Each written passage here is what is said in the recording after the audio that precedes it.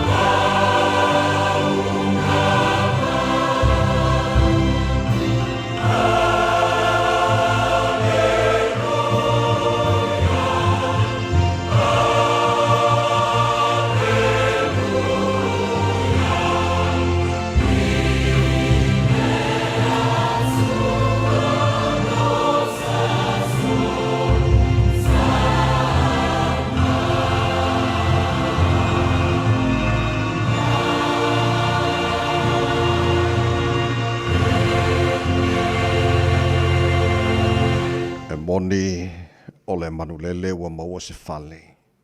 O le pea fo'i ua maua sona o whanga e tu wailana toloai.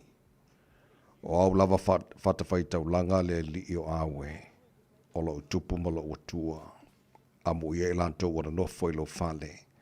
Latou te vivi pea I ante oe. Mua mea umara nei tae ao lo mātua tua.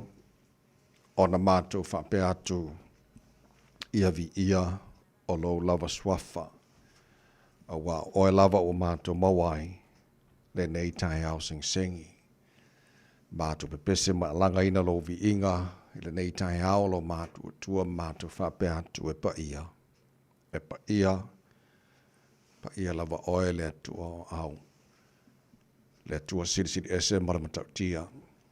O oe lava o le atua mamalu o le atua mamana. E ifo I ante oe o mea o malava na e whaia.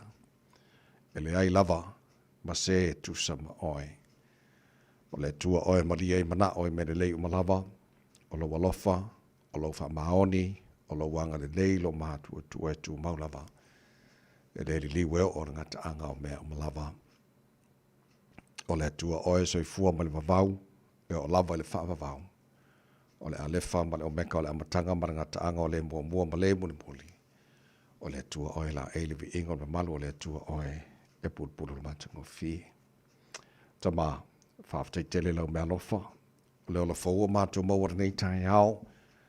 O lo lofa wa e whaapopo fo ni asa fo le whai tawino aso la sui fo la tunu man mātua wala, mātua o lie fo ni asa lulu. Wono ia yaso au kuso le whaulaunga nei tu sanga. O le mātou malanga nei yaso lo mātua tua o mātua tu inatu o ao whamura mole se e tau te mai. E le whaulaunga o whai nei. Whamuri e whaiva le whengai ma le tunu. Le nei asa whaua e a mai. Alo whangia nei a mātua whanau. Se i marutia i la tau le paolo a ao. Pe atu nātu la tau ia o aongara ne yaso. Whamaria tamai whaiva o whengai ma lim tamata whai a aongalo ngawha. Ma le au oina o nai a mātou whanau. Mana tua pesa moa la tino pele le talo. Whamaria le tino iona te tai. La tau o tusi au e whio anga ma i tu malo te tasi whina wina. Na fo i tono le palemene o loma le whainga palota la tino il whaingora ne masina. Mātou talo lo mātou tua te tofi mai oe. Tai mo Samoa mo le silima tu sanga lo manai. Whamaria nei mātou a inga ma nei mātou tangata umai Samoa. Whapenaso se mahenga ora nei ke lope o lo lala. Ma pāpa au aina i o mātou tangata. Whamaria fore nea tuno New Zealand lo mātou nofo mama wai. Ora nā fore te talo mo atuno uma nei la langi. Mātou talo nisio a inga la tuno wala whai mai whano noanga nei tahi hao ta mā. Mātou wala au rofi le mumulo ngang wha mai se wha maa whana nei la tau. Whengai ma whaano noanga, ma whtanga motu sia mana i a inga wō mai masani. Tu i malu mo panga mara tapo inga nei mātua mātua tu a sin sino la tunu i malu mātua malaora nei aso, te tōru aina la tōru mawhana whana lua lofa. Ma wai pelo la tu sui fua lauri le tino siri lava le nganga o me umala whara mātua whaira ni asa fau e mai, mātua whaira lava ina i fo i inga i ante. Oe, whamuria mai ta maa whamuru mone. Le tau tuara radio Samoa ni aso a tō, mātua wole mātua wala au nei mea malawa ala, sua whamara malo i se ki risolo mātua li mara mātua whaola. Amen.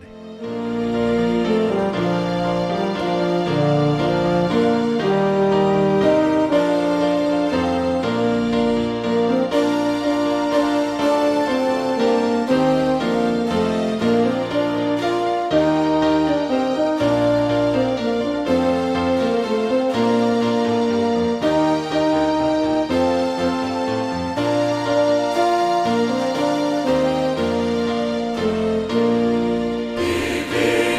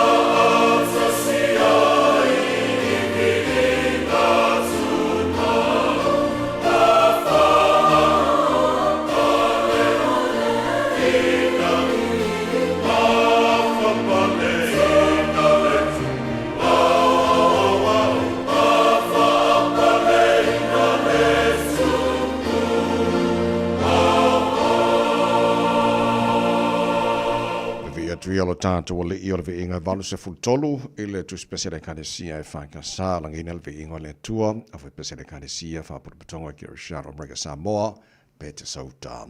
Tau tō mora rua Samoa Sfalima iwa tolu a mo o tātono le Julai ono.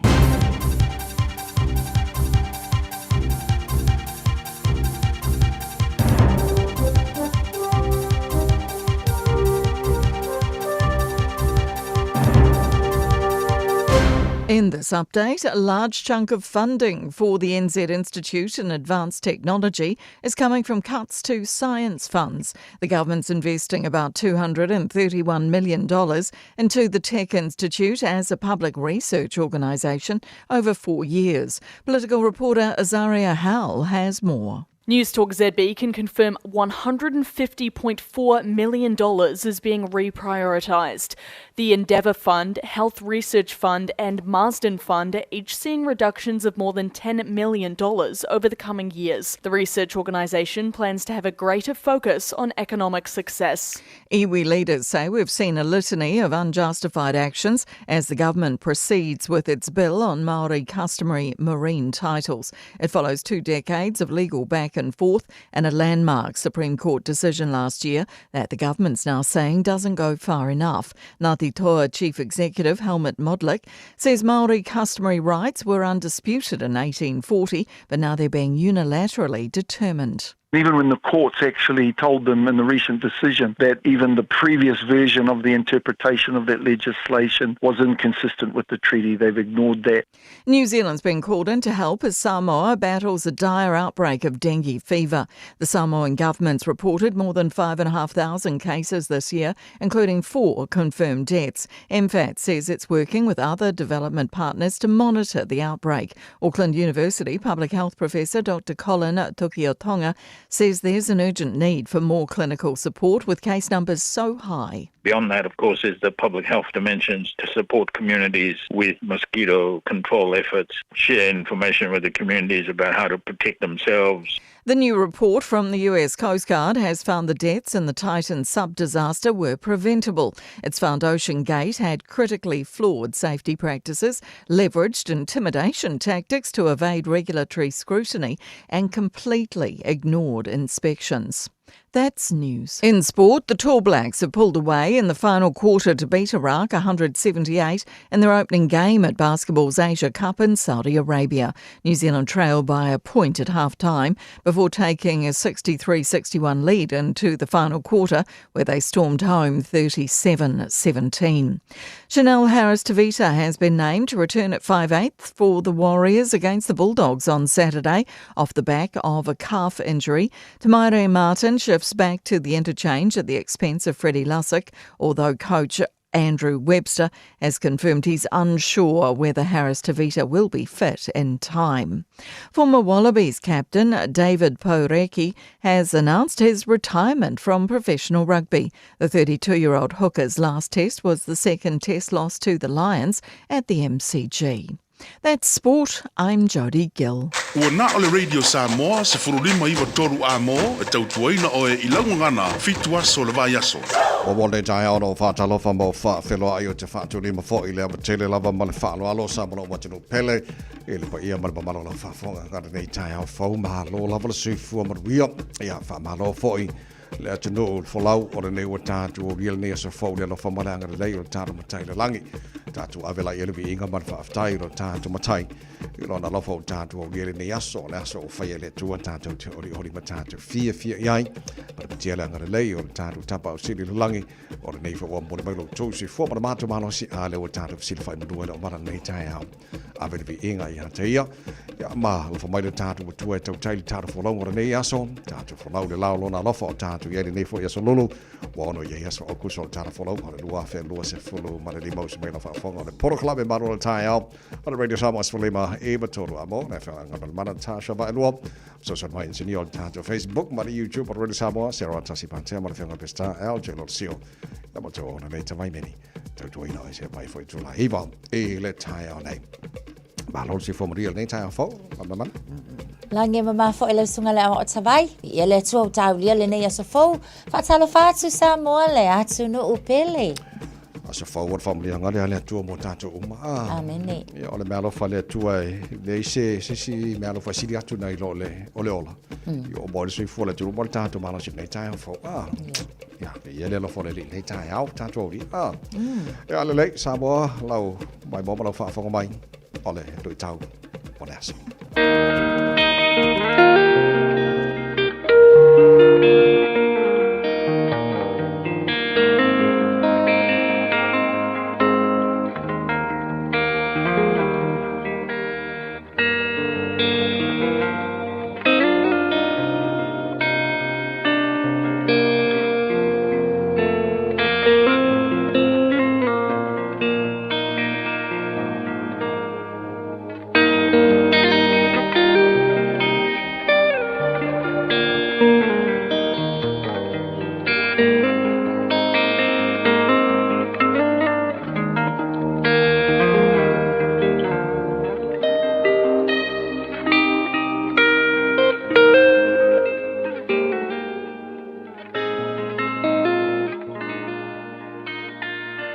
Lui tau mō le aso.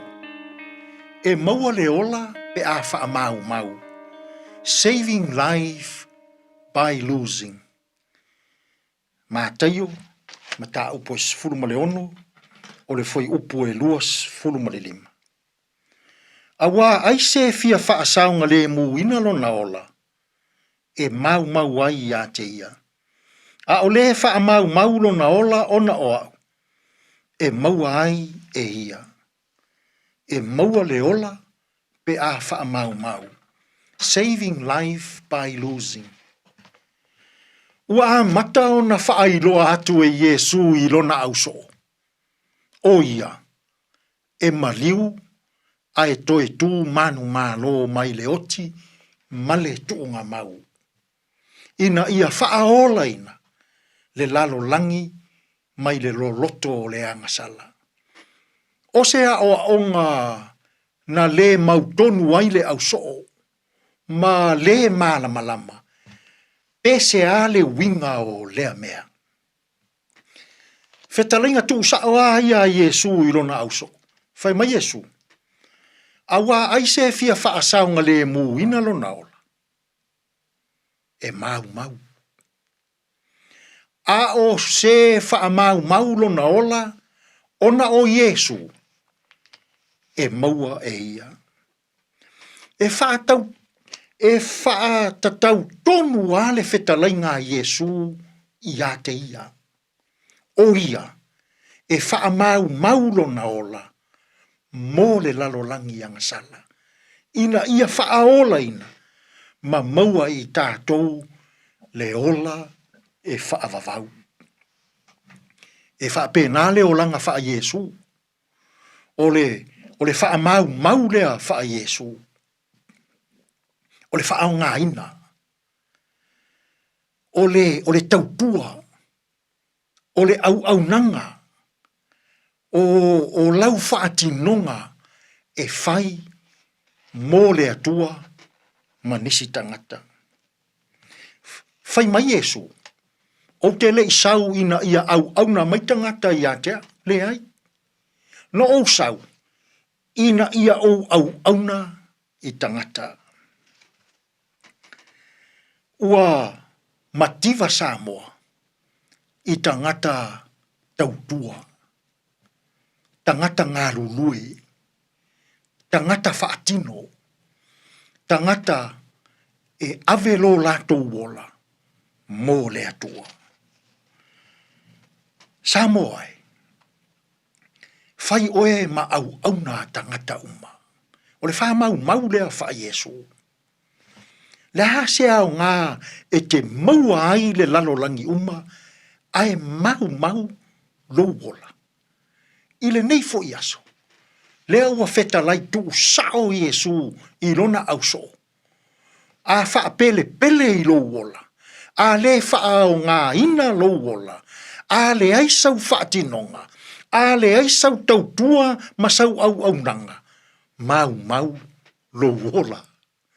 Ai a e ti ngā ina, ma e ngā pātia, ma e oloia, ma e mā omo i le tautua ina o le atua ma lona finangalo. I to tonu o e kālesia, i to tonu o āinga, i to tonu o nuu, ma to tonu o whainga mālo, ua maua e Samoa le ola. I le nei fo iaso. A o au i maia le atua ia i tātou. Ia tātou iloa. O le wha mau wha Yesu. Whaise mea o ngā i lo wola.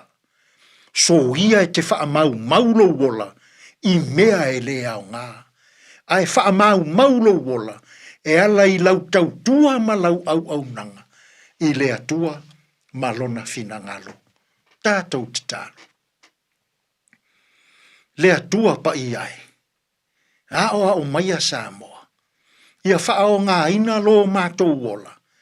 E ala i tautua ma au nanga i lau e kālesia ma lo fina ngalo. Ia o mātou iloa. A wha mau lo mātou wola e ala i le tautua ma le au nanga. E maua e i mātou. Tātou ia malau fio i le nei aso e tonu ma le iai mea uma. Lou lava suafa Yesu ua mātou te tālo atua i nei. Amen.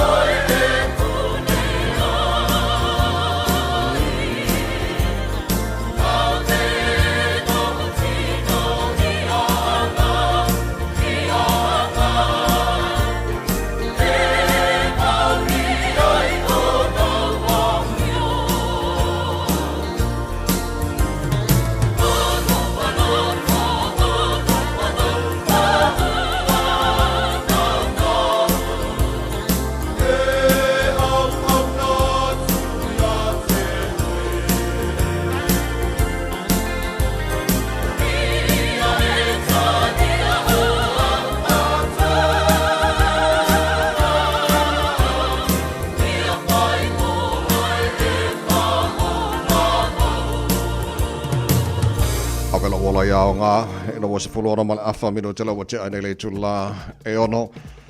Mai mino tana whaapa o whona kako musika o te tai hao, whaafia oem whaamara si au lea tenu ula lausi tūte manga ruenga o nei fo i tai hao maru ulu mo tātou nei au kilani. Ia ma New Zealand, tau kua te fitu le tai hao nei, whaamone whaamono mai sau taini, au ane MC al tāra pukalame, a reto o le ola o tātou maru o le tai hao, whaale ngangara nā mo le o ngā tono vesa o tātou iai.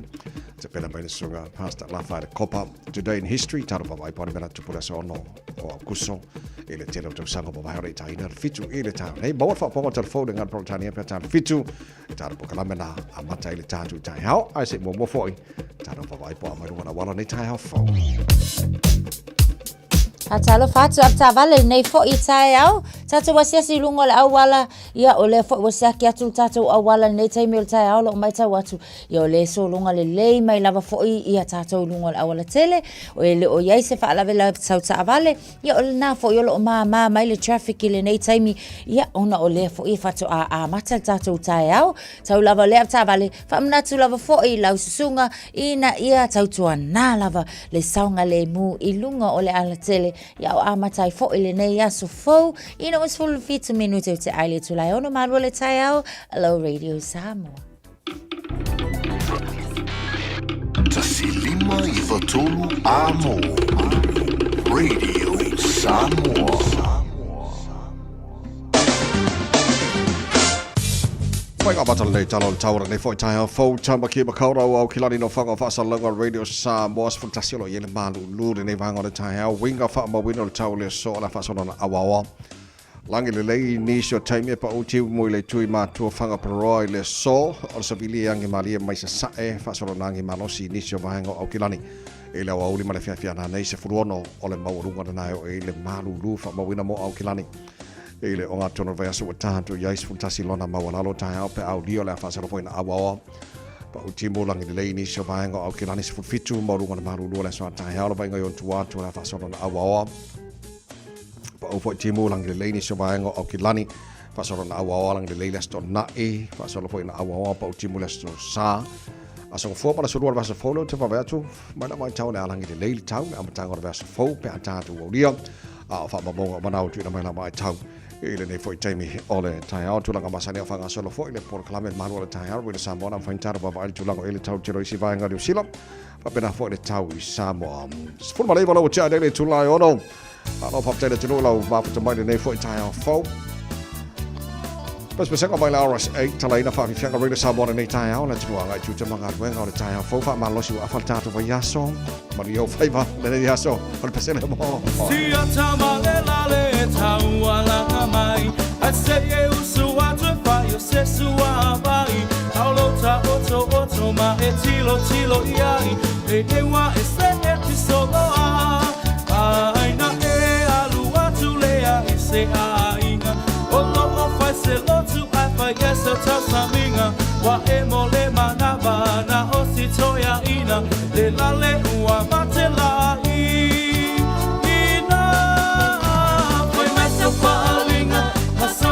Feelinga, emoni e alava ita e te talanoa, e te leiloa, mana tole tawalanga no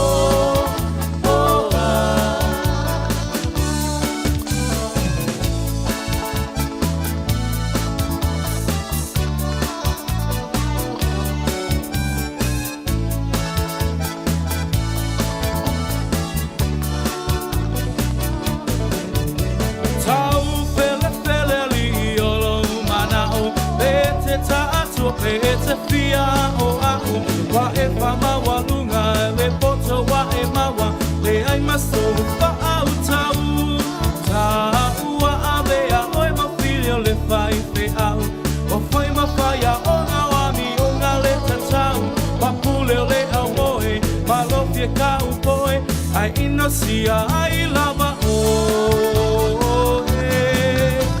ai masa falinga masa feelinga e moni e alava ita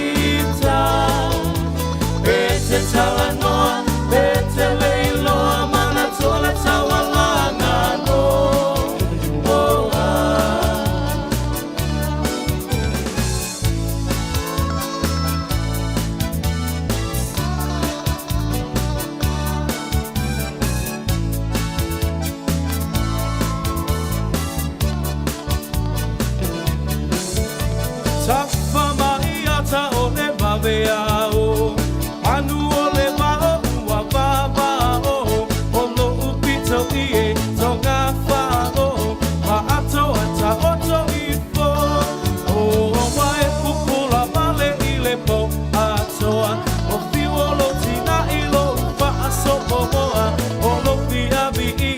Malofi ai loa, ai inosia ai lo uingo. Ai mai sa paalinga, masau fili-filinga, pe moni e alava ita. Pe te talanoa, pe te leiloa, mana tuole tawalana no.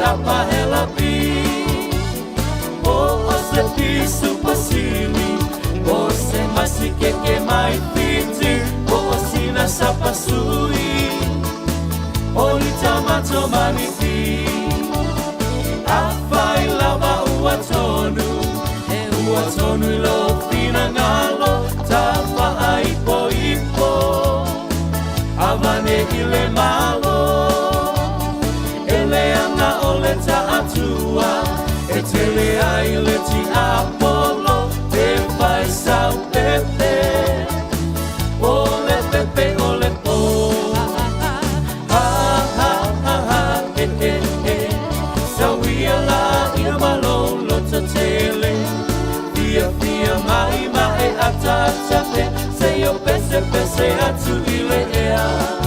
Se yo pese atu ile ea.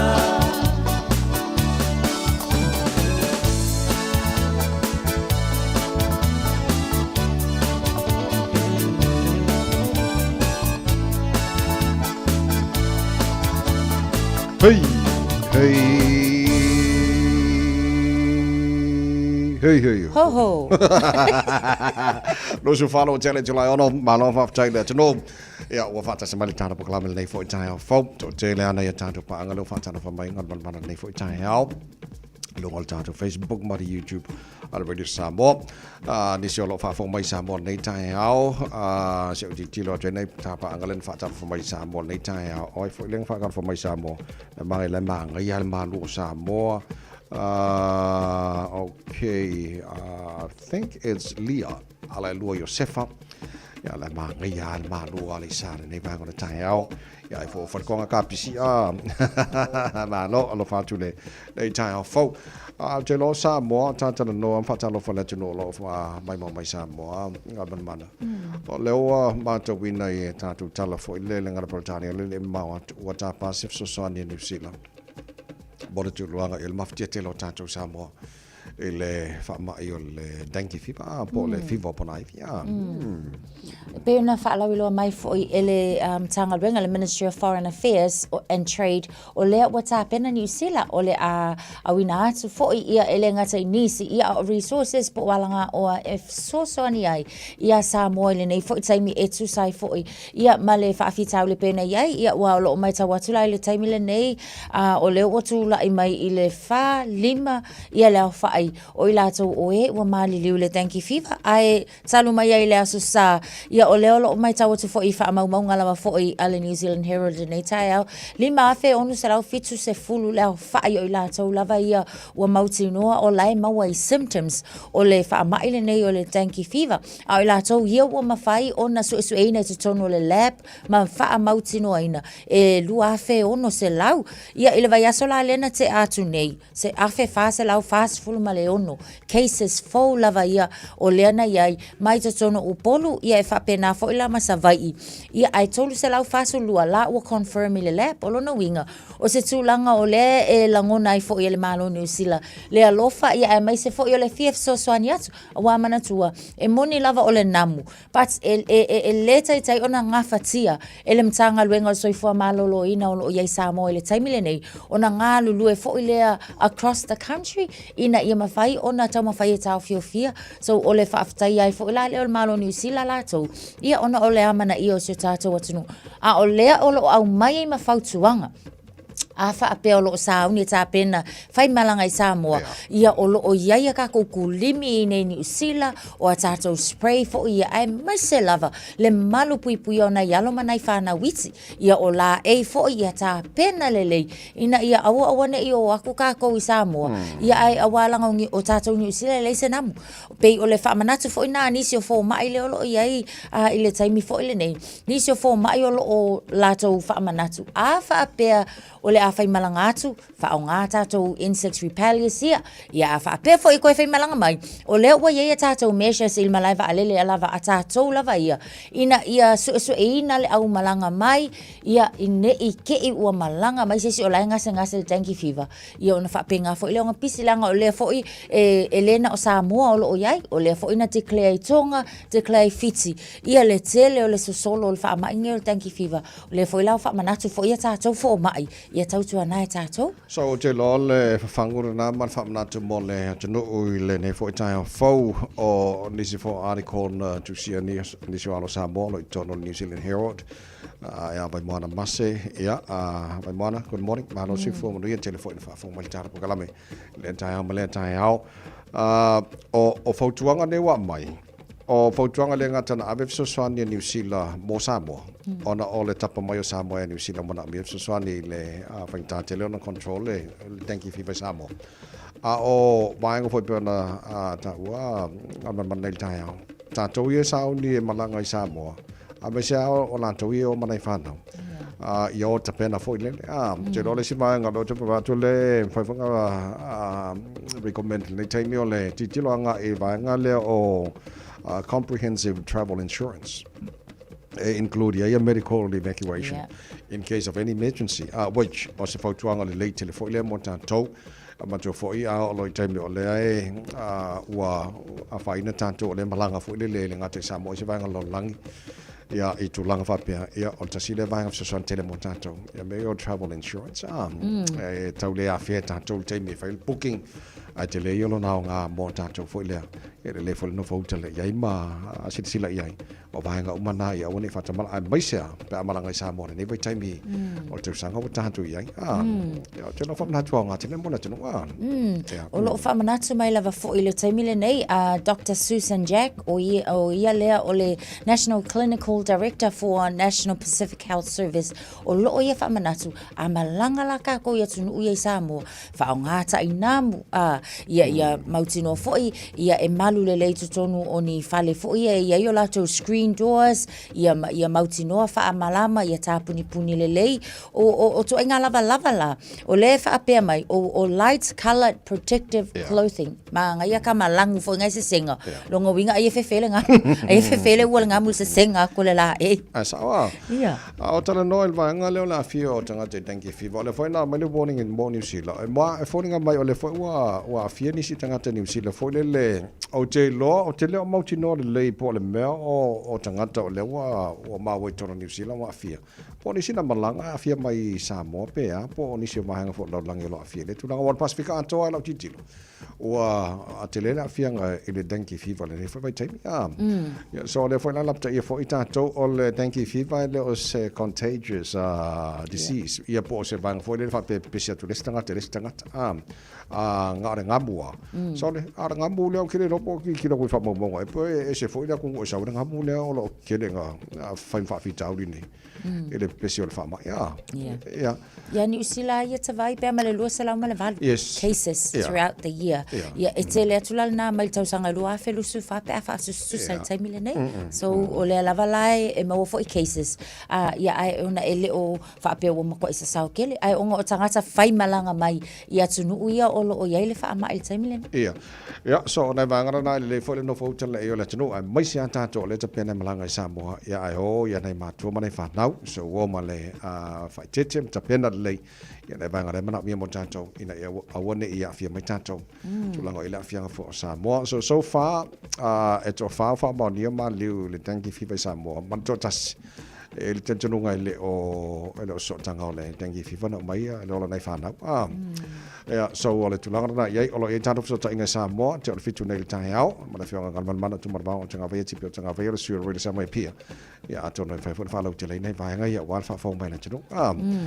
Te le noe la tōna la le Bay of Plenty mana i tunu vahenga taura lata iei. Pena la tō whanau i nei lulu o mafu i fo a le na maua na lulu mafu i fo i na vahenga.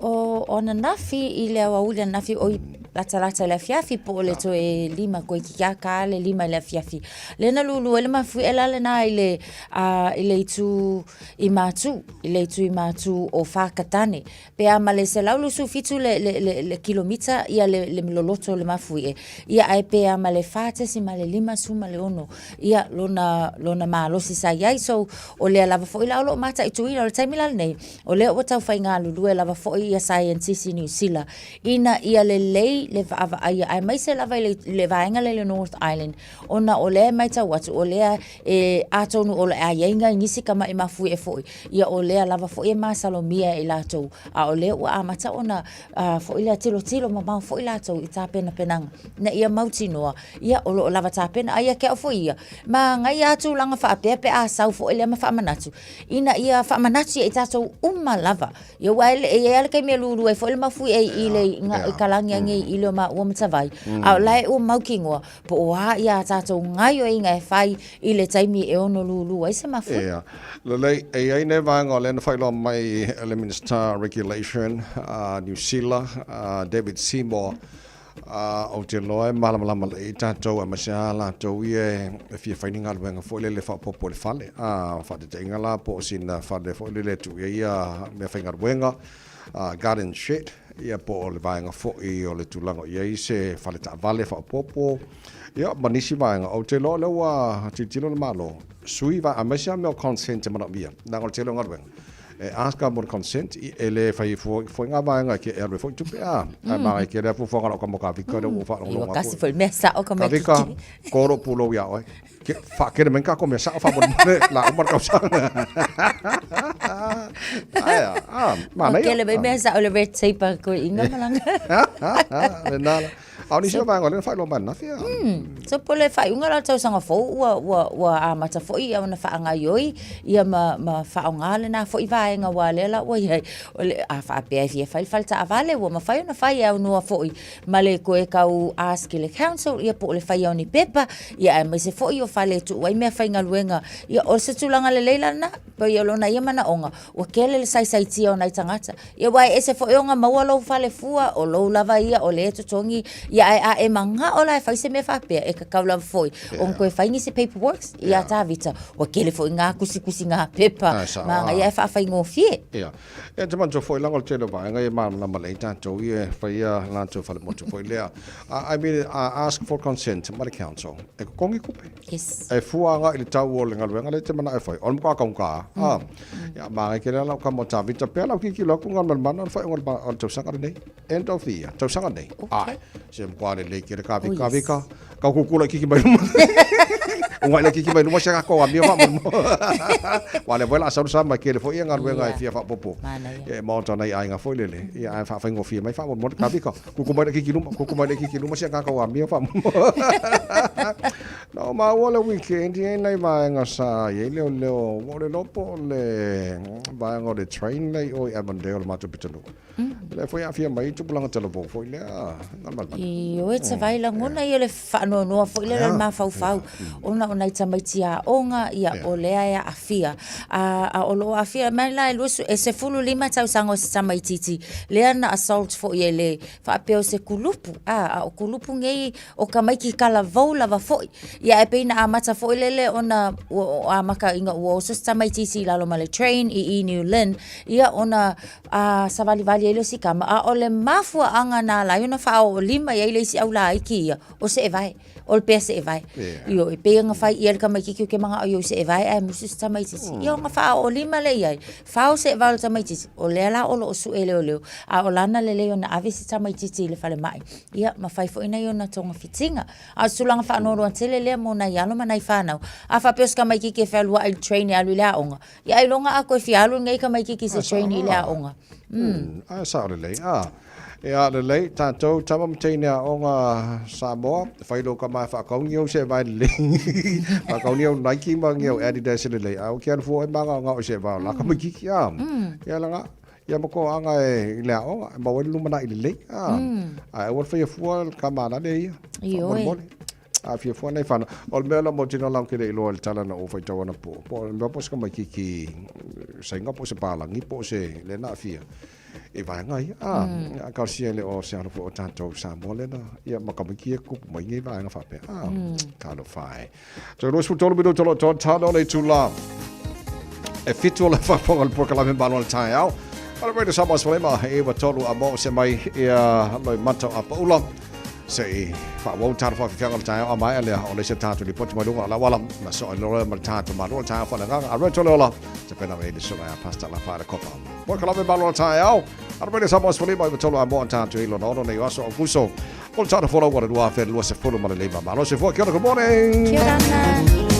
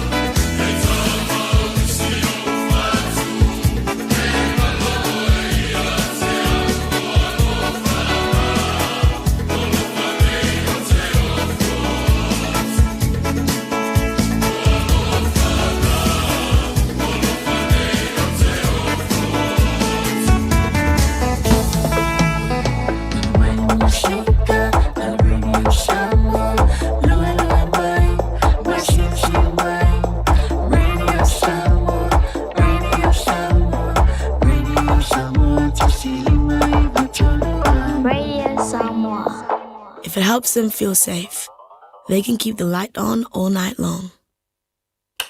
Contact donates the energy to Power Women's Refuge and their safe houses nationwide to support the vital work they do in Aotearoa, New Zealand. Oceania Career Academy, Saudi! Kakoa, kaula kaua! Hei, ama fai! Wasta lumagai maguia! A whaia sa ili sala asanga fau moe, a waloe te no whai. O le OCA e au tawina ai oe i mtata e sese. Maua visenga fau fale, vali fale, palasa, male soifua maloloina. O le nei avanoa e anga wa ai tangata no whamau masiti seni New Zealand o loo halala i au kilani. Le sitala nei loa i le OCA i le go.oca.nz/apply po le vili mai i le o varselau ono lua lua valu fitutasi. O varselau ono lua lua valu fitutasi. Talofa Samoa, o Atishna Ryan, o le Licensed Immigration Advisor mo le Auckland South Immigration Consultants. E visosoani mo so se tu ai ngā visa e malanga mai New Zealand po Australia. Telefoni mai nei loa i le o valu o tasi o no valu wha fitulua. Po le olua tasi o no valu fitulua tolu o. Radio Samoa, tasi lima iwa tolu amo. Ave taavale ia o le nā lava o lo o feo lolo lunga le awala le nei fo i taimi o le tai au. Ele o yeini vaenga fo ia ua mumu mai pe ua poloka mai fo i lunga o le tātou whaafanua le nei taimi. Ia o lo o solunga le lei lava la lunga o le awala. Feo lolo le nai flow le lei le traffic le nei taimi o le tai au. Lei se wha alave lave tau taavale. Manu ia tele ave taavale lau whainga mlanga le nei fo i taimi o le tai au. Ia e whaafongfong mai el malu o le tai au le Radio Samoa. Ina ua tes fulona minuta na tā leo li tu lai fitu. Talofa, we're the Katinas, and you're listening to Radio Samoa on 1593 AM. Bread of life sent down from glory.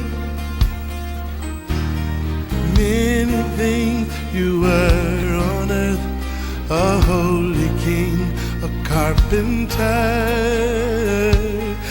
You are the living word, say it now. Come on.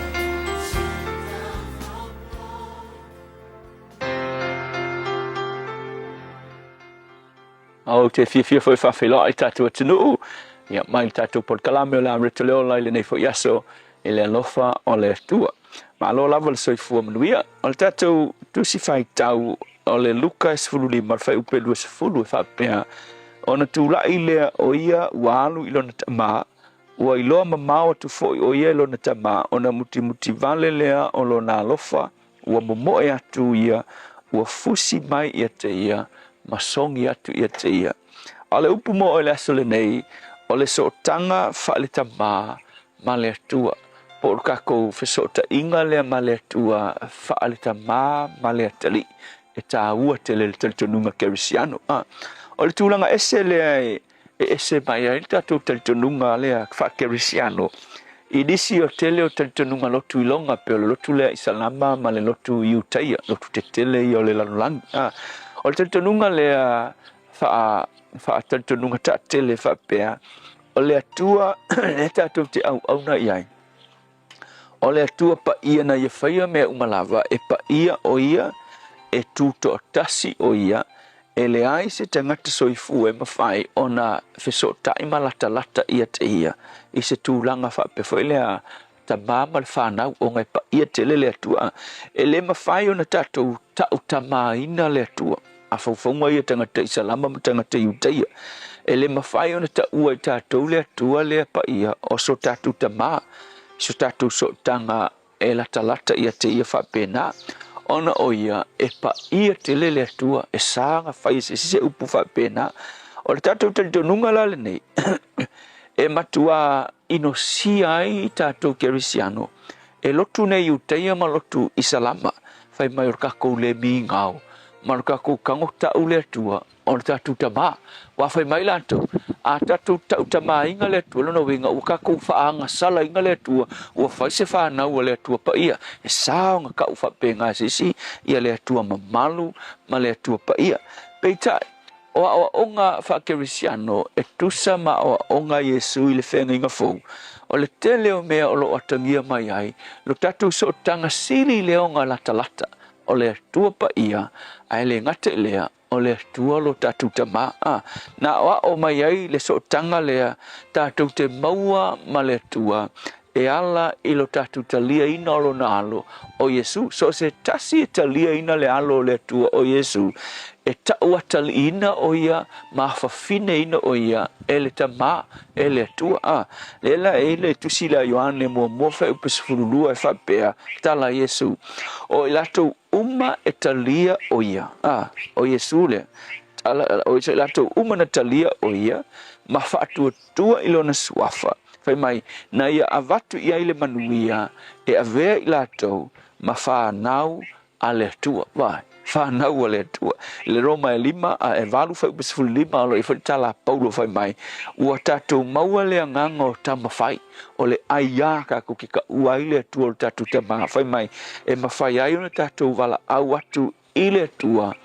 Ava le tamae, ava ai le whapirtania le upule ava le tamae, kau kala whai le kam kike whai le tamae. Daddy, runga, waka kou maua le ava noa ona o Yesu, tatou te ta uai le tua. Daddy, our daddy, or kaku kama, tatu tama o le langi. E al tusi foi le ina ua o Yesu te talo i lona auso, ke wa ai fo il mate yo na yono. E il tala Yesu na fai mai fo Yesu, au tu te talo, i o ko whapea kui le tua pa ia lea, e ava i eita ngata, fai mai Yesu, a ku ka kalo i le tua na, ko ke whapea tu ia te ia, lo matu tamai o le langi. Our Father in heaven, lo matu tama, o tama, o le so tanga sili, o na wavala lata o le tua mai tātou, e ala ilo na alo o Yesu. Le whai lai ofo i tanga sala, e vai fuli whata otu no whai Yesu, whata otu le wi wha mau oa, le na alu ese, sola ese male ainga, wha mau le oa, whai le ami o le anga. Ina ua sala mō fo i tanga sala, ua fo i madka mai kiki. Fai mai fo i tala na iai, a Yesu, o le whata oto i le tamā ma le atali. A o le aka atone mana o le ia Yesu e tau mai, o le loto le atua le tamā, i le tangata ngasala, pe a fo i mai marsana mo, nei ke vai mai, ina ua fo i le tamai titi i lona tamā, mai wawa ai mamau mai lona tamā, ua i loa mai, ona muti vale le o lona alofa, vai mai, ua tu lai o ia, ua alu le atua iai, ua fusi lona tali, makisi aku iai, o ai le fai el melea, e leo kaukala Yesu, e mo i o se tala, o le tala whaakusa, kaukala le tamama le tali, a o le winga tono le tala Yesu, o le ata le na o le loto le tua le fio i le langi, pe a fai e se i tātou, ai longa wha mawalalo, ma fo i atu i ate ia, o le ata, o le tamā, ma le atali, sa mo oi fai le aso le ngei, o le ale mea ua e whaia ma mamau o e ma le atua, a ue ki fefe, o ia o lo tatu tamā, a e salamo ma le wha maoni, ma e maua le loto mawalalo, e ke fo i atua i le atua, o ia o lo tatu tamā, ua lenga o se atua sa wā, wha masingo wha sala, a o le tamā o lo o fio i le langi, e alofa i ate o e le tangatanga sala, pe a whai ke salamo le atua, whaafetai le winga wha le tamā o lo o atangia i lau fio, mātu te loto tele ai fo i atu, ma le wha maoni, ma le loto mawalalo, pe a mātu se le o langa le nei, e te talia i mātou, whaafetai Yesu, Amen.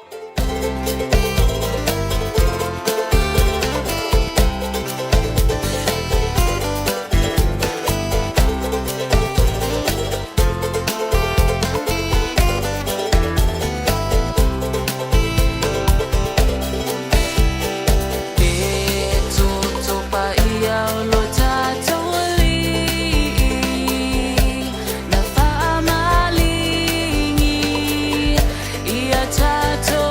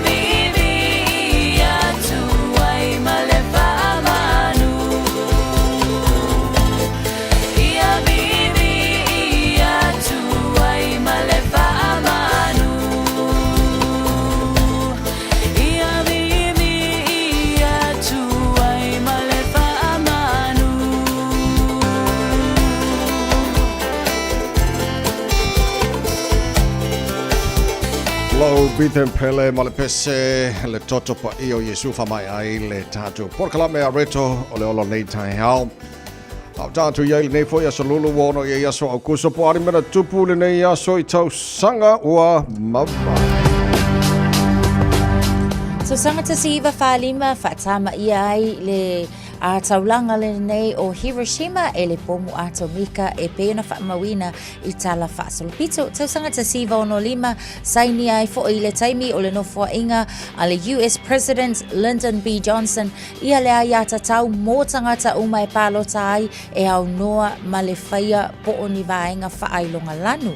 Tau sanga ta siva walu wha ia na manu malo ai le ali o Carl Lewis I le taalonga ma pine aulo ai I le taalonga le nei o le long jump. Nisi nā waenga I mena tupule nei aso tau sanga ua mawai.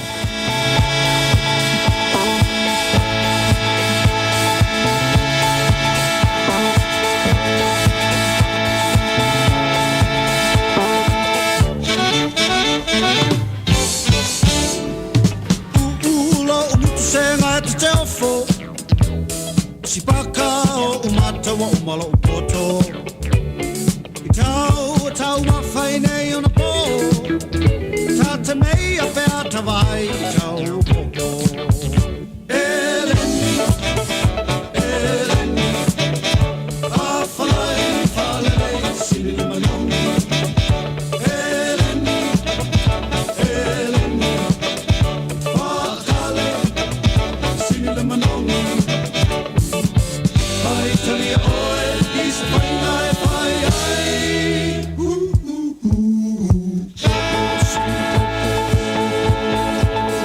Fai ai ai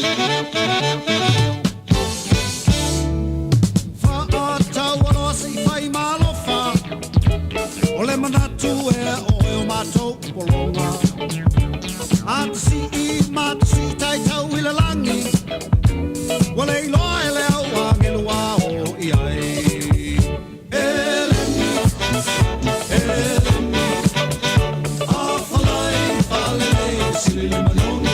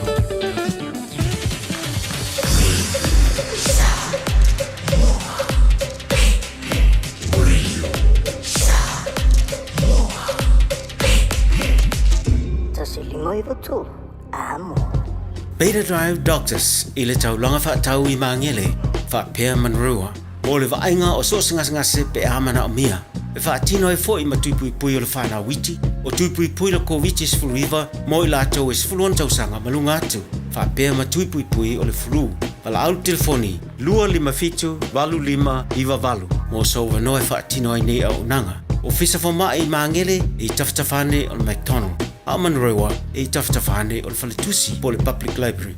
Beta Drive Doctors Clinics. O fia maua sau ta vale po sau piki apu. Ai tongi ta iwa yaso, lua va yaso. Pe ta imasina, o le sleek cars o le a maua ai le fisosoani. Ua ta pena le au whainga ruenga a le sleek cars, mo oe malo a inga. Aua e te popole i se mea e tasi. Te tala fitu aso, mai le sifulu i le tai au, angai le afo le ono le afi. Tele la lai au kilani i saute, mili mai loa, i le o lua tasi fa, fitu lua selau. Po le o lua o, fa lima, tasi lima tasi. O le manulula wa i tātou i New Zealand, o le maua lava le lua se lau tala i le sei le Digicel, e vave eina mawhanawhana i o e Samoa. E se fulu whailonga ta i lua se lau tala e anga waa i tātou i New Zealand ma Australia, pe halafo se top up luas fulu lima tala pe siliatu, e whaunga ai le ClickX. E te anga waa fo i le sei pe a whaunga le ClickX e lafo ai lau seleni i le MyCash a le Digicel i Samoa. O le awha yele sei i Australia te tasi, ma o le nifa abitoa e amante le aso whao o kuso, ai mai e le aso luas male ono se tema e ia inga o le nei whaapitoa seki a Digicel. Hey!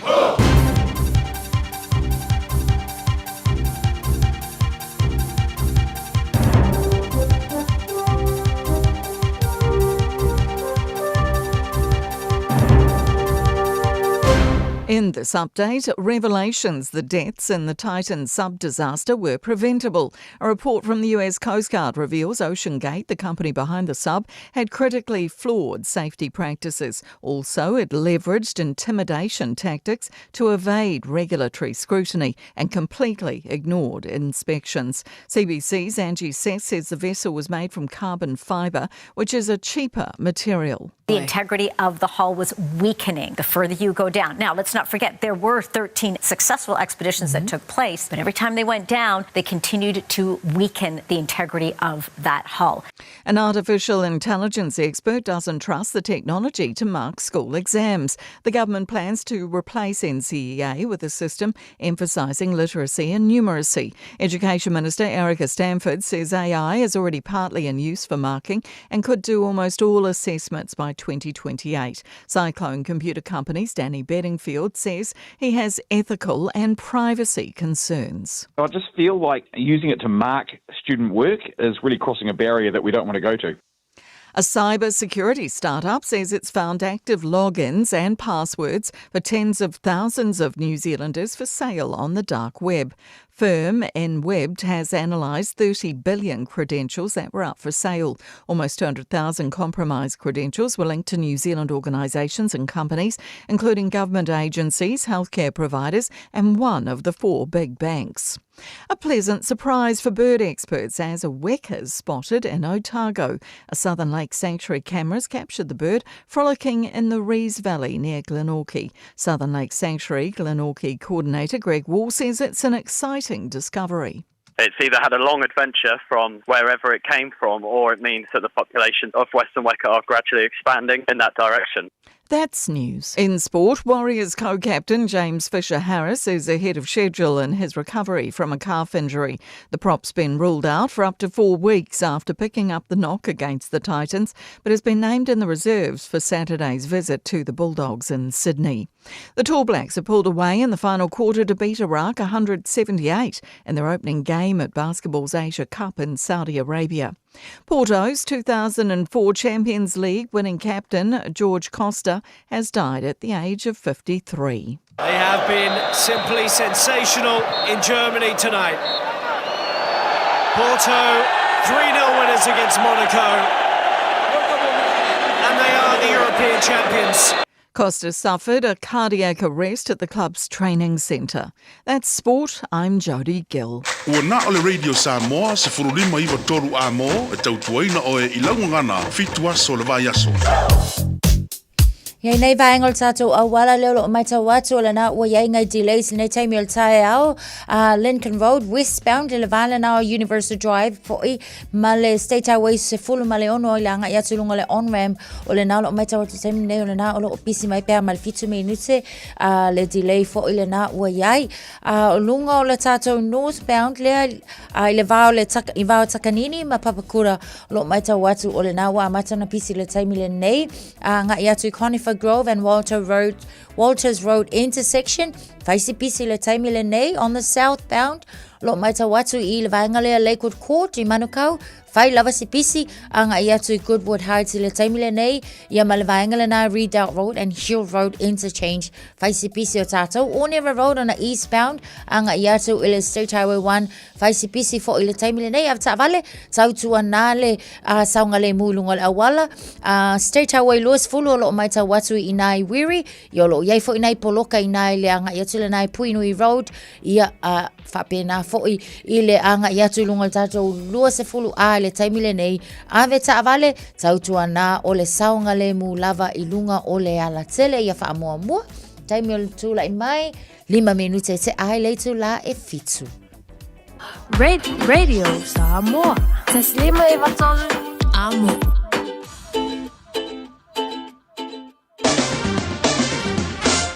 Malo se famaria le tino fa tai lau mai mama lau fa fanga mai le porkalame malu le tai out really Samoa nei tai ho fo le vainga lata mai nei I le tala o le tau le anta tu mata mai Samoa I le nei foi tai mi o le tai ho fo lua se fu mo le taselo I le mafa fana le e Samoa I le nei vanga o le tai out lo te va ya to lo langi le awa mai fo le tau Samoa le nei tai o winga o le tau Samoa le sola langi le tau e ye vanga o Samoa pa o timu I le nei foi so lulu lua se fulu malaiva degrees Celsius mo lunga de vela le e Samoa ni yaso lua se matolu I lona mawalalo fatalo fatu I pa angal tara kalame so se vainga la tino pele Samoa lo fatasi mai moma ye lunga Facebook mari YouTube ro Samoa malo la versi fu mo wia ele se tanto so inga mara suyo le tanto really Samoa pia per maseni ai e le kwata le fitu le tau nei o tulanga na lo il tau Samoa le ba le tau taru tala me Samoa pe atali tula e valu I le tau nei se mai le talo le tau e te toro New Zealand nei fa talo fa pa angal taru kalame so sa vanga mo tu saute malo la versi fu mo wia lang le Westport fa solo na puaoa lang le for the tau Wanaka fa solo na puaoa for the tau lang le tau Timaru Queenstown wala puaoa for lang le e ni so times for lo mo lunga malu lu Nelson lang le tau kai Cora fa solo na awa lang le for the niaso in meka go la fa solo na awa for the tau Eliaso lu ne utatu yai Dunedin la lang le tau mo toma kada state va vai atu awa le tau le tai am fa solo toina langi le lei yangi bari ba savili mai matu sai sfullo balunga dal maru do le fa mo wina mo kada state le so taro pa vai le monti matu pi tola vedo ngor monti matu I kai taias fu fitu mo ngor malu lu fa mo wina mo le so le matena awa pa o nai wanga e ni so taimi fa talo fa le tunu lo mai mo mai le mo boring tone ba lo la versi fu mo wia langi le lei tau mo to fa solo na awa I ni so taimi sful fa mo lunga malu lu fa mo wina mo le lau mua Wellington le so fa solo langi le tau fanga doi awa po timoni se mai ngo tauranga langi le tau po le so langi le ora torua fa solo langi le foi Palmerston North langi le New Plymouth fa solo ina awa langi le tau Napier fa solo ina awa le tau Masterton le so langi le Levin Hastings la fa solo awa langi le for le yaso Gisborne awa for the town po timoni so taimi kirikiri do langi le tau mo to le so sfut fal mo lunga malu fa wina mo kirikiri no le yaso ile no fa fa salanga radio Samoa tamaki makoro sfut lo ile malu lu ne va ngol tai hao tu mo we gonna tell you so awa pa o timu ile tu ma tu fanga paroa lang le for initial time fa sora nangi malo simar savidi mai sae initial time ole afia na nei sfut mo le ono mo lunga yo ile malu lu mo au kilani ile onga ton va so tatu yai tai au pa audio la va so point awa pa o timu ri so va au kilani lang le for initial time fa sora na awa for pa o timu le as for raile ma le lang le mo la sto nai pasal na awa pa uti mule so sa la ngi leila so fu ma so luo ola pa ya so lu mana ya tu wa o taltala ya te oila ta mai watu ele tua ela to e nga du lu au vai tau ola to nei la to te sila fia lei ka ki fo la ko masingi ka o mai o tai au e timu ai o tai au su mai le la awa o tau mai le tu ka nga le mo ta to ya le na al tu langa na ele tau le tunu ala la papa au ni so vai ngor nei kelope e la vol tunu lo maria me tau mo to ele nei so fo ta tu lia to mo me Samoa spalima eva tolu amo eva mal afalo wa nei ia le tu la fitu so ele se ta so ta inga Samoa nei fo so lulu Ya ona wale wana mai sui radio Samoa pia ala fianga ngal mana ai ona ngalo taro tala mai Samoa pe atale tu la evalu ele tai nei to tele nei pa anga le fa tala mai Samoa ya fa tala fa tu nei tai fo fa pe na fo la mo Wellington fa tala fa tu malo lava le so fu mluia ele nei tai hao e fo e tatou le o fa tau tele lo ngal mana ya o mala tu aya ole leibo le tu ulunga ole oloa ia a mesha mene o me ai o ia walo ke fa ka o ngaki kilo ia ole bingo le tala e fa matala mai le leibo le anta ita ole me ai le ole organic ia po ole kama ia sa sa mai le fa to ang ole leibo fo ita mai ante o langa wa tele ma nga ia o genetic modification le wa tele o a mesha mene o tamaf o te lo tasina mai ngale fo wanga ia le malo ina ia mautino e manino le lei po ta mafama so se oloa olo fata wina natulo tanga te faila na fifiling bo te lo le auturina e nei faila fifiling tanga po fe tono ko inga va ngale e fifi ia o le lei o le anga ia tola tunu o la wa tusi mai lava le label organic food o inala e fo ia ele tanga tfata ai mai se lava fo i tono New Zealand pe o lo tama faila fo New Zealand ina ia marketsi ia tatou o loa ia o lo fausia lava fo i manga o sia i tono New Zealand so mo tatou la e tatou lava la ona tanga i le lei fai kau le lei ia tatou labels ele ia ZC tu e tatou tanga o le tanga i le lei ma ia fai tau le lei i labels e moni lava wa nisi o loa ne nga o sia i tono New Zealand e fai tanga e tanga atu ngai lo le made in China or made in Taiwan but o le tūlanga tau organic lava ia o lea lava o lo nga osi mai i o loa o le natura ia ma o loa lava fo i lo mawale sisi o manga o le tūlana o lo tamu whaile whainga malo ia malo nei taiwi ia mai o hi o le lei ina ia le lei fo i le fonga tau mafa ia e mai se lava fo le fonga tau mafa o ai pei o tu o le tu tau mafa leo lo o kele lava ia le lei po leo lo o wha mafa ina taimile nei so tanga i le lei organic kamasasa o hanga so soani fo il fai ki o le sulfa ia kui o fo mai o vai tau po akai e mi nga supermarket si fai nei o te le lopo manta wina le atu no foi le ia supermarket o le na o fai tau na po initially po te wa mai o kau musu ia supermarket e display la ko pisu po ilumol mele ia fata foi le e ia lanto o lo fatau o ngor kelo mengo ngoi e ya super e ya ono nei falo lo e mai ka ko pisu poma e mai e ka wa ki o le kenen ma ko pisu pole mo ai wo ma ko mo muso a ma sala ki lako a mangele east te ada 2 ko te lo fa ngai o ma ko mo ma sala a ku e pe nga singa kasi pe dua nga ka wa kai nga pa wa nga pisu pole mo ko ngo ye ma so kwa le mo ye fo le ko nga me fa pe ari ya nafsilingia le pulenga fo le Woolworths le sa countdown fo nafsilingia la polan ma fo anga wala i onga fa ame kusa melo o fa ame i marka ko pisu po wale o toi lungo fata o le fa mtalanga la mal tali mai o le tulanga le nei na ala ona faia ona o le ma losi ke le nga oi longa winga ma losi ngoi fi ai pisu po ya longa oi pisu po fa lo but o le vainga la na o le wi e o la vala fo i le o le sila countdown le sa fa talta no se sa sutina i Mangere East o la nga ia la na tala vai mai la na ia tala o ma ko la ngona no le fia o ma ko o leo a koe whaakausa o mal pisu po ia o se ilonga o e fesili o le counter ia ona fato au mai leo pisu po onga o le telo le au ngā oi ia ea whaina toi tangata uma o lo ngai mai ia na ia tā ua foi ia e whaapea foi longa winga a kongo si tinalia e ngai o foi le su engo se pisu po te aratu wa le sira fia tina ia le mea foi le o lo o whaiei o te aratu i le countdown o lo iai but se sulanga i le foi ia mana tua ia e peilava foi el matai ai o tātou Pasifika eu ai le ai pisu pa o vainga papa elai o ka ko ala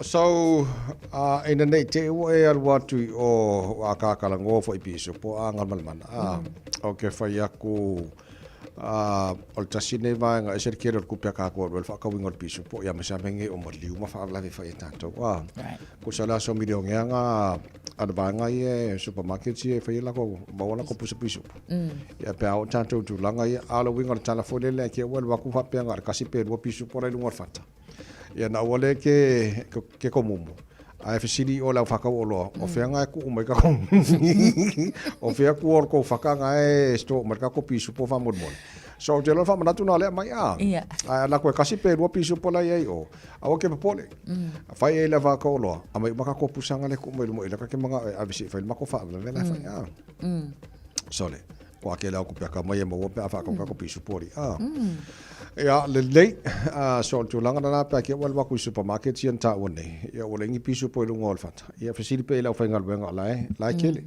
a wala fia I fo mo lu mo fa kala ngo ke ngo wa ya ngo ila fa pe mo ku pe fa no ri se le ai le ngo ka fo se mala ko wa mbiu ngai fia ai pisu po fu le ala o te le no na faile por kala me tu ele male sunga ya tu le pro pena ko patile stofi kai me por kala me e jela antala no mengi o le avoka so le kilo la o le ile si avoka fo le o va kupe o ko ngi la o va ko ka male ele fo I marulu por al ko nga marulu e o la ma fu mal ka ma so le a pe por nga mai o le avoka o le fa ngo al tangata o na fa tu anga a pole mena fa atawela ingale se fanle I Nelson po South Island a o laila al kamale yo kulola inga fai fa le leia a e ola mar kamar mo kwa I kwa le fo ya le maruru po la kwa inga maruru a la po ale ma ya ala fa ngo ya Mio ai ia ole ngol ko ingo Harry Pearson ia ai le ole la aula le ole avoka le la peona fatsa esa ole fale na fatsa wela inga le ai ongolo ko inga ole fia ia le avoka ona lona manatsi fuli le kaunga ka kilo avoka ai ngai lo ala to ino la sa ile avoka ile fale le ona la to fana fatsa wina mal fanua ia onga fa asa ole le ia le siko inga ole kai milangi ole ka ko avoka le fa so fa inga ia Harry Cado o Harry le so fa sama le ia fa popo ia male caro ia Harry Cado ia ole tulanga lele ole la ole mana ia foi la na a tono ole a kele foi la se competition mo avoka pe a lele ia malele foi ma solonga lele ia le fa lele ina foi male so ina le avoka tono ni sila ia a ko ngole a manga ia si avoka lua I ko inga avoka le ia sa lele so tanto umale na bala umale por kala mel vason tanto ne e ola le avoka ale fu io qua ma kam faila trailer kamale pa wala ba ngalo titira tungal bale manna pe ya falling up my ole Harry Cado currently only available for NCTCA members o tele lopo le vanga le lalo o members ole tanga bengo fatu anga ba nga foi le ala fa mai try pair le lo pe ki o mo foi ni se ba ngalo ko kamale so le pe mafanga pe maruru kau ala po alme ya la nga mangai Harry fango Harry Cado mana yeson le leng de fa mai encourage anga to anga to la au we se fa nga ko lo backyard nga le ya nga le ba o ma ke le mo ki le se me mo ya ko le a ko mangai ke le ka si o me forngia so lu o ke nin ka ko a ko ya ke lo la o ke ko kai min ngai usa pe ma lu se sungu ia la lo fo le o ngal tu spa ia o ka ko fa susu ia fa tu pele tu ia wala ia o lo ko masianga spur balo chale chola fitu alo se fo le ta fo ba sa ko ki ma nga yor kai au se avoka foi la ia ku ia nga ba lo fa fianga mar colisio ba ma so mal fa po le ta al po club ngal pel ta nia think a minute so le fa fo po club ba lo ta al redo samos for lima e toru a mo fa ta lo fa ni si fa fa this mai ta po club le ta fo ma lo la por si fo maria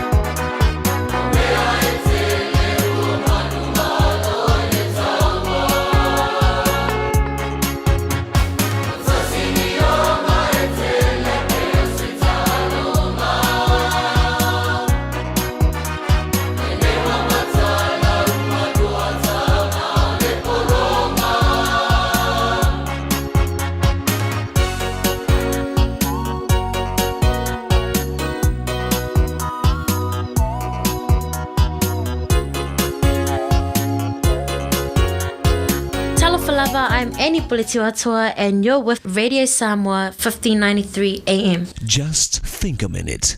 It could change everything.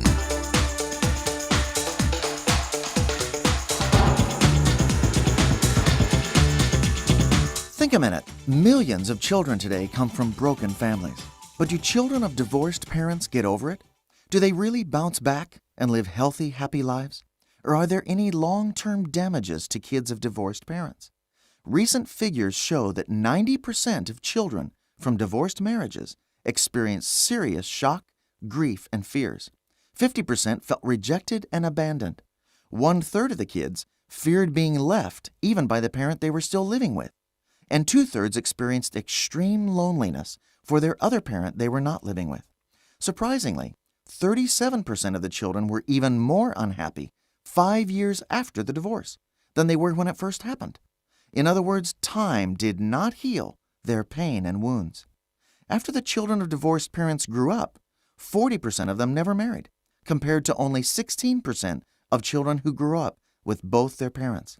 Children of divorce were more likely to use drugs and alcohol before age 14. They had less social skills and confidence and were less successful at university. They were also more likely to commit crimes. Girls whose parents divorced experimented with sex at an earlier age and were more likely to get pregnant as unmarried teenagers. In fact, the evidence is so strong that the damage from divorce lasts a lifetime. You see, since marriage is the foundation of the family, if you destroy the marriage, you destroy the family. The old strategy, divide and conquer, has been working to hurt and destroy millions of children's lives. That's what divorce in a family does. But if you've already divorced, it's never too late to start loving and putting your children first. In fact, the only one who can help you fix and heal the damage to your family is the one who created families. So why not ask Jesus Christ today to forgive you for your mistakes and wrongs you've done to your mate and children? Then ask Jesus to help you start changing. He'll help you love your mate and children without conditions so they can become the happy, successful adults you want them to be. Just think a minute. If you'd like a free CD of our top 40 programs, write to us on the internet at www.thinkaminute.com and catch us tomorrow at this same time when we stop and think a minute.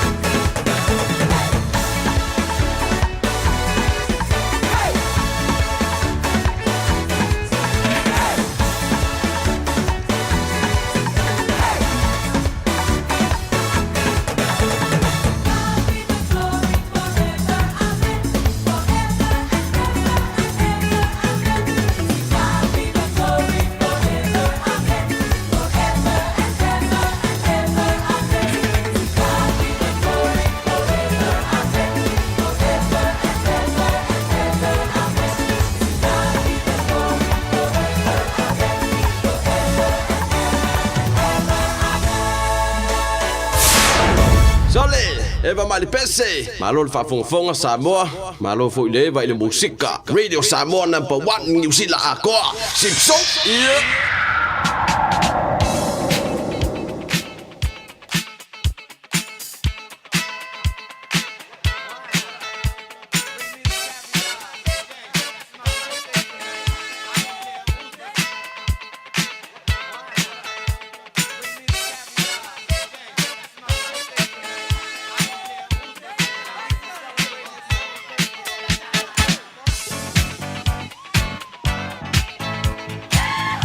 Afatono le July fitro famria was fana ola so lulu nei wono ia so okuso o matala le telefoni mo tolu fitu just lima mo tolu mo fo level no longal tanto emaili on air at radiosamoa.co.nz ma fai fona fa nga inal tanto Facebook ma YouTube ma le telefoni le namo nei tai le mo ma lo so ifua ya alo lava so ifua ila sunga tawai e me se fo ile falitua ia Natasha nei tai e whaaftai fo i molo ua wanoa ia e vi ia le lofa maleanga leo le tua ona ole nei fo i aso ia ua vai on tātou au lia mai ai mai se lawa i to alua le whanau po o ma grandkids ia ole aso le nei na whanau whaatasi mai ai le ali ile o Darius afu ia ma le tamaita ile o Octavia afu Octavia ua ato le aso fo le nei ia lona 5 tausanga ia le ali ile o Darius Polonga brother ia wa ato fo ile aso le nei lona sfutasi tausanga vi ia I lava le lofa mleanga leo le tua ona olana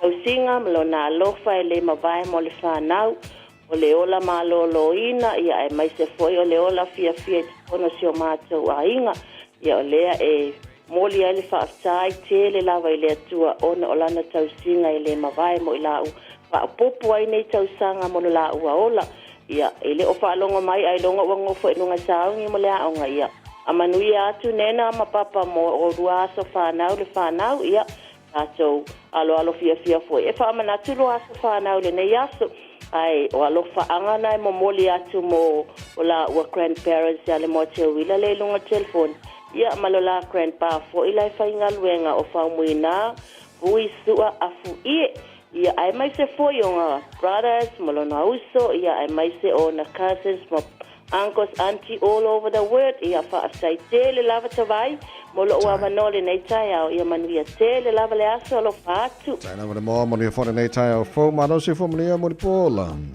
alo lo sunga le o tavai fa foi mo se do fa tele lava mo lo o avanoa o le fa mo ni anga le nei mo le lo pensan le liga hosia mila tawa nai la sole nei wa to ia le fa ona tausanga ia Hosea wa walu nei vai aso e specialmente la so fu se o mai le so ia mo nga lo fa mo oe le atali o ia pe le tolo malosi e te fie pe la wa ona amata o le foto malama ia se tu ola ona ia ona pikilole o fa taulo la ia le melo e mana oi ai pa mani tele le tu ia te oi ia lo fa anga mai lunana fa pe fo ia o kase ia tolu Roman angel ia pe ma Aiden ia o anti mo ango ia asili silo papa le amatalona moli la anga mai lo ia pa pola ia alo pa no papa ia pa tekele mo lo wa no Ania ni ya tu sunga. Tai mo pola mo dia fole nei tai fo. Ya, alo ia ta fo mo dia lungo le email ma le Facebook.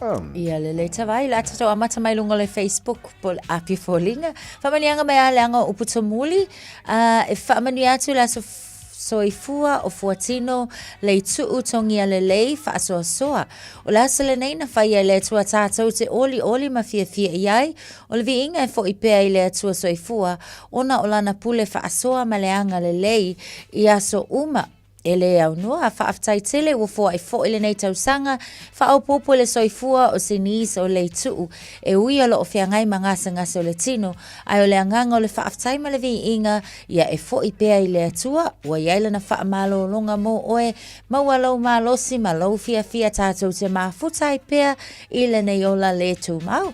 Enjoy your special day my dear niece alo lo fatele ato a inga mai Samoa au se talia New Zealand ai le mawai alo faanga o lo anti tofi lau leanga o Uputomuli. O le isi o tātou whaamanuianga. mai Elizabeth Ifi.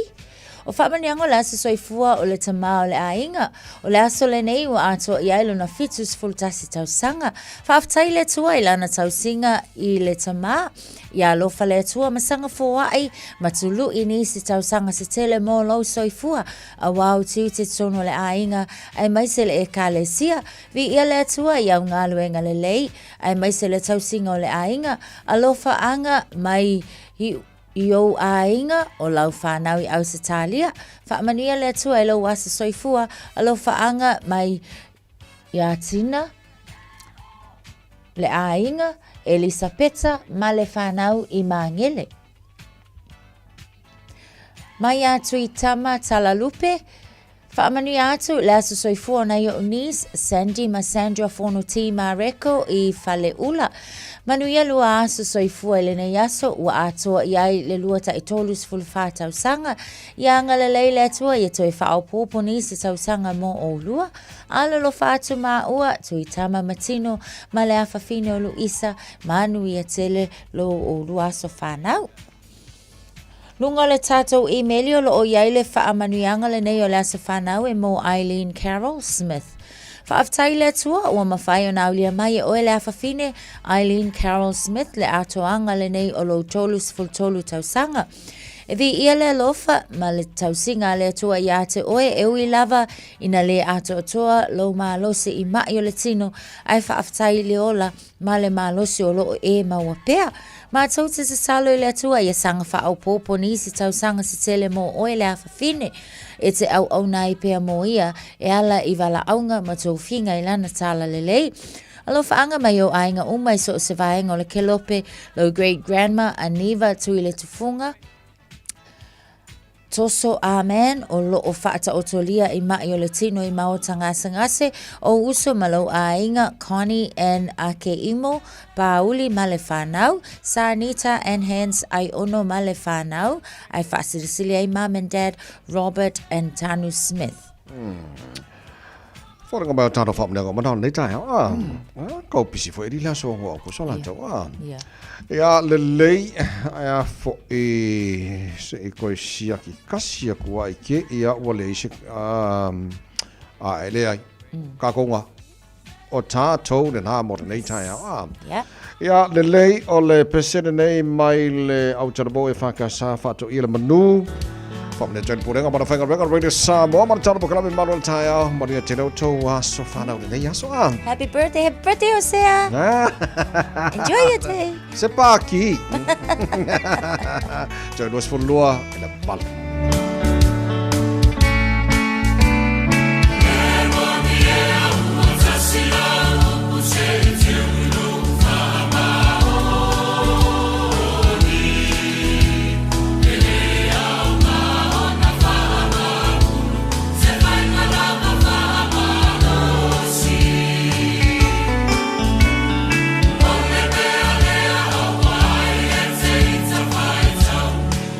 Yeah.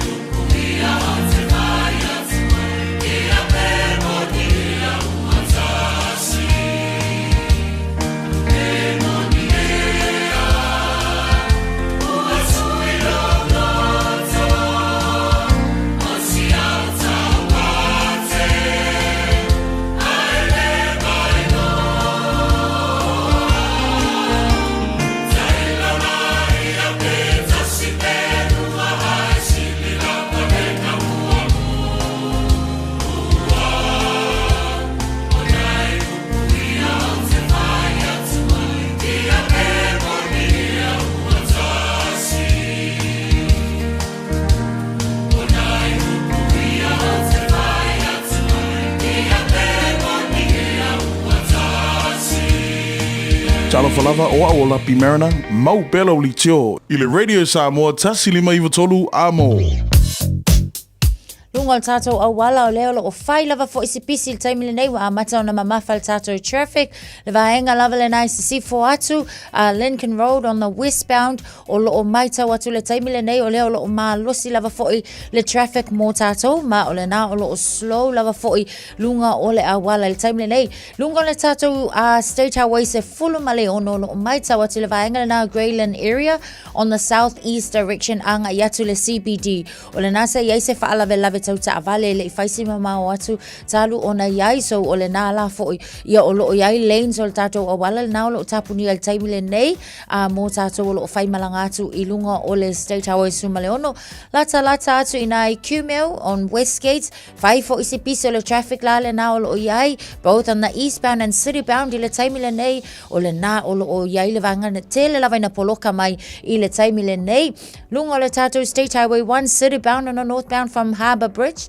anga ia tu Epsom fa pena male vaenga le na fo anga ia nei Green Lane ia o leo lo fai lava sipisi le taimile nei mai tawa tu fo i le tato awala lau papa o le nga o lo kele na fai mapoloka le taimile nei le mai tawatu Simon Street o lo fa pena fo na pisi Epsom and Green Lane vaenga na o le na o lo pisi taimile nei mo o to fo i ata avale o le isio vaenga lo mai tawatu le taimile nei Southern Motorway on the southbound faisi pisi o le vaenga le nai Green Lane i le taimile nei ia e wha pena fo i la i lunga le Great South Road o le vaenga le na olo o iai fo i le pisi o tātou le nei taimi o le tai au av ta avale se tau tuana fai la mulo a au nei taimi o le tai au ia e wha fongfonga mai pele malu le tai au Radio Samoa no to es full fitu minuta na tale o le itu lai valu Radio Samoa tasi mai batolu Radio Samoa. Tasilima i tu. Amo.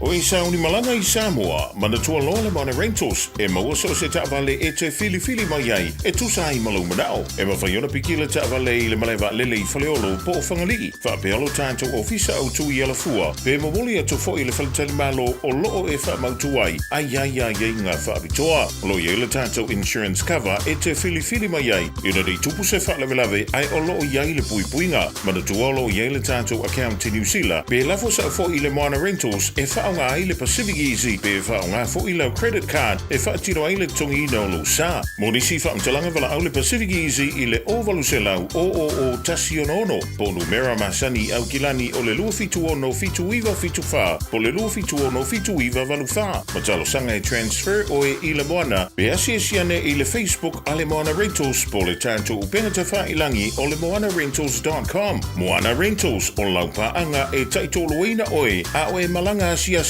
i Samoa. Talofa Samoa, i mawhaina fisoasoani atu Dr. Chen pe a whaia te awhiele mai suka. Toto mawalunga, le maua se whanau, mai sela, whatu ngao, ti ngā le ua po tuli, whaalusi le tino puta, kānesa, ma le tino mangeso. Maua fo i le kulini fulunifo mo ni fo ti ngā, ma toi whaafilesi ai lau mānawa. Tele nisi o loa e fisoasoani lo soifua maloloina. A whioane loa e ai Dr. Chen i le tuatusi lua ono Great South Road Orahuhu. Telefoni lua fitu ono tolu fitu extension numera lua. E iai le fale o loa o loo fia whaatau atu i le ai o Glen Innes. E au fia i fo i ma le potu moe i tua e mawhai ona e no foai. Mo nisi whaafisili, whaafso tai le e-maili lucia888@extra.co.nz Lucia valu @extra.co.nz. O e si la fia me e whaatino e mawhaiona e umia iso fale motu le lumanai. A whai fo i iso fale motu, o e si la fia mawhaiona whaatino ni isi o fuafuanga e whaonga aire equity o lo fale. A wane e misiere por kalame o le malu i fale, ia fiafi o soruru taitasi le se fulu e te aile whaa. O le a e si la fia ai au wala e mawhai e ona e umia se fale motu le lumanai, ma au wala e whaonga aile equity o lo fale motu, e whaata wai se isi o fale, le por kalame o le malu i fale, ia fiafi o soruru vai aso taitasi se fulu e te aile whaa.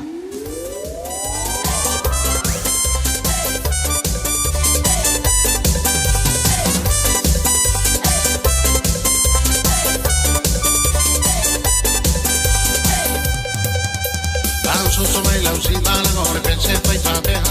Kansileo so iluma ai pa kolu lua ea. Patata mai tami o pa mo popo mai telea. Seki mai le kabi o ka stanga mea. Sa uma o pia se pa uma mai kole mea. Usura ka ko ese e reach on mai mea. Lauso so mai lausi la la ngore pense fai fa bea. Kansileo so iluma ai pa kolu lua ea. Patata mai tamure pa mo popo mai telea. Seki mai kabi o ka stanga mea. Sa uma o pia se pa uma mai kole mea. Usura ka ko ese dream mai fa bea.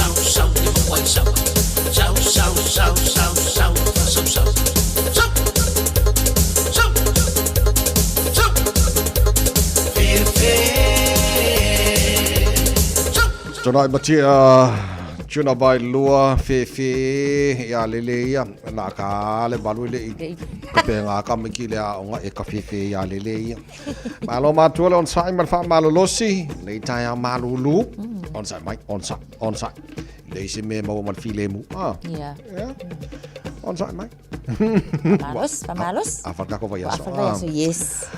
Taro tala mai samo pe tala balu e le tai nei mana tu ele mafan fano le lofo le tua te tu loina le ta po info nei ta tu matua tu asin sino le tu le tai malulu ya mo ta tu nei au ki lani ma Wellington ni ma New Zealand to ya ma Australia mana mafan fano samo o leo te pena ia au ki lani ma New Zealand to mo fenga palo nei o local elections e fili ai le pule nu e tasi le pule nu ma to fenga balota nei e fili le pule nu e tasi o le pule nu o ia fo leads the governing body ia ma set up le vision mo au kilani o tu tenal pule nu o fenga balota fo ia fili ai le lo se full councillors mo au kilani ia ma tala no atu mo tatu au kilani nei o la tau ia filifilia mai full tolu geographic wards Fitfit mai tato council los food Fitfit foi la mal se lau lima suma tasi local board members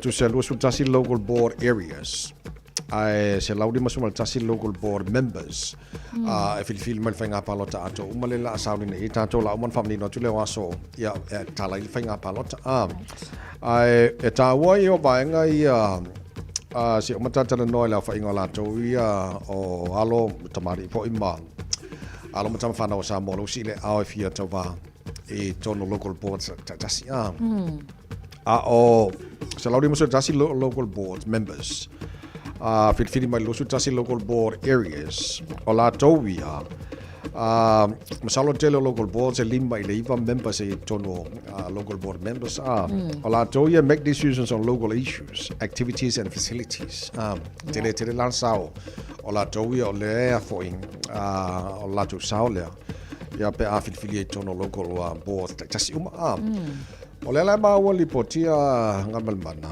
pe amale ono se fulu ya tamali fo ima alo matama fana ole juno lo si la tu ao e fia tova tamo mo tono local post like that local board tasi ya ma fa el feeling ala tu o se tūlanga whaangai e te tēla lava le nā mō tātou lava ia tangata anu o Pasifika o lea o lo mai tau atolo o iai fo i ta māli o Samoa lava ia o lo o iai o nisi fo i Pasifika o lea o iai a fuala i le ono se fulu o se fuai numera matua le le tele lea a fuala i le population o tangata Pasifika i to tonu lava fo i New Zealand a ongo se fulu ai a wha apela e ma losika ko umai o e paloka e ta tau lava i le ono se fulu lea ona mawhai ona langona ai le leo tangata Pasifika i whai ngā filifilinga ia e mai se fo i ole o atu i governing body awa o le tūlanga lena i pat o le ala ka ko ngaluenga e whai lango le ono se fulu lea mai maa ngai ala mata atu hui ka lo whai ka i le lei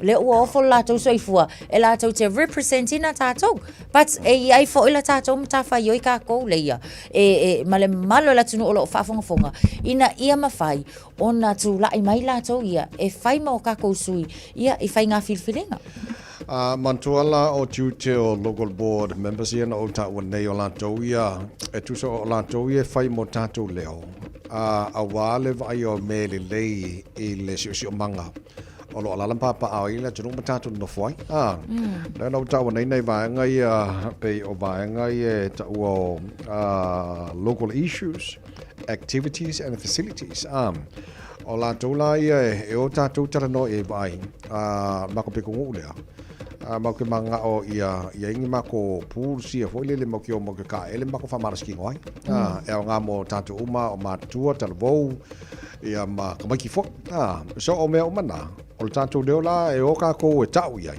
ia na o la tau wha leo tātou mana onga ia e lunga le council ia ma whai mai se fuafuang so tele lan sao le vaenga le tele sao tele la local board so lo so ani malosi i communities i le vaenga i tau funding e ai ia vaenga o talavou o e kalesia o isi o falapatonga iti i tono communities o le ma fai na so ani mai ai local boards e ala lai vaenga ia pe ama fai ia ona fa leo foi ai ole tulanga foi lo ye o lo tele ni so tamali i walo tau sanga o nisi pe o tolu tau sanga o la no fo inga ia o le lava foi o lo o toe tu lai i le taimine nei pat o le whano noanga a fuala i ai ona o le o lo mai tau atu i le tūlanga lava tau palota fai whaamaunga mai le lua afe lua sifu ma le lua fai lava si pa o le palota tātou ai mai se lava i vaenga ia o tara papa toe o tahuhu o vaenga ia o lea e pito sili ona te lea i le whai tau au whai tangata Pasifika ai pea menga le se kolu lua se fulu ongo le tolu se fulu lua pasene ia palota na mawhai ona mo olona winga e mo o mia e tātou le taimile nei ma le nei fo i whai ngā paloka le o e le sikala ma ia o e palota ona o le tele o mana onga o tātou Pasifika ai le mawhai fo i ona maua le fisosoani pe ale o e paloka ina ia mawhai ona o mana onga nei i lunga o laulau so o le tulanga na iai all the best mo tamari ima no foi matama fana le tunu lo tova tono local boss le tasi ma to foi ese uma vai nga line to North Shore Rodney Franklin, whaasolo mai West, Central, South, ia o vai ngomana, ia o lo sauni mo whiwhilinga, so lau titilo atu e te talai voting opens la so iwo September, pe au te lor whaunga vaso, I mean next month, masina fau, e te taunu watu ia lau pepa, walangu leo te mo sevano mo nominates ngaka fialu wa kapungi, wa kolosilpa, la wala la ainga. Taunu watu lau pepa la so iwo September. O le aso lana taunu atu lau pepa lota mawhai lau palota masent. Eta punia ia le palota uma le sifulua le uli le sutasi o ke topa. Lua whelua lima. E tauna o atu le aso sifulua o ke topa. Ua maia final results. E o le palota pe on tara notu. O le tara po klame nei tai au. E o le tulangana na pe on ta wangan malmana. O le whawhitau li tele ane le whengai nei. O le maulalo tele o tātou e o pa whailato palota. Ko whorka kai malanga mafuanga po le mafuanga lina le palota. Ai o le soswani tele o tātou i lau palota. O le amoe fwoi lewa no o tamali ima alo mutama whanau le tanu. Whiwhi tono local boards i whai mo tātou leo. Ni me whaare lea. I le pitanu ma le pitanu o lana papa o le tanu kako ngo fwoi kako. E a le lope ke ua whai mas kako exercise fwoi e au ngal wha malo skingo ia kako. Ma o te ku malo loinga le. Pe a le whai kako palo. Ka whamor mon. O malo wha malo stilo so mataro tala mai sa mono ngā toro maso tātou i ai. E a le ngawar wak. Vili, luma tau au.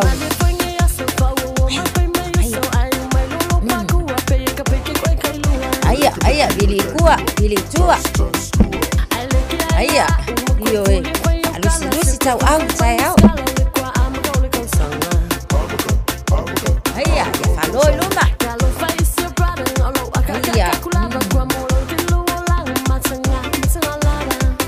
Aya. Iya, lunga.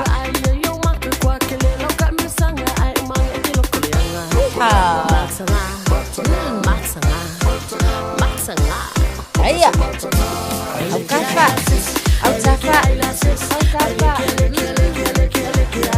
Esi pizzo. Iyo e. Aya. Au ngi lunga malalo. Aya. Ay, I release people. Aya. Tuma. Yo. Aya. Tua. Aya. Sabali.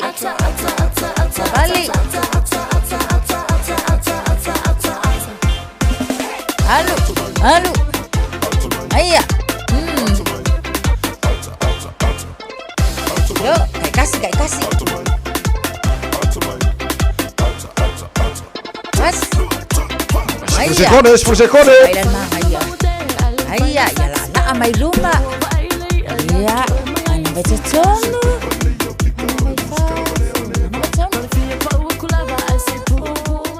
Ya tselele ya sasai fua.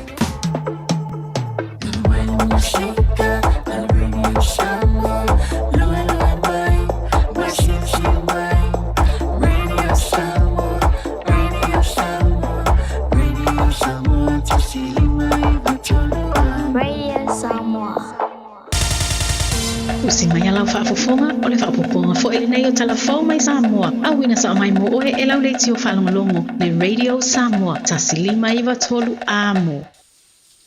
O te whātalofo ilo tātou utinu, i au simaya le whaafofonga, tala tau longolongo le nei aso, mai lo tātou utinu.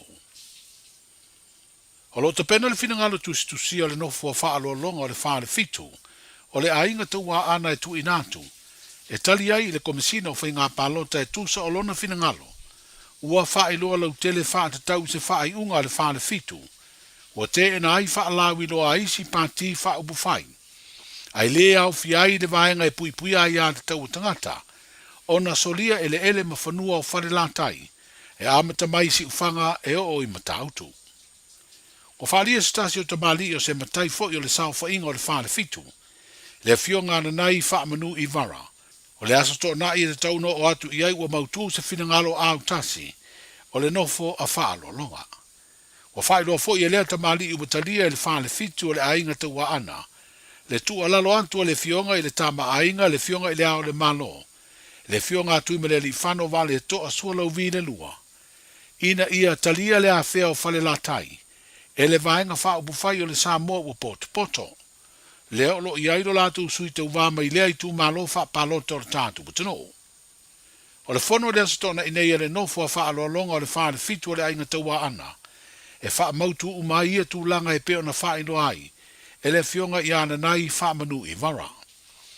E peo na si le fio le te ena o le a feo whare la taini wha la wiloa, a isi pati se ia vanga nā le vaenga e pui pui a ia te tau tangata, na tusi ai le komisina o palota le taitai o le Samoa o poto. O le finangalo le komisina ina ua fisiringi e tusi tale de vai aso na tenei, e soli tu la fono le whai unga le fioanga. O le palota tere o le lua o lua tasi mao na fo i tā penanga, sa ia i fo i le fionga tu tasi e le nofo a whaalo alonga i le whaale fitu o le ainga te ua ana, na tapu ai fo i whaalawi loa vaenga wha upu whai i o lato whanua.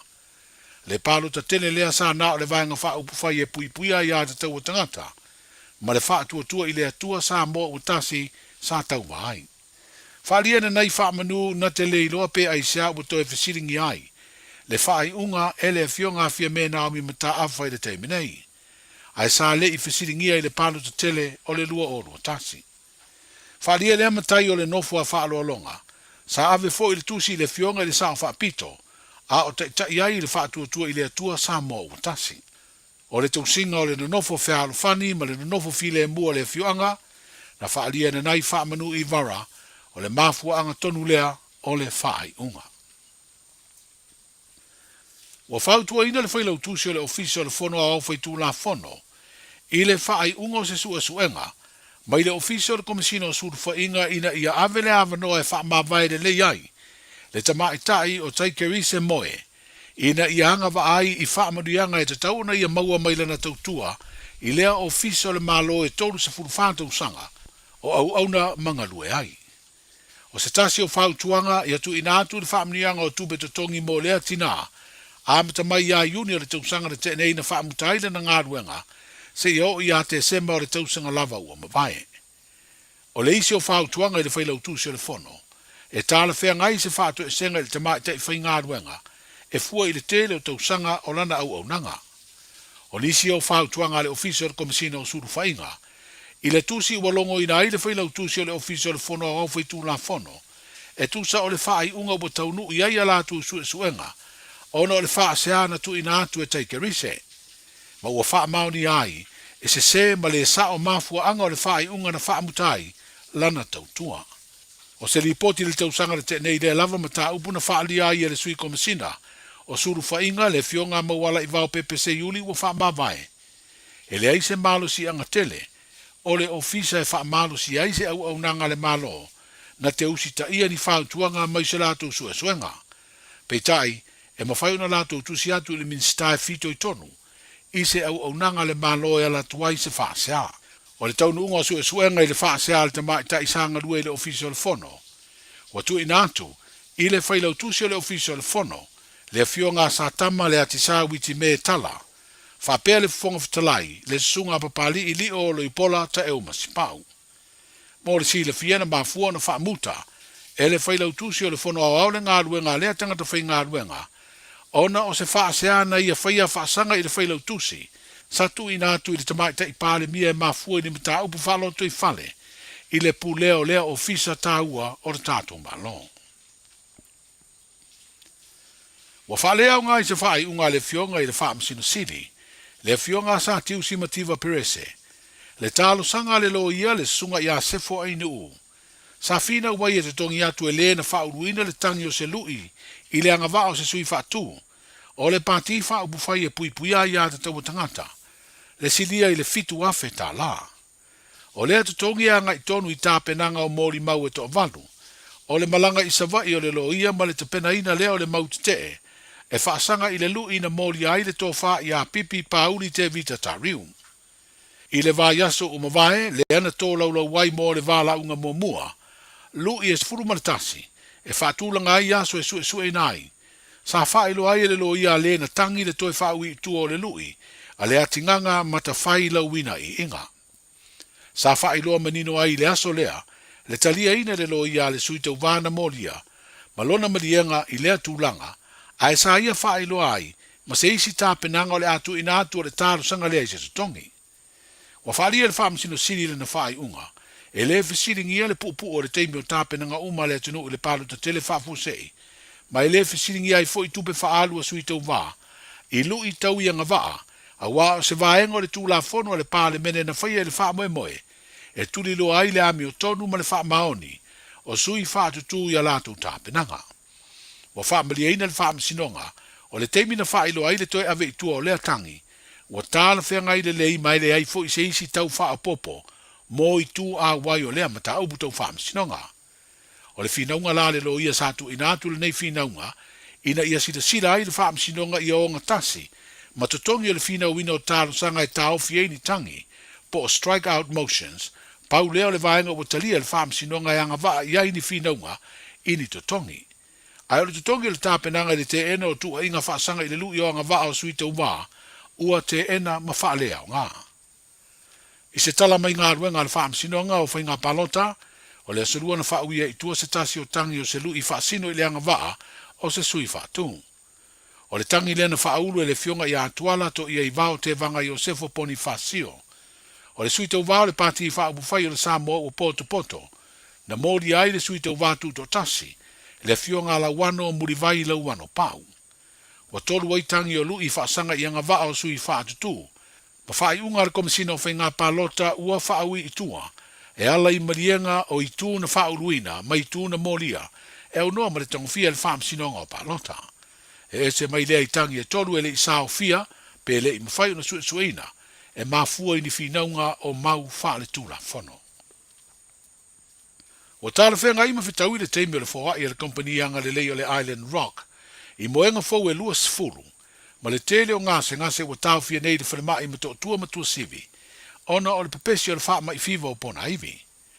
O le pulenga o lea kompani I sa malanga I sa la whai, I le asorua le nei vai aso masui tu sitala o nanga, o wha asaralunga I se lea tino, e mōri mawina le tu ina ato le se fulu moenga fau, mō le mauta ngase o mali atoa tanu mawhiri lua I tua sivi. E se fulu fo I moenga fau na mua tau au atu, e lea kompani le mauta ngase o tupua tamasese mea ole I matotua, I le vai aso na te nei. Stasi leo mana o ngasili o na tāua, mō au nanga le soifua malolo ina le tātou utinu, o moenga I le lei e wha o ngase. O moenga fau I ua fōa I le Island Rock, e ei le teletununga o suia I nisi o moenga ua wha le tonu. Tala I o le nei aso, soifua. Talofa, we're the Casitas. Talofa, this is Pat Lam. Talofa lava o a lapi marina, mau pelo li tio. I le Radio Samoa, tasili mai tolu amo.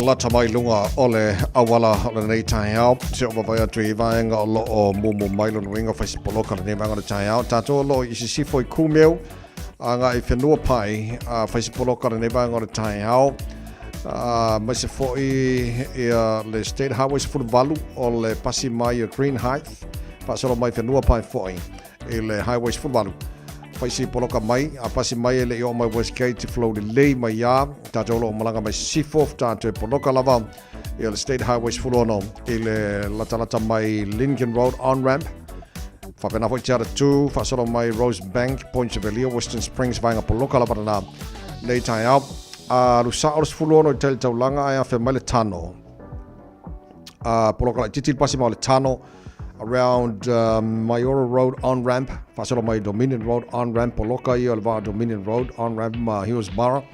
Pasi mai Hillsborough lunga la wala papa flow le leia la foi okay malanga malava le luas fulu a matana to poloka mai le luas fulu southbound pasi mai Massey Road on ramp.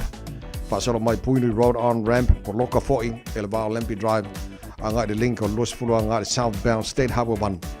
Around Rainbow's End, vanga poloka na mo tanto lunga State Highway luas fulu ne vanga tai au a lot of flow le mai tanto lunga State Highway 1 city bound like okay mai Papakura Takanini Manurewa poloka like Chichi le Manurewa on ramp fasoro me Manukau poloka like Chichi na pasi mai te idirangi flow le Tato poloka for the city bound State Highway 1 pasi mai East Tamaki Road on ramp fasoro mai High Brook Tip Top Corner Mount Wellington Ellerslie Pin Rose pasi atu na ngai Green Lane flow le se pa ile taulanga ya Kilani so abanga pisina nei tai out fai foi poloka malanga mai North Shore city bound Northern Motorway pasi mai Albany la flow le o mai Lower Forest Hill Glenfield Wairau Valley Takapuna Bainga poloka mana pasi mai Eastman Road flow le mai lunga wala pa se pa il taulanga ya Kilani mal chero isi bainga wala fai poloka nei banga tai of Javale tulanga na lo i lunga wala nei tamal tai ma lo foi fa tai desi fa lava tu lunga wala se ba yang nai fa na fa mole wo for ten pisi mole tamai tila ong nei tai ole tala la tamai na tulanga i lunga wala nei foi tai talo fa Samoa o Jerome Gray le nei pe o ti e lau ta vale po e fa fonga mai i lo mota ia tu pele ni lo lau le tio le sfulu lima i vatolu a mo Radio Samoa numero tasi i New Zealand. Malo fa tailo mai mama la fa fonga Samoa nei te mera tai ole va inga la tamai le nei ile talo le tau le tatu amata mai Samoa lua se fulu ma le lima o ile bevela le Samoa te le vai Samoa nei vanga le tai hao e tu mau winga langi le lei o le tau tu mau fun pa utimu ni sa vanga le tano e le nei fo yaso o te vava yatu e anga yatu loso ma le iwa le tolu se fulu degrees Celsius morunga le bevela le Samoa le som loso ma fa e lona mau lalo so tu langana il tau le tano i Samoa te fatalo fatol tara bukalame pa anga o malava pala maru le tara le Samoa so se vanga le tano pele Samoa malo lava se fu ma nuia fa ma nuia mai ta tau le tano pele ele nei vai time or pesi o dengue fever ia manai for famna tu mota to sauni malanga Samoa te pena later to ena ia Samoa le mo fainga malanga foi o sauni ai mola tano pele Samoa ta do vai tu langa ele tau ele tu atu Australia good morning pa angal tara bukalame so se vai Australia malo la se fu manuia ole malu le lo moi Canberra so le -1 Olo ile malu lo ne vanga tai hao ole afa solo ina pua o langi le lele tau lo mo Canberra sfulima mo lo malu lu fa ma wina mo ne so -2 lona ma lalo le si vanga malu lu tele Hobart oka sfutasi mo lo malu lu fa solo na awa pa utimo le si vanga malu lu tele Melbourne sfut fa mo lo malu lu le so awa pa utimo ne fo yaso fa solo tele malu lu lo ia Adelaide sfulima mo lo malu le so fa solo pa utimo awa ini so taimi o vanga pitu sini na malu Australia fe lolo mai sini na nei tai ona sfutasi lo el malu ai ol pole la sulu mai la ya anta fe lolo le ma fa sfuriva ilona mo lunga nei fo yaso Brisbane Australia apo malu nei tai sfutasi lo yai ol pole la sulu la ma vela ni e mo to los lima ilona mo lunga sulu mantongo fia fo le lan tele vanga o Darwin todos fo mal duan mo lunga vela fa ma wina mo nei fo yaso lulu wata yai so ole tele na vanga Australia ma le tulango ile tau ile o ngatono va yaso wata yai se mal talo tau ile no fanga fa salonga Radio Samoa Tamaki Makoros fulua o ile malulu nei vanga ole tai au baba ya tu ya ole wa suru mai ya la e ole awa fa mon mai ya le fo suru mai na ne si piko korsie ya maro si mai suru le la e tu ba winga le tau le so awa e pa utimo le tu ma tu fanga pa roi le so e langi le fo inisio vanga o Kilani e fa solo nangi maro si mai se vidi mai sa inisio timing ole afia na nei tu mau sfulono ala mau lunga na ole malu rufa mau wina mo Kilani le so sutasi lona mau lalo ta pe outlia ala fa so point awa pa utimo ni sabango Kilani la so ta hao fa so point awa pa utimo e te melangi de le taules for raile fa so langi de le sto nai awa pa utimo le so sa langi de le so fu mana so luo ala fa so mana ya o fa mo mo yo tu na mai la va tau nei taimi ole tai hao le tunu ala papa au ni savango ke lope Hawaii States SO America Israel le no pa ia mavainga uma ele te tunu ala maria mali tau mo tom ele nei so fo wata tu lia le tu mo le Samoa Spolima eva tolu amo Southeast Group I o Kona is it Kona Hawaii ala fa fonga mai ma lo si fo maria fa tai ia le fantasy mai ia nga ala fa mai vala mai Big Island of Hawaii, Kona Island. Malo lava whaftai Southeast group. Le whatas mai ne fo tai formal tele o nisha bahanga lo langi lo whatas mai le tino malo se formal real ne tai au fo. Tatu tala mai sa mo pena fa fonga le tino ne tai au la te fa sala wina mo ai pa tale to la se futu mai lu le o le so. Mal fitu po ana nei le si fa pongo tatu tala mai sa mo le ta ala balu e le tai au na fa fonga le tino o fa no fo tu la ho ia ta tu tala mai sa mo. Belo tu Samoa le nei fo a sorulu o tanto ia o lo pena le tino mo fenga palota a se vos foi var masina le nei o tanto ia o kuso ia ma nei fo il tanto ma tu pe ia la la temi talo nei aso ma tu hane le tino to fi malie me umalava ia mai se fo campaign lo fanga solo tala le no mo parti uma failo vainga fa temu kala sina ia failo fo ia to na matau ia ma fu ia fenga palota la tino la so river masina ne o kuso ia maria le na tola tunu la fenga palota tofi mai ela tata ma trai langi o fa vai le tua Samoa tofi mai le tua tai Samoa mo le sidi ma sanga mo la fenga palota ia ole na ole tulanga no i Samoa le nei foi tai phone to mo le radio Samoa solima i va tolu amo e no was fu ma le valu te nele tu la valu ma la fa fonga tata mo fa Samoa ole nei foi tai phone.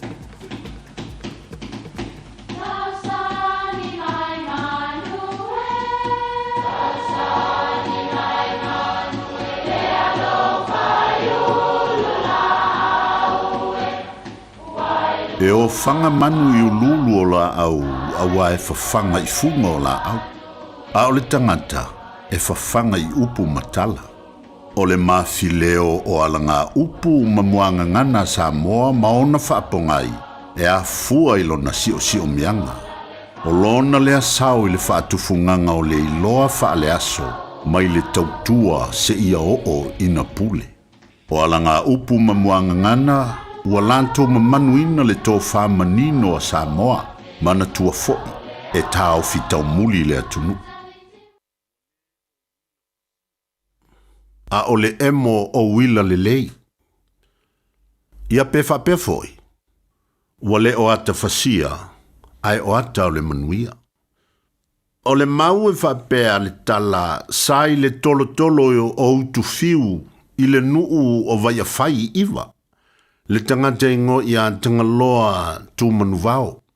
Ua lewa o na saili e le fale safune se awala, e ta ofi ai le puapua ngatia o tangata o le nuu. O na sa fai foi lo naso i tangata.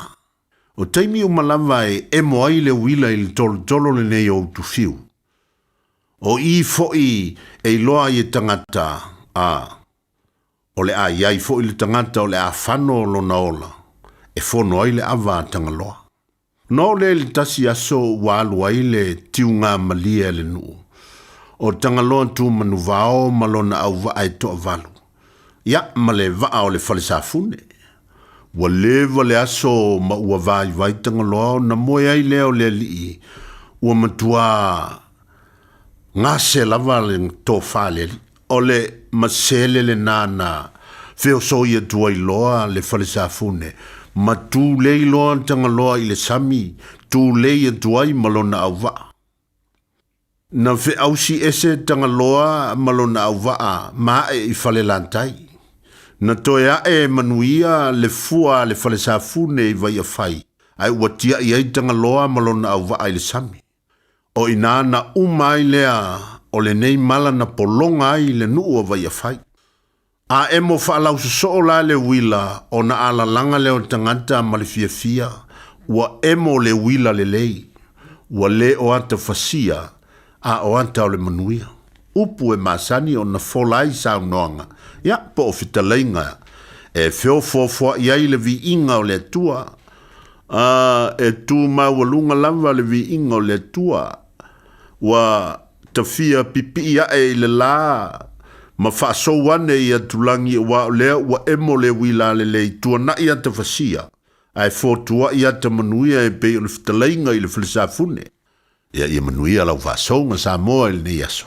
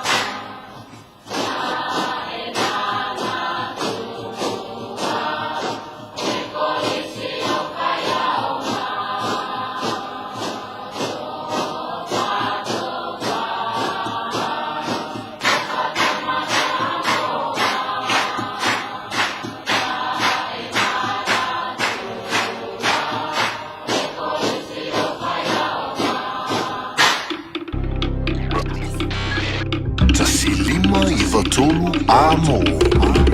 Radio Samoa. Whai mea alofa I a inga mawo I Samoa, e ala I whaatawina o se hotel ta alofa voucher. E mawhai ona whaongaina mo aso tā ua whailongaina. E pei o aso whanau, whaipoiponga, pe whai malolonga mo ta whawhau ai whaiungo vai aso. Whaatau e oe New Zealand nei, ai piki e lau a inga I Samoa. Tanga I ane I le pacific40.com/hotel. Ma whaatau nei loa. Pe vala au I le o lua tasi, o valu tolu tolu, lua lua lua tolu. O lua tasi, o valu tolu tolu, lua lua lua tolu. Talofa Samoa, o Atish Narayan, o le Licensed Immigration Advisor mo le Auckland South Immigration Consultants. E visosoani mo so se tu ai ngā visa e malanga mai New Zealand po Australia. Telefoni mai nei loa I le o valu o tasi o no valu wha fitulua. Po le o lua tasi o no valu fitulua tolu o. O e mana o mia ni lau papa anangata, le lei o na tāpena ina, masau nia a wāwhausanga o maota, maso o se tu ai ngā whale. O le Wood Mart I Penrose, o ai longa lana au nanga, o vātu ma le 25 tausanga, o lo iai la mātou whaapitoa mō Iulai ma au kuso, e ala la mātou finance, e fisosoani I o mana o ngā tau lau papa, e se fululua māsina le interest fee, pe a o vātu I le 5 awheta la lau whaatau. Mō e kālesia, mātou tutoia foina le 5%, mai le tau atoa o le whaatau. Mala au mai le telefoni o lua tasi, lua whaono, 5 Facilimo Chris Ulberg. Baby, lomaki! Hey, hey! Oh, no, ue Samoa, wai la le le vasa. La le oe inu o le vasa.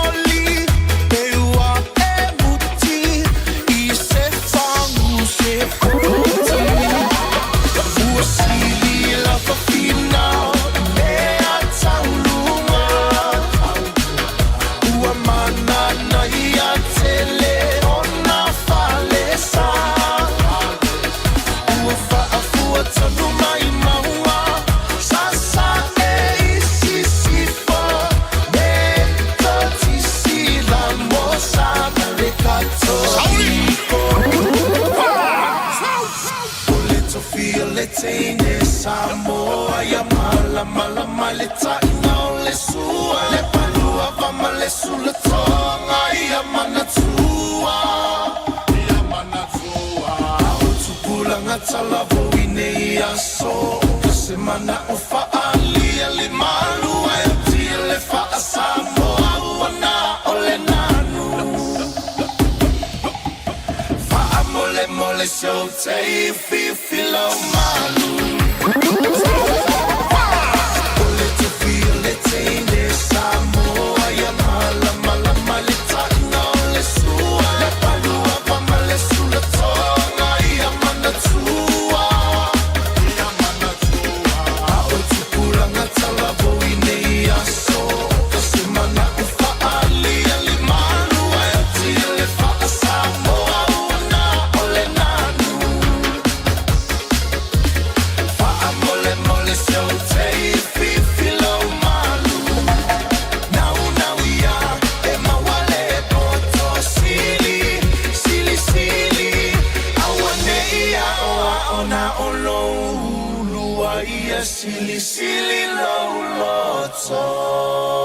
Waino mo fa fi fianga tai au tantu yai e le toi lua se fulu ma le valu minuto lo toi talo le tu la e va toi pauna minuto lo toi o le toi tu al maru le tai au ia awala fa fonga le nga tono va so tantu yai asolulu o va yasto tasi no fa aurora mo le tantu kala metara no toi le fianga consula le tantu malo sa moi ni sena nei ia le fianga fa mata na malu tu filau por se lue fa po Delta no follow tele nisi o vaenga sa tatu le mafuta le version do mo vai ya ono nisi fo vaenga sa malanga tu Samoa ya if you feel mo na no ne foi tai fo ya afia mai ta programa nei tai no fia fa mata malole se fo monia ya tai monia tu sei mata po programa masani ya le nganga fa alo fa talo fa foi te vai ya me sir fa fung ta po isi ta tu mo la vai Bom stele ia se o moiti e mesirta po inga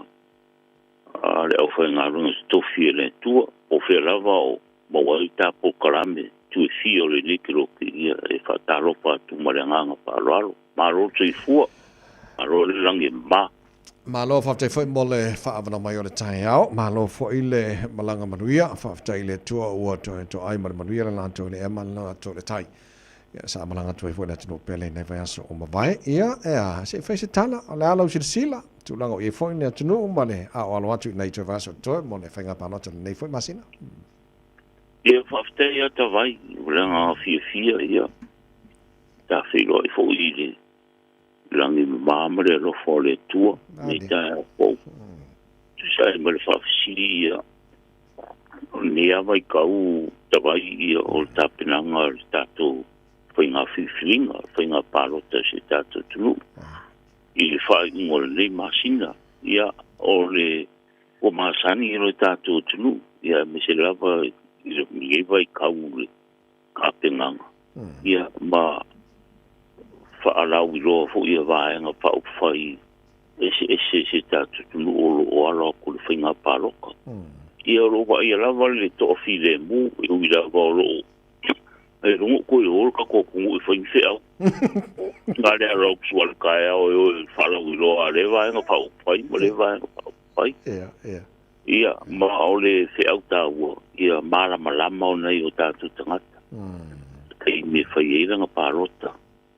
Ia, wa o i aso e whai lau pāroka o ngō so tanga mtulanga whapena. A ua, tau nuu le mara malama i tātou tunu. E pāroka i le i policies o iara ia whainga whaawai le pāki ma le pāki nei fuo i lau pārota ai maise o laua ia te tau e whiwhini ai ia le sui e te pina ngaro i ai ai re o le whai mai o whaatonu mai o e reisi o vai le sui re ke pāroka ai ne ai o lau lava whiwhiringa sa roto ai maise ia e si le fia ia e tairi matausanga mwhai lau pāroka ia pārota ma le poto pārota ma le tamai ia o i lava te whiwhiri e rea mou sui tono le parlemene o le vainga le tātou tunu, ia lo tō file mua me uma se vanga na,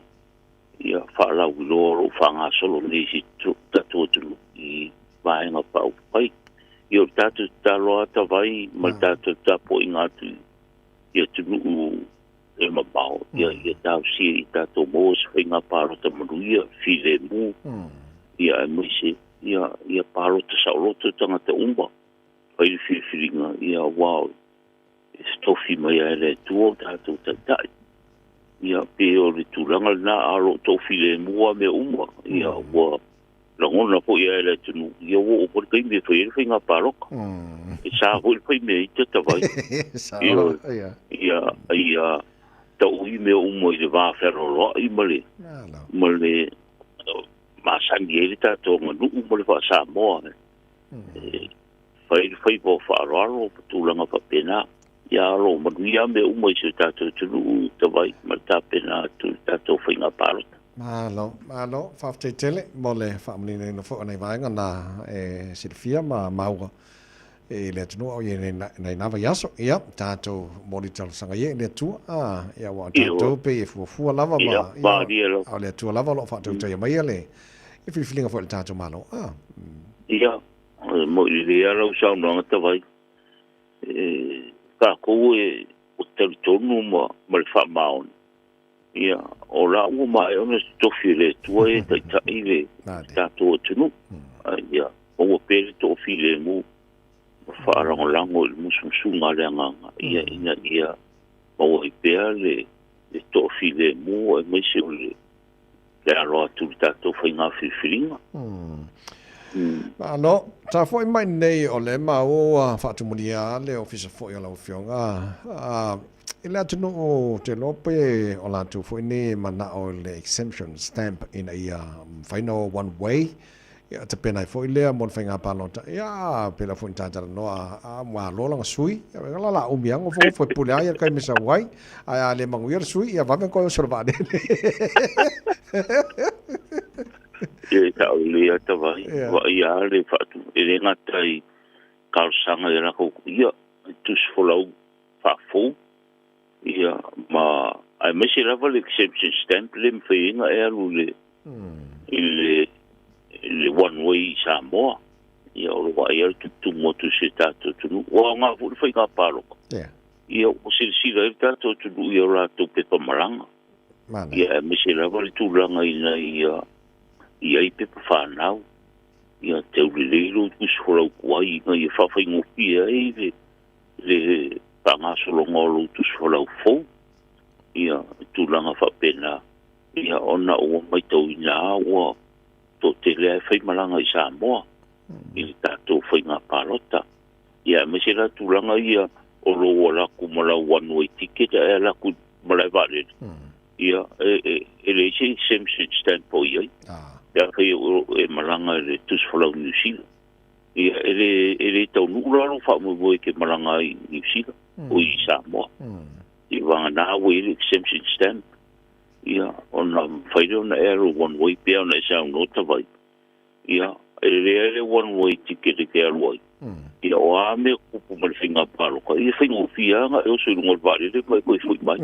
Ia po le fia i Samoa i ngau kula usui. Ia ma eva ia i Samoa. Ia o lo va ia ngā solo mai o tātou tunu. Pauanga al mea kapenga. Ia whai o tuswharau fau. Ia ta pena mai te whanau. Ia whai o tuswharau tuai. Ua expire. Ia matulanga whapena. Ia mesera ta vai le sau ua le rol kuswharau. Ia. Pamanakto te pēsi o tātou tunu. E le process e whai konga. Ni poki lo kiso leo.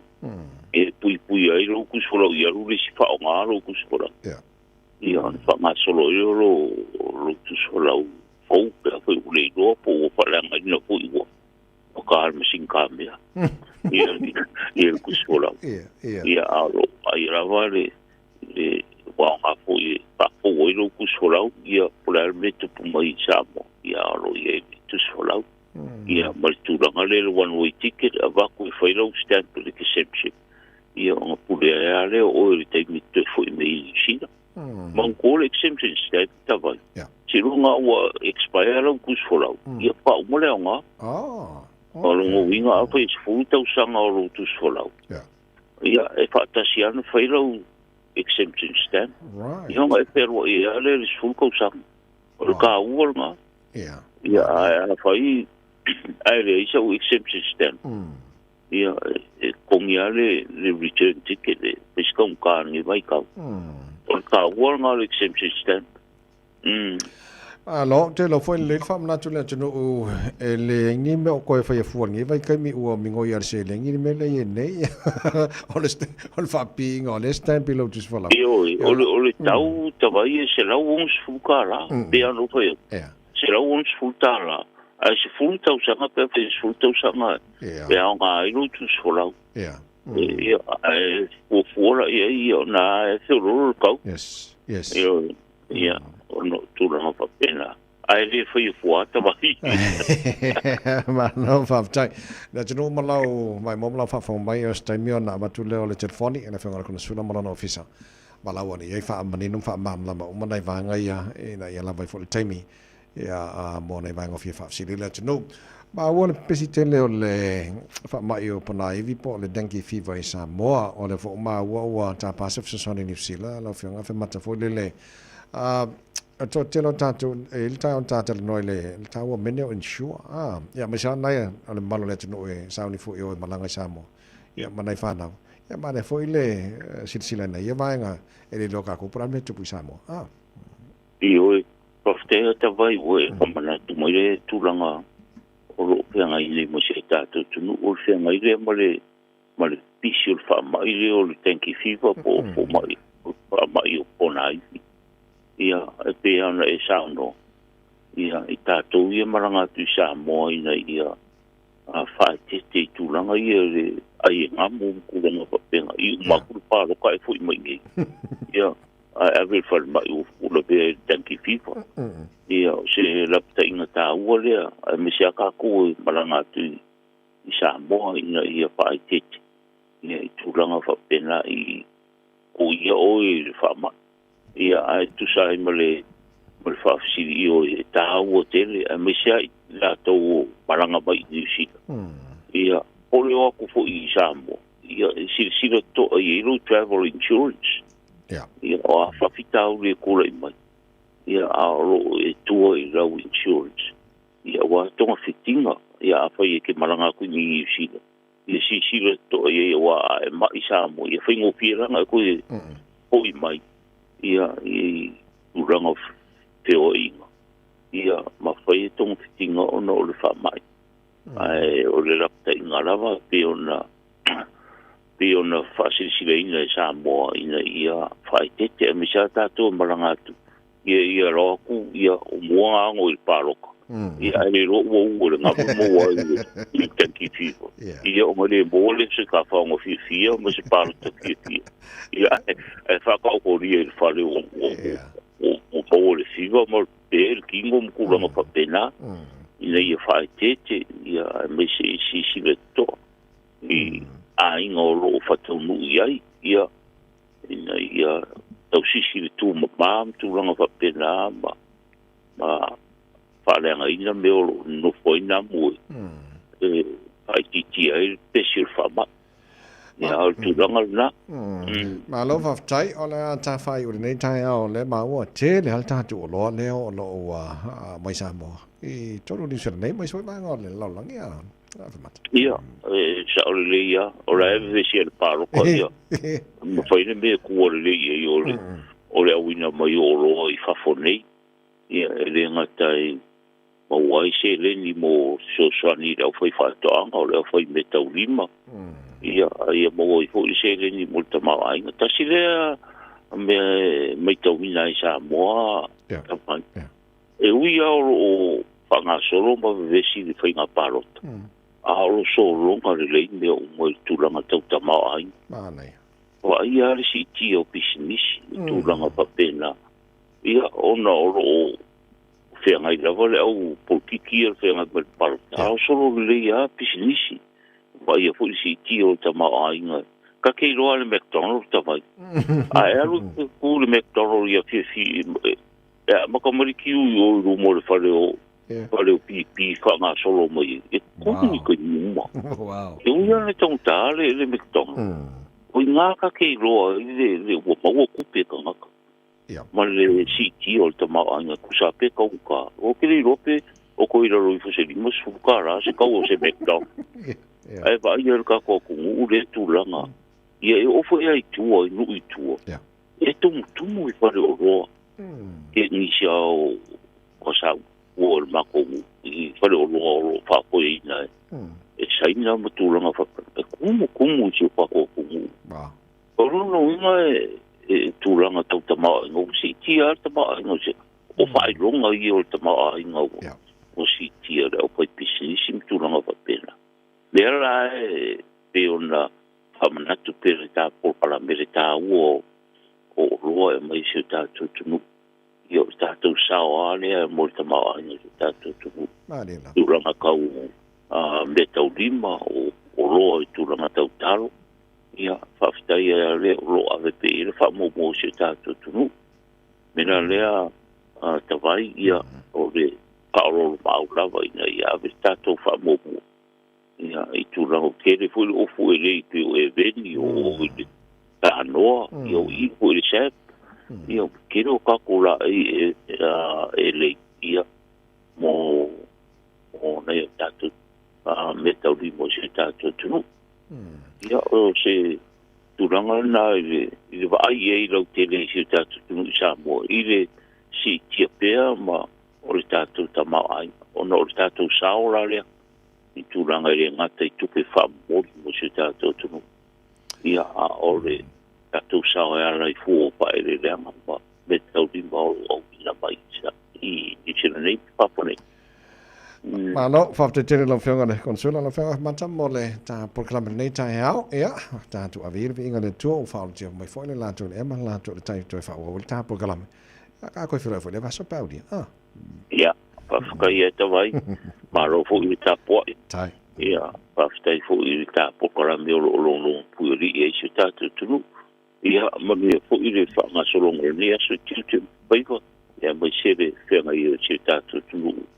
Ia, mga runga ni aso whaso i kua ia. Te tele mo le proklama nei tai hao, mani fwoi whaiva nei aso la whionga le konsula, whionga whemata le malu to filau, para se due wha po ma le proklama nei tai hao. Walau le official la whionga le konsula, tolu tasi o tasi lua, tolu tasi o tasi lua pe aini sa vaina fia malama matili ai. Wala mai whawhatu o kilani, whaonga le code number o iwa, tolu tasi o tasi lua. Tau tō mora rida Samoa Sfalima, Eva tolu amo, e no otres fulua mino tolo tala tala le tu la, Eva, puni, Samoa, ala wala peni na. Samoa ole peni na ole Pacifica. Ula ufanua la nula utama usamiti na yutangata mata ata la fofonga fia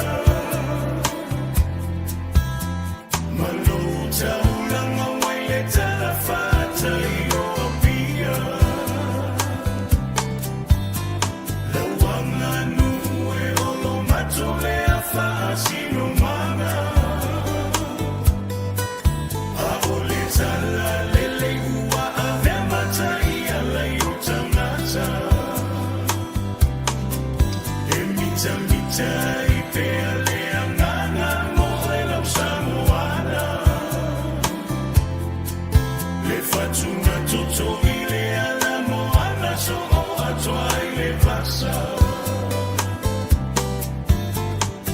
Oi Samoa e ai angano e ai wha pefea Na e a puti lo taola lava mai le amatana No fo itainu ese ai ngano lava e Samoa le pere Awana e fai mai oa ulava ole tama ole ele No fo itainu ese ai ngano lava e Samoa le pere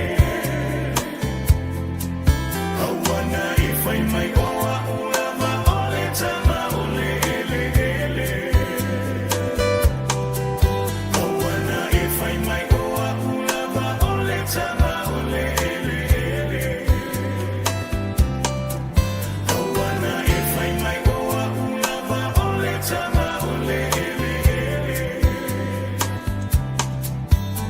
Fawhi Whakol Tai Ao. Radio Samoa Spolima e Matolu a Mo. E no choice full minute tolo tolo talo rei tu la Eiva. Se vai po a maia lo sa po faile full service. Ya po nga ya wolo ya fa pe nga le fa so ka lo fa ya oi. Ya se fa fo sia ki full warrant of finish po a mai. Au tu mana te mo pe ya fair ya le so ya victim man la to nanga. The entire world and auto limited o lo fatis mai ile nei foi bangal talo so Victor lo la você for monio so nei ta ya se for mama langi maro mo tawai nei ta fo ta le ko lo ta ko sa mo to mo manga maro la sai maro to no ya to wa o markaya manwia mir kaya ya okay do mo ita ko so maro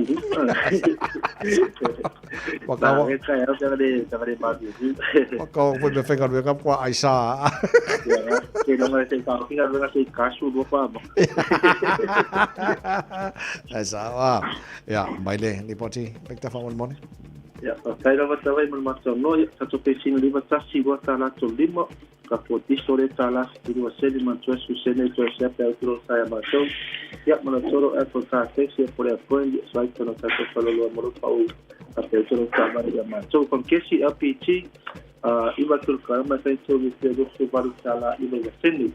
Maka boleh soalnya lo tapi itu sama dia tapi so tapi ya tu lalu so masih macam nombor itu nombor ada macam tu sih ya so itu sih so komen malu boleh dah so baru ya siapa ya lo semua pemerintah macam tu macam boleh bayar so. Pula kita tu sih itu nombor tapi itu kongsi macam apa itu lo kongsi ya por ese le kako se ikama ba ai e mo foi te manaro ese autovirus le a toto a papela que va sa o pro que se mantua de swak mo no me tutto na tato se i mo masino o augusto e dia de se ina de tato a fa do na pe tutto ko que se amato ngata ko le a tato a fa le insilia ya kasi ma todo esta makigo ku service transmission service ni si ma tuta vale bo ni si to de mesi lowing for the diffs loco upas matawina yamato ato do me te tenso tengo beaso ya su tara beaso ya le la baru sumai mapalai ya tuna tato pisamos fasili for nei sa mo se sina is ya tato tau na tau masani ngata foi le pe for o que do su tala o ko te sa fa tal sa ba ko sa ba tuai iman fo fitu no ante por tato ki apu tu we try for we try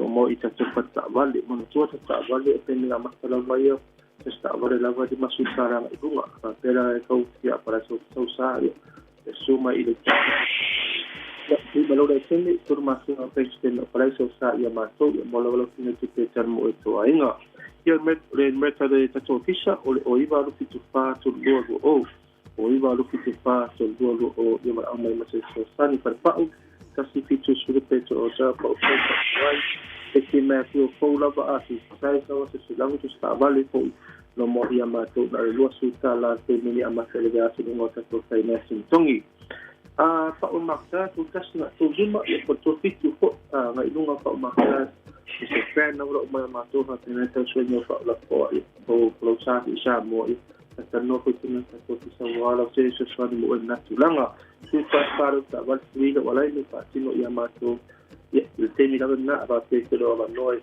tu la si sa so do mati tabale le da so le ni san ke le sport 357 ba te fitu to sanga umon no fa ta ba ya e ke na ku sa su ba lo arwai o le poliki male spola pito to ma fa ya suma ya ta sanga e ta ba le ta na mo na so e me mata e si la lo su il ba ya so ya te ta to le si te ya ta te le pai vale vis ko man che si si ma si ne si ta ta na si ma la va ma ne se mi ne o le merca to fisa o iba fitasi to o iba fitasi to o ya fa ta da mo no te mo ya fa to so ko ma ma fa ta da ba Victor of time only putting nei tai mo ni for five ole nei for solulu ya Samoa tino pele ya ma yellow au abatolo lima ta u fa to fa mo nei for tai fo Malo fa tela tala mo tapo inga tato tal fo pia tala ifale tai on nei ya mal pokala me fifia man so ati tia fa just tia fa wa wol to to ro Samoa mo ole nei ya solo mano no mo nei tai God bless fa se ko matalasi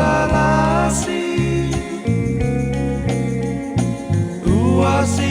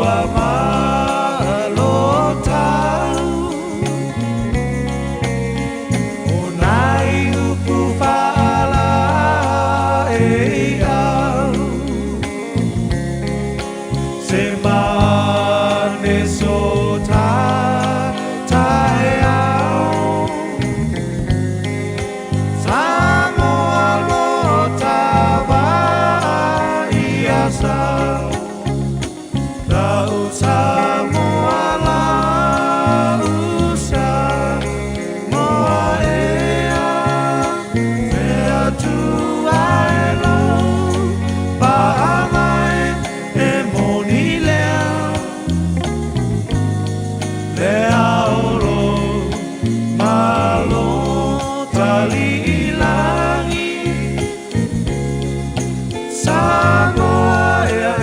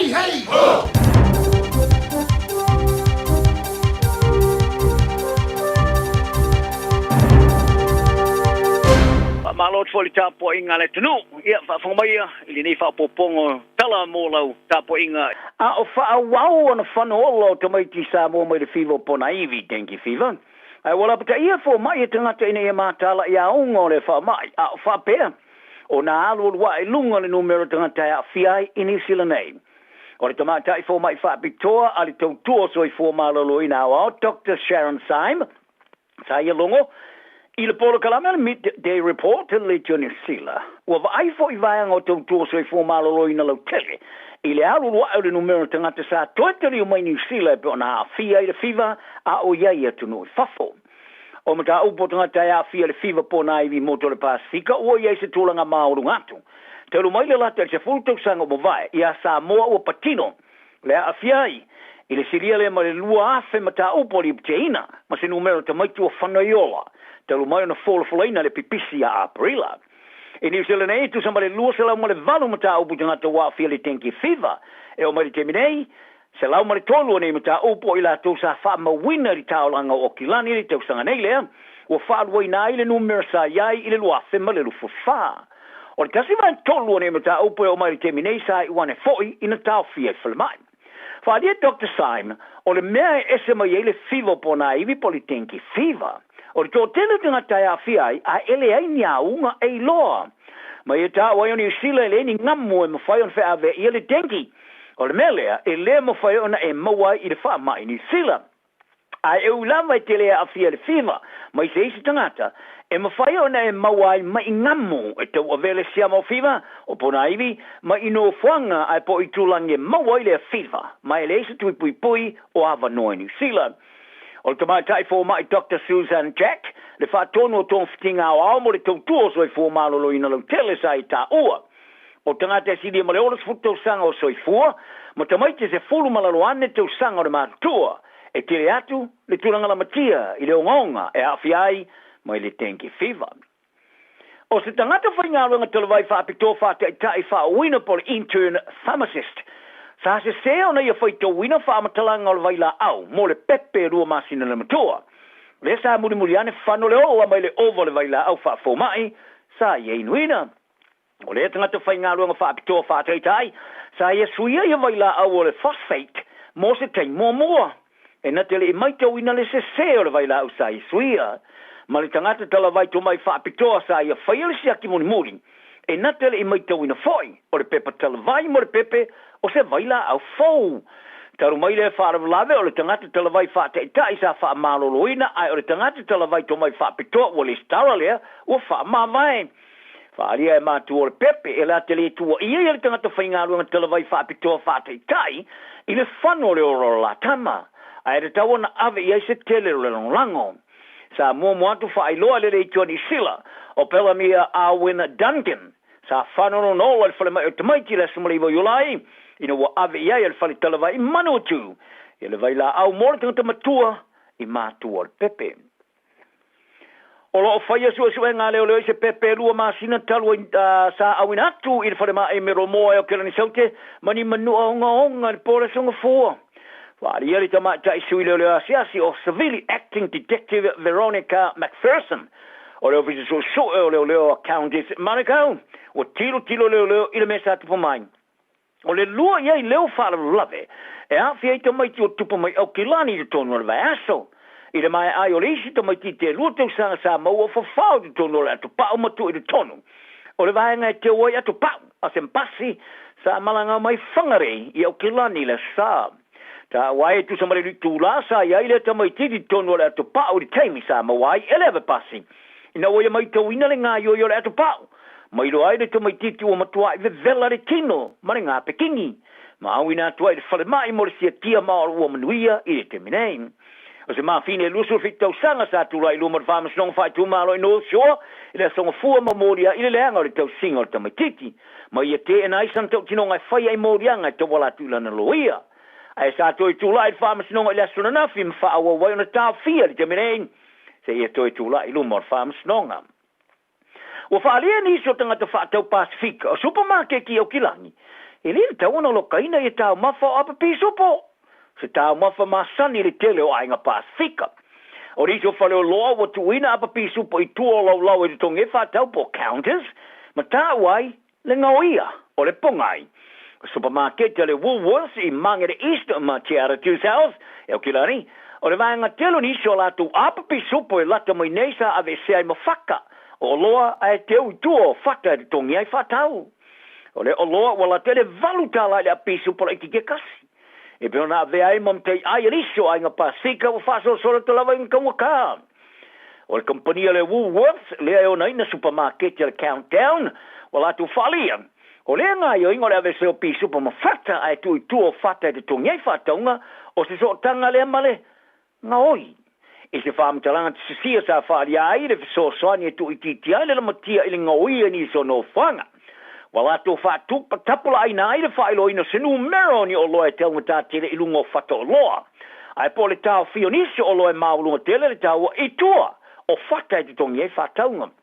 O le sui o le leitua ni Usila Pasifika, sa asia supermarket o le Woolworths I mangere East matala noa I tangata whatau o le loto I whale. O risi sa lato whaali ai, I le tau ana teupi supo I kua o whaka, le tongi e whataunga. O nisi o manatu, o le ese alofanga o whalolo ai whaia le whai unga. O se isi sa ia whaali o se ngā i o inga whailunga lanu, wa I loe fia tangata Pasifika e pisopo. Ai o isi tangata ngoia, so se pepa o ano man fasi.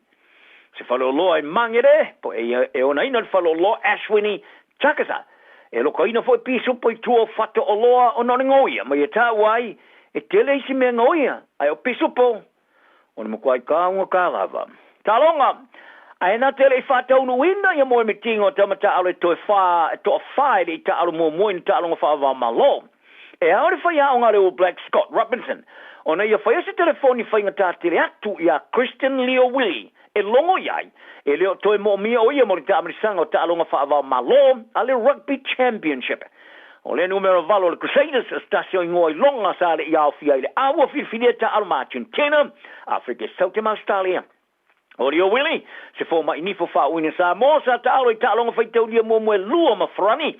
Ina o filia sui le isi alo sa mo sa manu malo I tau ile tamata alo wa ile tau sanga le kapia le lolangi, sa wha manu o Leo Wallace se titi. Habitat, o se titi ma pita lakai, o toi manu ia mai nei o la manua, mai le maua I Robinson I se siava normo le lusi fo weti o Champino su palaka pia Pasifika le Crusaders. Iana lusi fo weti no o filia isi tama fo, ia Simon Parker. O tūlanga o lusi o fina wina o tūlanga pitu silia tu ne ona tamau ai ngai le la kapia New Zealand. E pia na whailo ele awali All Blacks wa yenei. E lua ia istam wha o popo sa filia Robinson ila na au, mai le tālonga sa ima wharani, a ere o awhia ia loka ia tu povai, lea e mawhai ona mua tālu au tafo skalamu, I le ofu numero ono. O isi sui more o Blacks I tūlanga lusi awhia Ethan Blackadder, Dalton Papali, ma Hoskins a tutu, ua misia mai fo I le au whiwhili nei. Ina o siringia I Robertson, pe iai nisi o ta alo e mawhai ona toi whaia e Leo Willie, ina I whiwhili ai, a mai se sana score whapitoa sari ma teitai ai, le manu malola na awa o tako ia Selson ni le tamarasanga le NPC fa ungo le vaiaso a sa tali Robinson nope al tabere wa fai lo al fai aonga le Black Scott Robinson ele ai se fa fitau ia te ia fa no nongo le wingi sao fo ale Chiefs Karen Tomwepel e fia sa iliso na va no mo le Blacks pe au o mai le taime fa tanga yo ia sa fola ile so fola va so ne o Tomwepel o sei ni ana na fe ngai mo le Chiefs mo le tau sanga am tamai tau sanga fo o le ta mai lusu lo tau sanga I mata alo fai tau li o ta alo ai mono na tunu o tonga ma fai ai fo ma sui o le moto li ta am sanga ri por rangi lo rafa ma le no futolu I farani sa filia le awale mana Pasifika mo le ta am sanga super ga pi Pasifika le lusu tasta longa sa ta alo ai suma le luo na score sa ma wina o le amatanga ri tau sanga nei sa ia fai lo ai lo no ta inga fi ta alo mo pe oi ai ole fa tau no ole fa no nunga ole awole nei to ta alo se sta alo fa tau ria mo se se tu no mo le vai te me tolu tau sanga tu sama tu la fo no le ka pile rangi o no lana ta alo fa va malo muli sa ta alo ai mo tonga ta alo nga pulu ma Romania ole ta mo sanga ri por rangi o raf ma fu tolu o no winga fa to fa tanga ona ta alo mo di sila ya o ke topo tau sanga foru a fe ma le fu wono alo mana ile ta amar sanga ri por rangi le raf ma fu fitu Australia pe afa ile pikiro Blacks No sitting here Robertson e lau faili poti le teimi sa fai lo ilana au le vaso nei e winga I whanau naunga tau moe pe au e sa tali so se ise ma whaina ta alo moni sila e tilo lava I ai. O le tama ni sila e fusu anga whewhiloi tamarasanga I tono pāwai le UFC Dan Hooker. O le aia whaatino ina lana tamarasanga fusu anga whaatau tu e whai e tua whale pe o nāli ni mai ai whai tonga oiloi o le backyard brawls is e sila sanga mau atu. O le masino mea sa tari malo ai le fusu anga sa whai e iona tua whale e o kilani. Le tosu ma le lua tangata sa awai mo le tai tasel minute le fusu anga. Sa whai ngoi o le tupo mangala por king of the streets. O le fusu anga sa va iai se tasi o pango ka. Sa ara tau ana tūni le whale rona whasalanga ma se tau vai lona tapu vai e mate I tuai o wai. O se fusuanga sa mafo na wha ingoa le presidente o le sosio whaia o ngā fusuanga ni sila pili mehen o se wha moe wha tupi vesi wha sori tula whano. Ai ua wha alia ne Hooker. O le isi fusuanga o le aia wala au lia o maitanga ta sori tula whano. E tolsu mane lua e whetau I mo le wha ilonga tupe e limas fruafe ta la e whaia foi. Tua fale. Tala nal ne aso tau tua na ane nai whana witi wha malmole tau sia lele. Maria le so.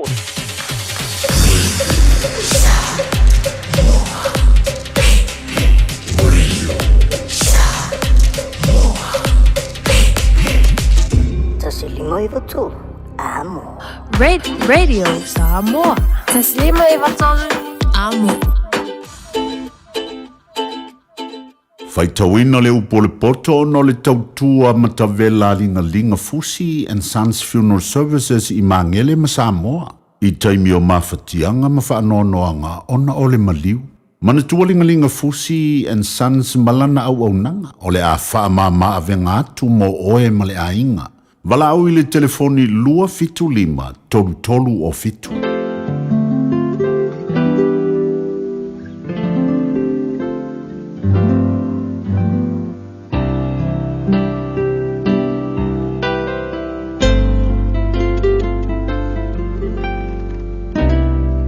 Watale e a fai wa fai o e mamoni o la wo a fai wa fetango fi lima mole tangata ese o mai leia oi upolo ngutu o maua oi upolo ngutu o le neilo watale e fai ele menei ina ia lavea ina oi pea o mele pule la wo yante oi aluia ina ifo ma e nati atu I la wo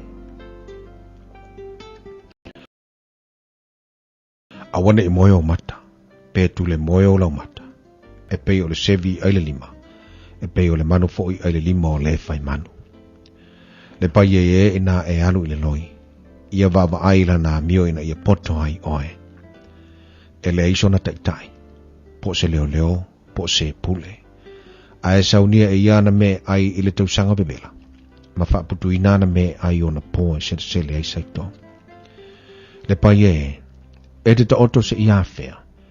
Se e tula ia fea ai lo moe. So se toi titi sina moe. Toi titi se mata moe.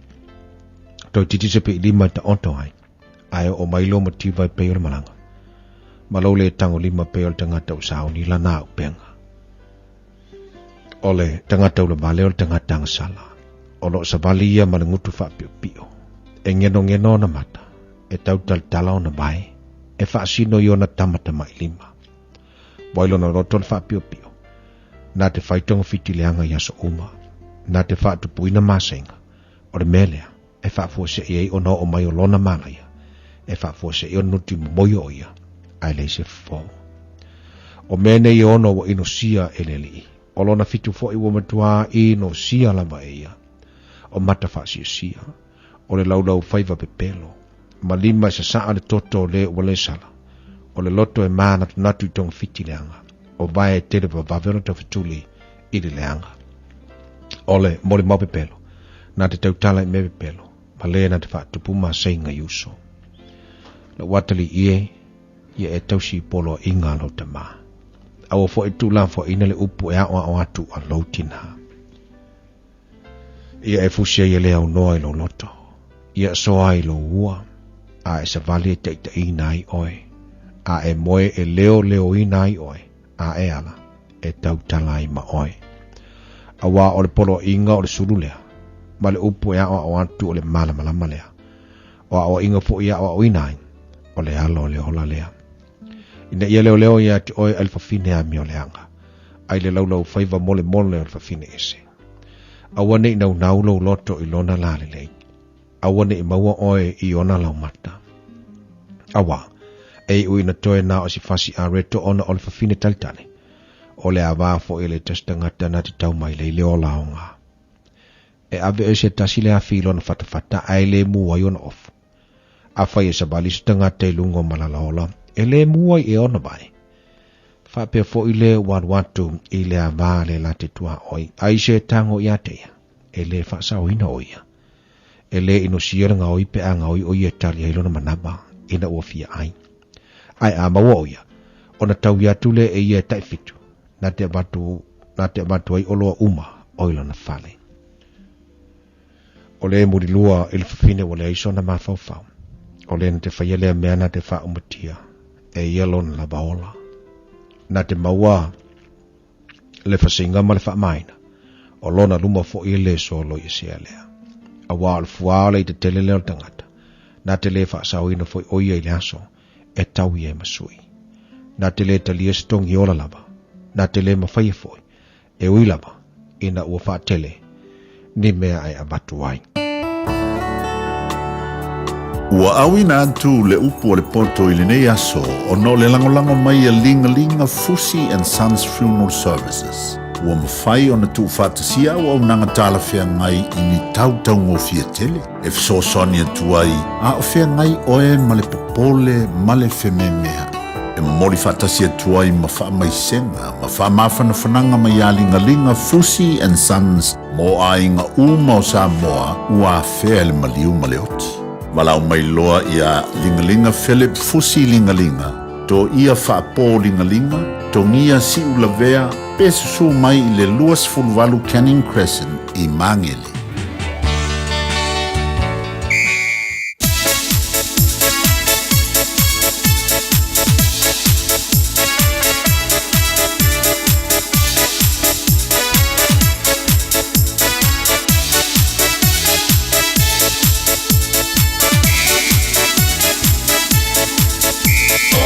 Teine matama, yo to matala, olo o saule fili, iso se ahuala, fama ulo kulo tam, failo fi fata, fama ulo talita, tawa ye pelu alenganga, este e ile fili ana ue fana, anta umalo si oi, mole fa aola tanga. Ia etu mau ile waa, lom fa aola tanga, le I e fa u ile lolo tole moana, e a fatia oe, I pe a ungole vasa, e maua oe le fili ma le peti lo olanga. O to teine matama, yo to matala, olo o sau le fili, iso se ahuala, fama ulo kulo tam, failo fi fata, fama ulo talita, tawa ye pelu alenganga, este e ile fili ana ue fana, anta umalo si oi, mole fa aola tanga.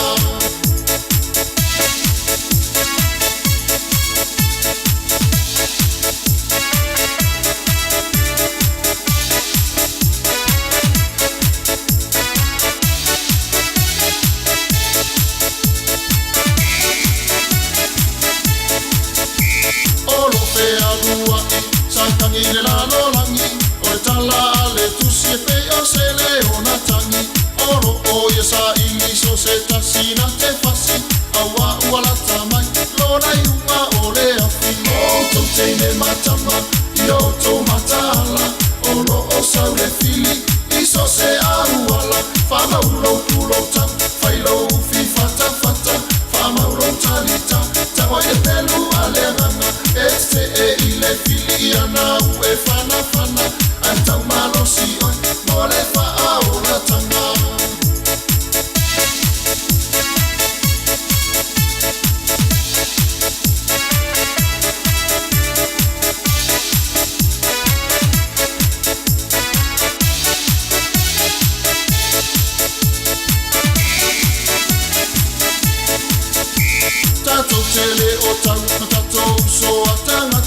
ngaruenga ansa tangi malana au tau o ngaleanga na tuli e seina ele atua ele amatanga tanu ai ua ia mana o iwi ingore tua mamana o tau teine matama i o tau matala o lo o saure fili iso se auala whama ulo ulo tang whailo ufi fata fata whama ulo talita tangwa e pelu aleanganga e se e ile fili ana ue fana fana antau malosi oi mole wha aura tanga o tau teine matama i o tau matala o lo o saure fili iso se auala whama ulo ulo tang whailo ufi fata fata Fama urontalita, tawa e pelu aleanganga, este e ile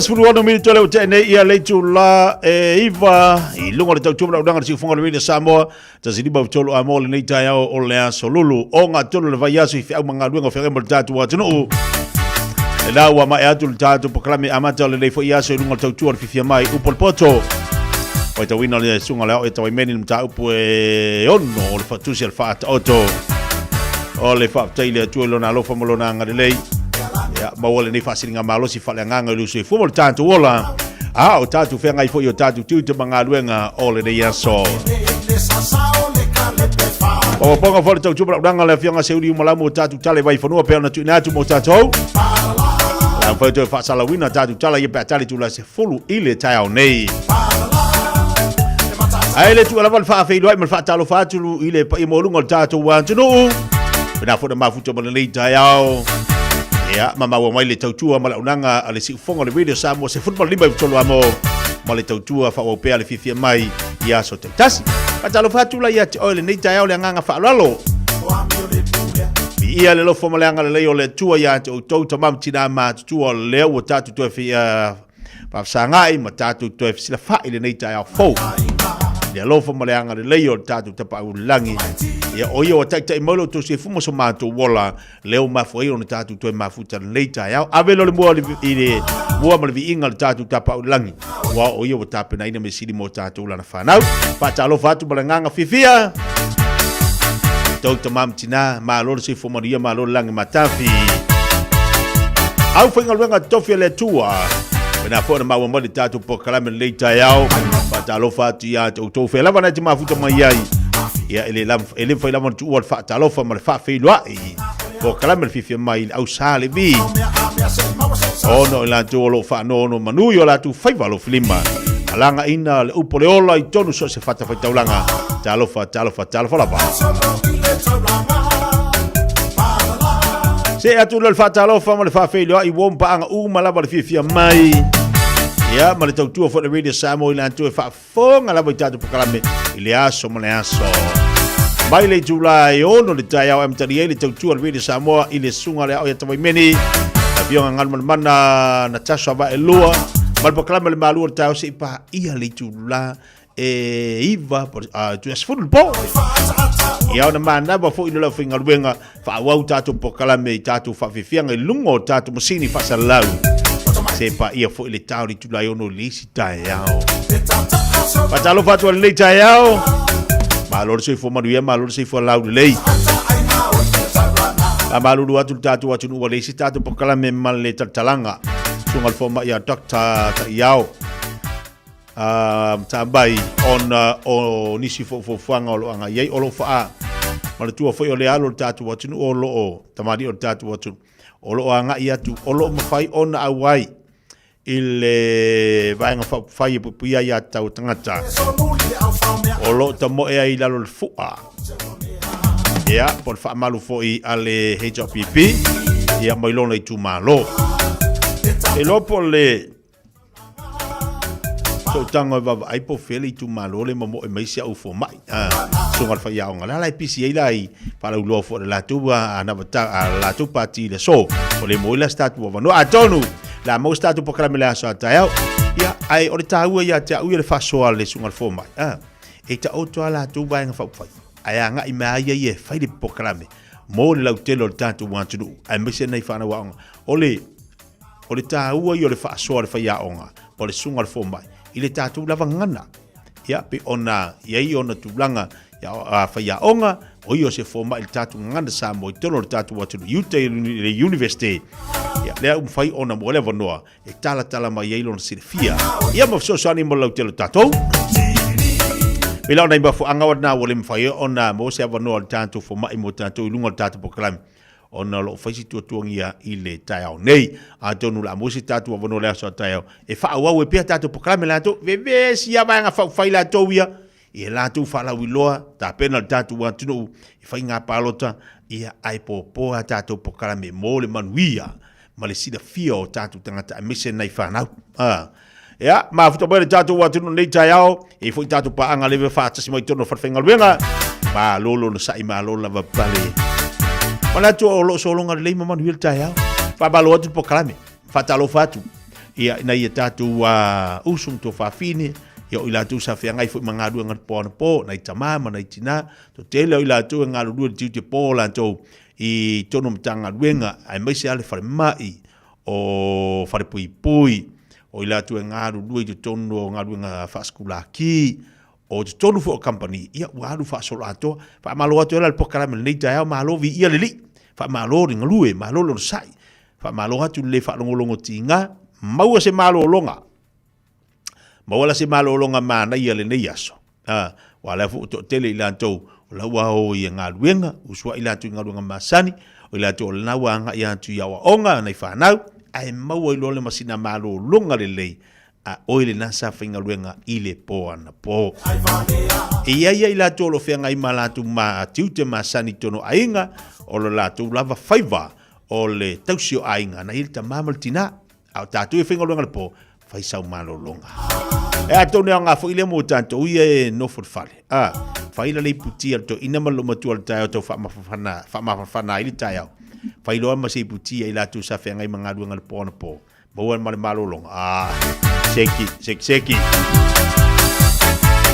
stai me ona tatu taliwa tu le male una ngal tua ale enterprise motor group mo tanto Aku Sofia de Leiman la tau nanga masani pe ona iai ala faira se atu yeli tatu tau tu e fa ilo fo ini so vaenga la tau nanga mo tanto ia ile nei fo yaso ia se malte bala wati lo tau se formal fitu minuto da tale o leitu la se folo fa malo atu ya tu umala va fa mali le taiao male malu le taiao alo fatu mo Augusto Yosua Paisa lawa so na lote Alo fatu la Pepe Bilione good morning alo fatu mo lua masana masina le lua abe sa tu pola fatu alo fatu pokala nei taiao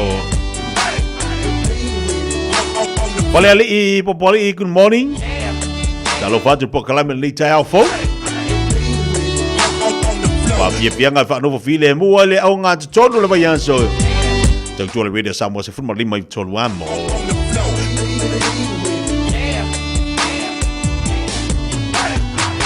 Time,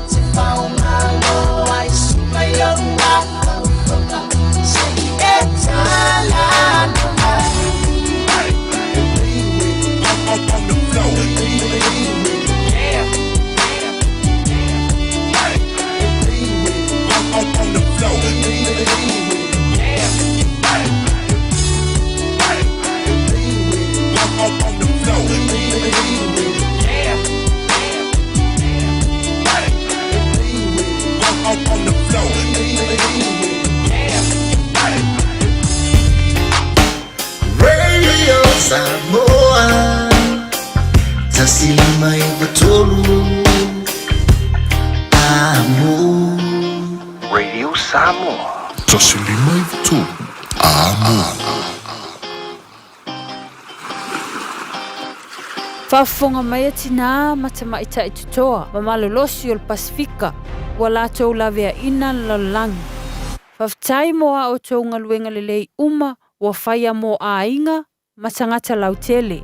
Ai peitai, tu salava pe tutoa ma malolosi tina matamaita. E lātou te mo mia lava, una whaia lātou siaki whafoma. A whai ua fast lima, le onos fuluiva tausanga le matua o lo soifua. Whaatonu nei loa so wawanoa siaki fua ai o susu, mo le siaki ina, pe ua afia i le kānesa o susu. I le pressed, screen, Aotearoa. Wala awane i le numera. Oval se lau, lua fitu o, lua o. Awa, o le whaia o le siaki mawhaata o susu i le aso. E lavea ina ai o tou, moa taiao. O le Casa Beds and Appliances, o le tali o manaonga, i o loa e whaatotonga ilo mauta, ini tau le lei, toi anangata, e mawai moenga ngao si tutona New Zealand, whaapea se tino fōa le potumalo lo, laulau ai manofoa, TV, la au pese, usa aisa, masini tā lava, telefoni fe aveai, maisi. A whiu ane loa i le whawhituwha Great North Road o tau, po le tolo fituiva Great North Road i Henderson. Le Casa Beds and Appliances, telefoni o valu se lau, lua, lima whāwalu. O valu se lau, lua, lima whāwalu. O le manulula wa i tātou i New Zealand, o le mauala vo le lua se lau tala i le sei le Digicel, e vave aina mawhanawhana i o e Samoa. E se fulu whailonga ta i lua se lau tala e anga waa i tātou i New Zealand ma Australia, pe halafo se top up luas fulu lima tala pe siliatu, e whaunga ai le ClickX. E te anga waa fo i le sei pe a whaunga le ClickX e lafo ai lau seleni i le MyCash a le Digicel i Samoa. O le awha yele se i Australia te tasi, ma o le ni whapitoa e amanta i le aso whao o kuso, ai mai e le aso luas fulu male ono se tema, e ia inga o le nei whapitoa, se kia Digicel. Talo fa Samoa, wa ule nei o kasputi alu, a wale suia le ngila ura ule kio. A eva mai ina se fulu lima iwa kolu, a mo, Radio Samoa, vevela a.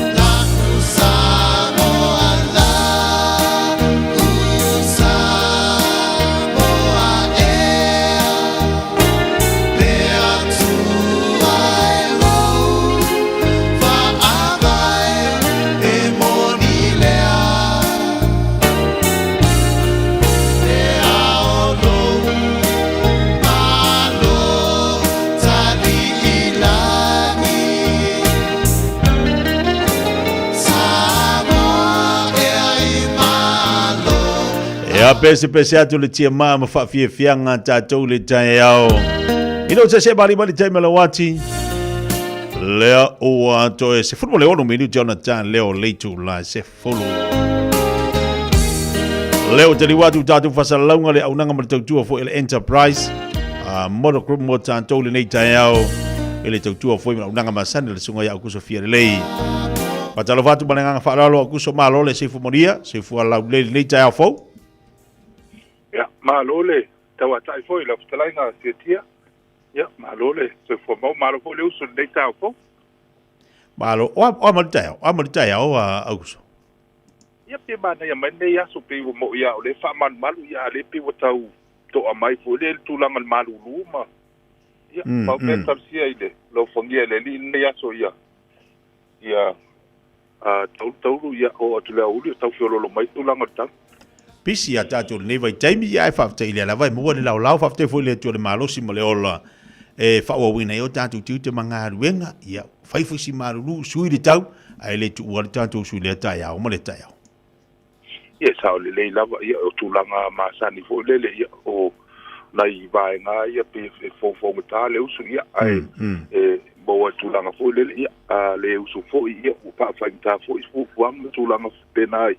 Ya inga mtulang fa pe ya e pe o le tato wa le bala au ngole tau tua fo ile ya ai mai se fo tau singa ai mtulang fa pe sa o le ya o le fa malo al poklame mo tato ya so umalava yo to faiva fo mo to tiute o lo tau tu ina tato wa tu ya unanga ma tau tua ma company te tas ai la fa tu le tai o nga tono le vayaso to tele la tu le fo tau sa ina la tu sa ai e se le tau o lo unanga ma tau tua o le vai temi a le tavale ia ua le whaingwhea o inga ruenga. E le whainga o lok, le whainga moritu mo tiawa, tā uala, maua le tawa le leia au kuso. Ia sao le lei lava, ia pe o le tūlangana o le neia tunu tātou te au mawai fo ia o le tāwale pe o le tau le lea leo le ainga fo le manao mia lava i tūlanga o me e a fo ia se malanga ia le malu se tātou a tunu so e tā uale le leima a totor tāwale i so stai. Nei, la la fatuia, o anisi vai nga tonu falau tele mo le fafonga le tatu watu nei tai au? Ia, whaftai lava, whaftai nga mo le mato wa wanoa, ia, whaftai at fo i tatu le tō, ia, e mo le taulongolong fo i ma le whalau loina fo i o le au nanga vai a tatu wa company Enterprise i nei manukau, ia, i le aso ma le aso, ia, mo fo le nei lau e wha talofa mo fo alofa atu le tapo inga mau se tatu watu no, ia, lo mwhai fo na maua ta whaasala launga le nei tai au, ia tono lo mo lunga pele tulanga le oina le masina ia le lo fongia fo ile ligi tulanga uma ia tapo inga nai tato si tato wa tunu ia o tulanga masani lava tulanga o lo telemano no ia tato ta vale ia lo fa wa pel tato promotion masani o le afeta la na ile tolu afe tulanga o le cash bonus ia o le winga le tala ia fai ona fa nga offset se tulanga foi le pale ni o to la taval tuai ia po o la fo inicio baenga ia fai fo ona discount le tavale tulanga fa pe ia fai fo ona tu ile tulanga ko le transfer le account base cashback ia ona i baenga ia lo fa wa pe ona lo va ia fo ia to telo la tu ia pe lo fia tulanga le mo tavale ia mo fo masina se le ni fo le tulanga le time me wal ta vale ia o tulanga tato finance o ia ia tato finance ia ile tato company ia o lo winga ele umi se time e te fatali ai e tawana na po mo tono le tula ia o lo tonu po e tadia foi po tulanga o la finance ile mo fa kai goinga tato tal sanga fo le mo fa tu pe no lo sa ia lo telemano na tato ta vale mai ile tulanga fo le pito o le budget cash ia lo mo ta vale la lo se fulu afe ta val afe ta fitu afe ia lo fai ona mo tono tato lo toa io ne ko ta vale fa tu pe ina ia ta tu tilo se me o fast food lima suta la ile vai aso ia ta wa fo ile le mo fa so ma le fa so ina fo io se le le ainga ia mai se nei vai tau le tau natal so i fuanga ia lo o tātou piki apu ia lo tela tātou piki apu lo mfai ona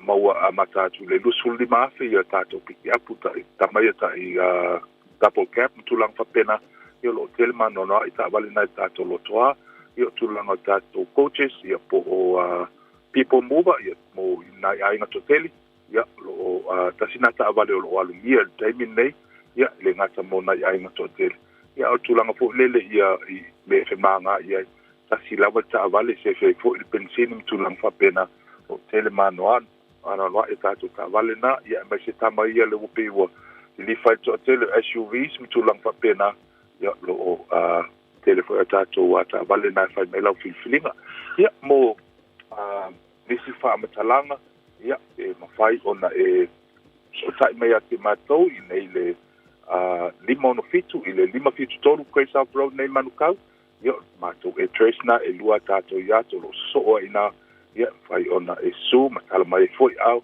ia tātou whaasoa i laulavang mana ia lo mwhai mātou ngā lua tu ma le sunga le lipule ia Terry Cohn ta mafo ia tau o papo ia mo pai ona soani i le maru se tātou atu ia pe au foi taime e suma tala au mai ai foi ia mo sa i dingo sa o mātou numera o le o Valselau o notasiono fata sival o Valselau o notasiono fata sival ai ona e vili mai ia ma so tai mai foi ia pe fa pe lo o lunga al marketing le foi ia masina ia le sivaina a fa pe foi le mo se ava no no to no am tu lang fa pena lo ia tato website na o le enterprisecast.co.nz lo mo fai ona mo o mai tato ta vale lunga tato website ia fai ona fa mai mai foi lo finance le link o lo au ta vale tasi ia ina ia fai ona vave on fa me yo ye la tar sanga ia tia fa ta tele lava mol mato wa no e me se tato le tio Samoa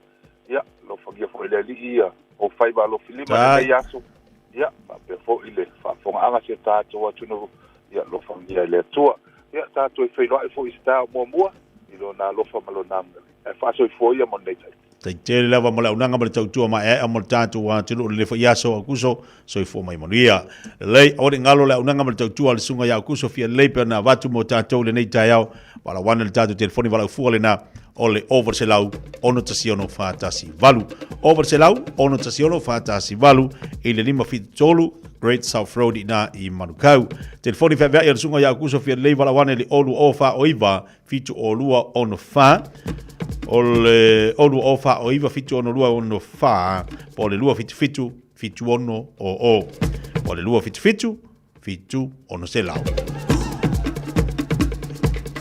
se bali bali tebele wati lo toe valu minute tale o le tula esfulu ya tale tula esfulu ona toe fa ilo fo ilo le tautua para udanga po tatu tala vei fanua le fenga se uli malau me lo tupu i tono o le nia tunu e me se foi ya tatu tala i longa abalo ti riso tatu paanga le wanga i bailungo tatu pa kala me leita yao malo fo faiva malo fo sai ia fa malo atu to telefo ila to o le o lo fenga titu manga luenga e indi so la tuno lo mafuto mo tuno la tu ta vale fa malo atu al pokala mi ate to malo al fa malo losi malo fo lo tele nga luenga ia fa malo lo sa fa malo lo sa ta to avta vale awoni e pole ai paure me fa utau tare utau tare le lo ta vale patalo vatu ya fa lalo talavini malo se fo moria nei ta ya fo au kuso Joshua, good morning.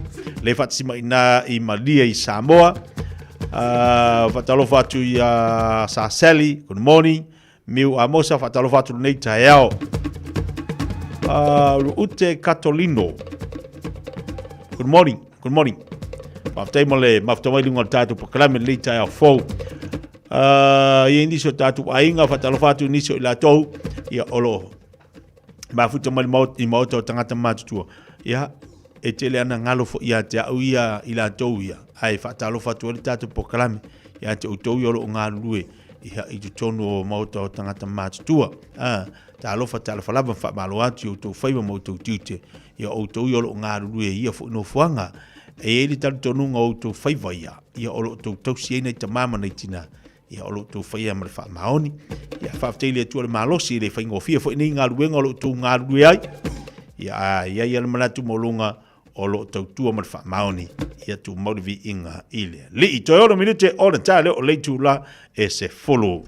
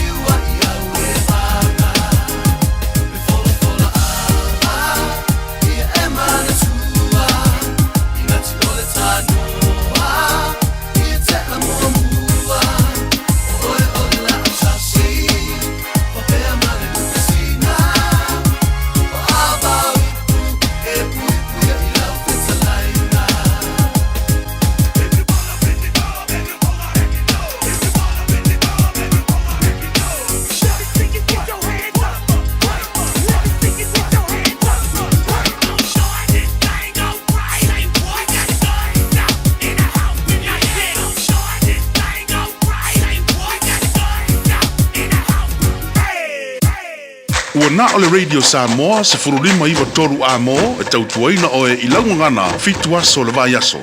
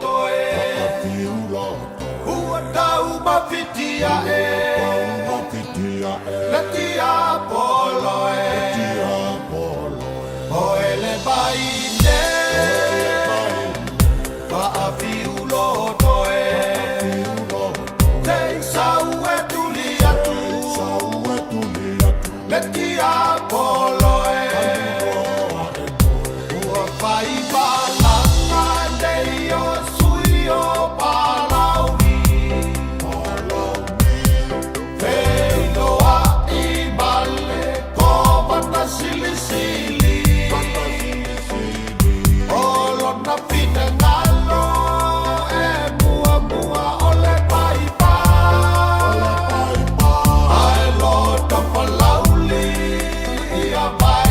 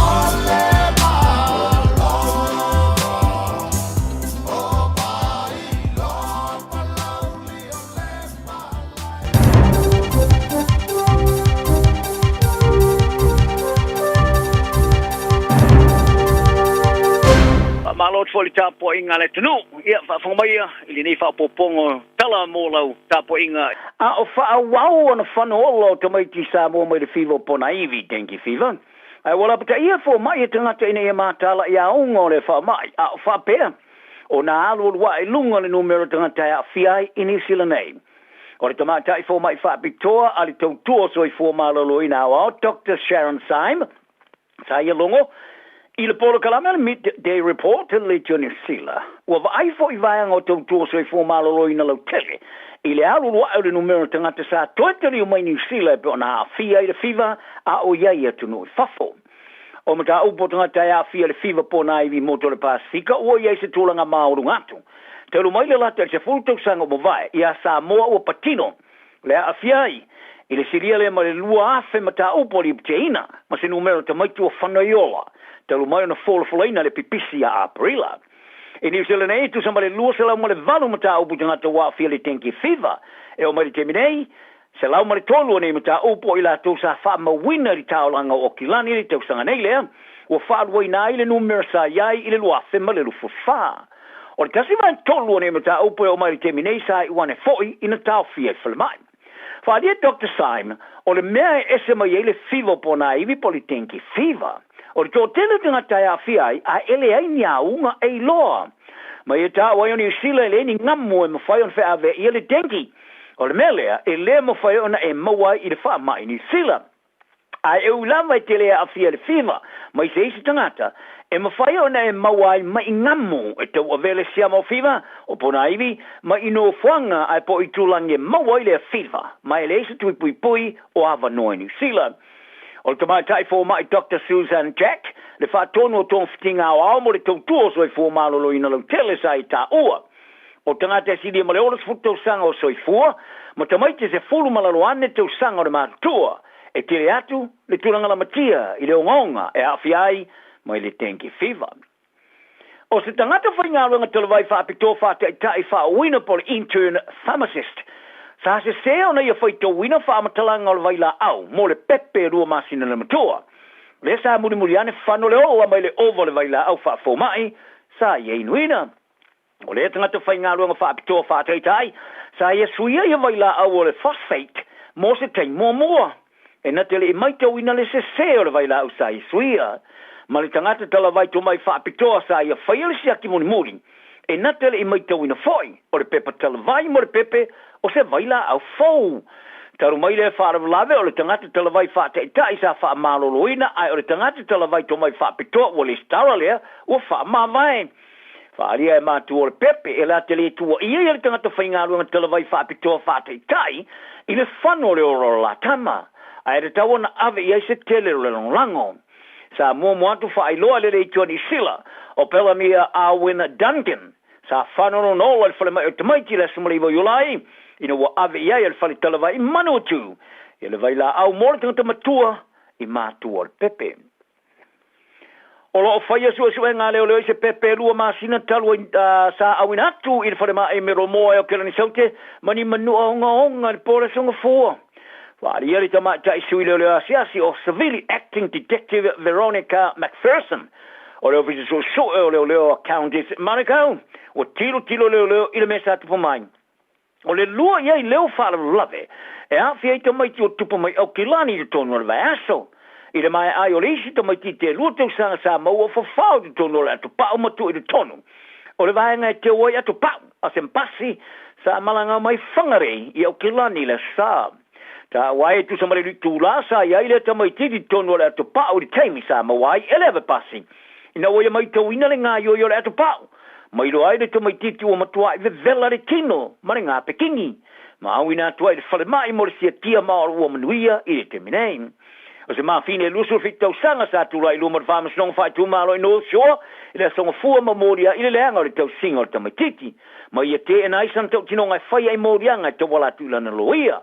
Ai sa toi tula i le whamas nonga i le asuna nafi ma wha awa wai o na tā fia le te minei. Se ia toi tula i luma o le whamas nonga. Wa whaalia ni so tangata whaatau Pasifika o supermarket ki au kilangi. E le tau ana lokaina i tau mafa o apa pi supo. Se tau mafa masani le tele o ainga Pasifika. O riso whale o loa wa tuina apa pisu po I tua lau I tonge whatau po counters, ma tā wai le ngauia o le pongai. Supermarket le Woolworths I mangere East ma tiara 2000, e o kilari, o le vanga telo ni so latu apa pisu po lata mo inesa ave se mo faka, o loa ai teu tuo faka de tongi ai whatau. O le o loa wala tele valuta la le pisu po la ikike kasi. E pe ona ave ai mom te ai riso ai nga pasika o faso solo to lava in kamwaka. O le kompania le Woolworths le ai ona ina supermarket le Countdown wala tu falia. O le nga yo ingo le ave se o pisu po mafata ai tu o fata de tongi ai whataunga o se so tanga le male nga oi. E se wha amtalanga te sisia sa wharia ai le so soani e tu ititi ai le matia ili nga oi ni so no whanga. Wala to fatu patapula ai na ile failo ina senu mero ni o loe te ngata tele ilungo fato loa. Ai pole tau fionisi o loe maulunga tele le tau I tua o fata e tongi e fataunga. O le sui o le leitua ni usila Pasifika sa asia supermarket o le Woolworths I mangere East matala noa I tangata fatau o le loto I fale. O risi sa lato faali ai ile tau ona teu pisu po I kua o faka de tongi e fataunga. O nisu o manatu, wa leise alofanga o whalolo ai whaia lea whai unga. O seisi sa ia whaali o se ngai o inga whailonga lanu. Wa ilo e fia tangata Pasifika e pisopo. Ai o isi tangata e ngoia, so se pepa o ano man fasi. Se whalolo ai mangere, po e ona ina whalolo Ashwini Takasa. E loko ina fo e pisopo I tua whata o loa o noni ngoia. Ma ia tā wai, e tele isi mea ngoia. Ai o pisopo. O ni mukwai kaunga ka lava. Talonga. Ai na tele whatau no wina ia moe me tingo tamata ale to whae I ta alo mo moe ni ta alo ngā whawa malo. E aore whai a ngā reo Black Scott Robinson. O na ia whai ase telefoni whai ngā tā tele atu ia Christian Leo Willie. E longo iai. E leo toi mo mia o ia mo ni ta amarisanga o ta alo ngā whawa malo ale Rugby Championship. O le numero valo le Crusaders stasio ingoi longa sa le iau fia ile awa filfilia ta alo Argentina, Africa, South Australia. O Leo Willie, se fo mai nifo fa uina sa mo sa ta alo I ta longa fai tau lia mo moe lua ma frani. Ina o filfilia sui le isi alo sa mo sa manu malo I tau ili tamata alo wa ili tau sanga le kapia le langi sa fa manu o Leo Wallace se titi. Habitat, o se titi ma pita lakai, o toi manu ia mai nei o la manua, mai le maua I Robertson I se isi ava no mo le lus fo weti o Champino su pala kapia Pasifika le Crusaders. Iana Lucy Foweti no o filfilia isi tama fou ia Simon Parker. O tūlanga o Lucy o fina wina o tūlanga pitu silia tu ne ona tamau ai ngai le la kapia New Zealand. E pēna whailo ele awali o Blacks wa ianei. E lua ia isi tama whao popo sa filfilia Robertson ila na au. Mai le tālonga sa ima wharani. A ele o awhia ia loka ia tu povai. Lea e mawhai ona mua tālo i au tafo skalamu I le ofu numero ono. O isi sui mo more o Blacks I tūlanga Lucy Alfia, Ethan Black Anna, Dalton Papali, Hoskins Tutu, o misia mai fo ile au whiwhili nei. Ina o siringia I Robertson pe iai nisi o ta alo e mawhaino toi whaia Elio Willie, ina I whiwhili ai, ai mai se sana score whapitoa sari ma teitai ai. Le manu malola na awa o tako si a Selson ni le tamarasanga le NPC wha ungar vaiaso, a sa tali Robertson, nope.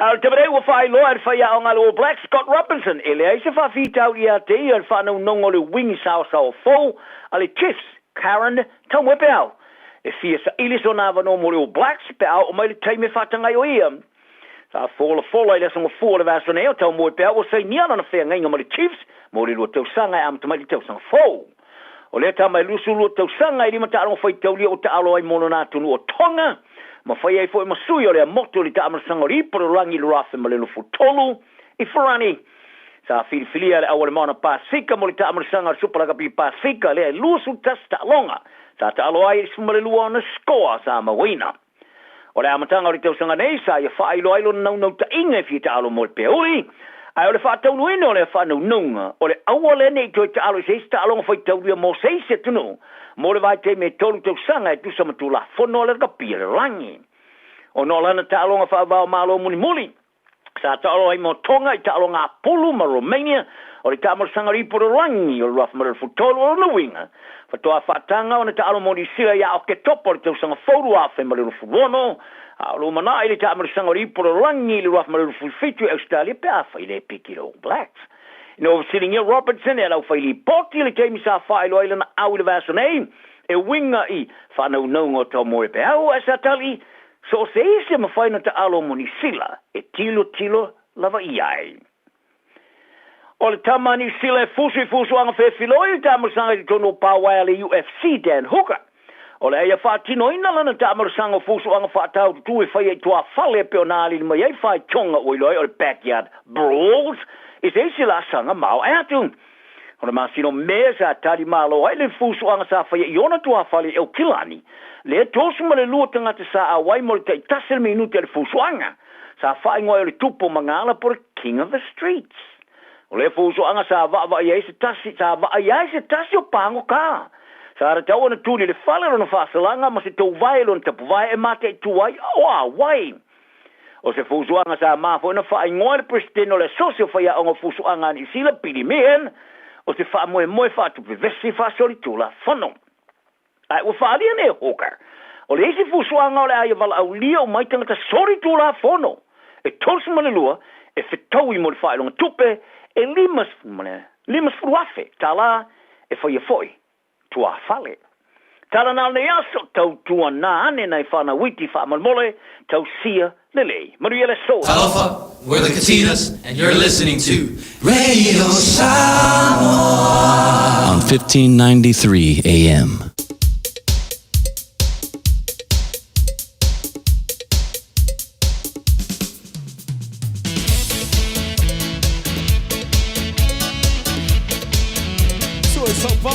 Sau panga, sau siva, whanalo le tō maurunga.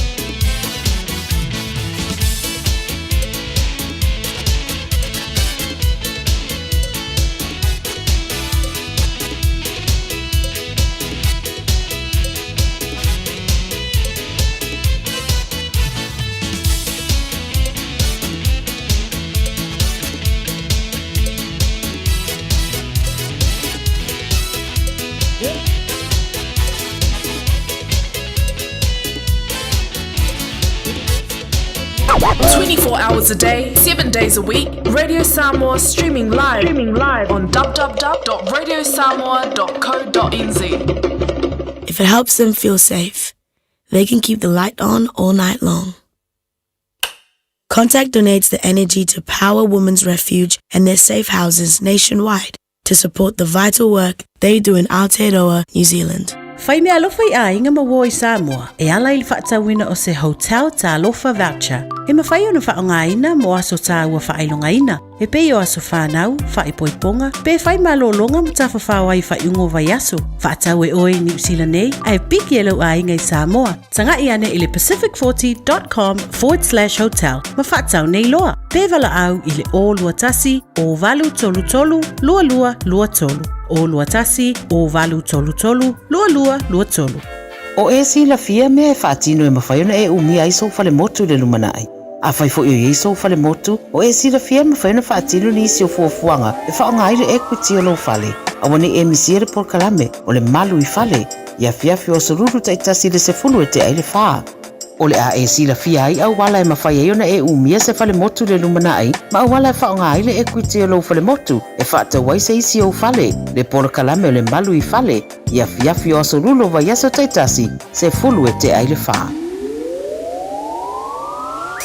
O e si la fia e iwa te si malitolu wha miliona tala le se leni ale UTOS ua toe whaasafua atu I ona sui whai unite I le lua o lua wha. Whai sau teo ngā tupe e teo wha whainga luenga ai lau se leni ina ia vave wha tau nuu se wha moe moe tā ua a lau ainga wha pe e ka le sia. Wha o ngā au nanga le ANZ po le Talofa Voucher, le M Tala, ma le My Cash e ala I le Click X. Wha afso tai mai le ono valulima lua ono iwa wha iwa, le www.utos.ws, po le e-maili o le info@utos.ws, po le Facebook, le UTOS, le wha aputu ngā tupe teo wha whainga luenga o le mawaenga tau sia Samoa, teo wha whainga luenga e mātou lau se leni, ai sele sele e oe le manuia.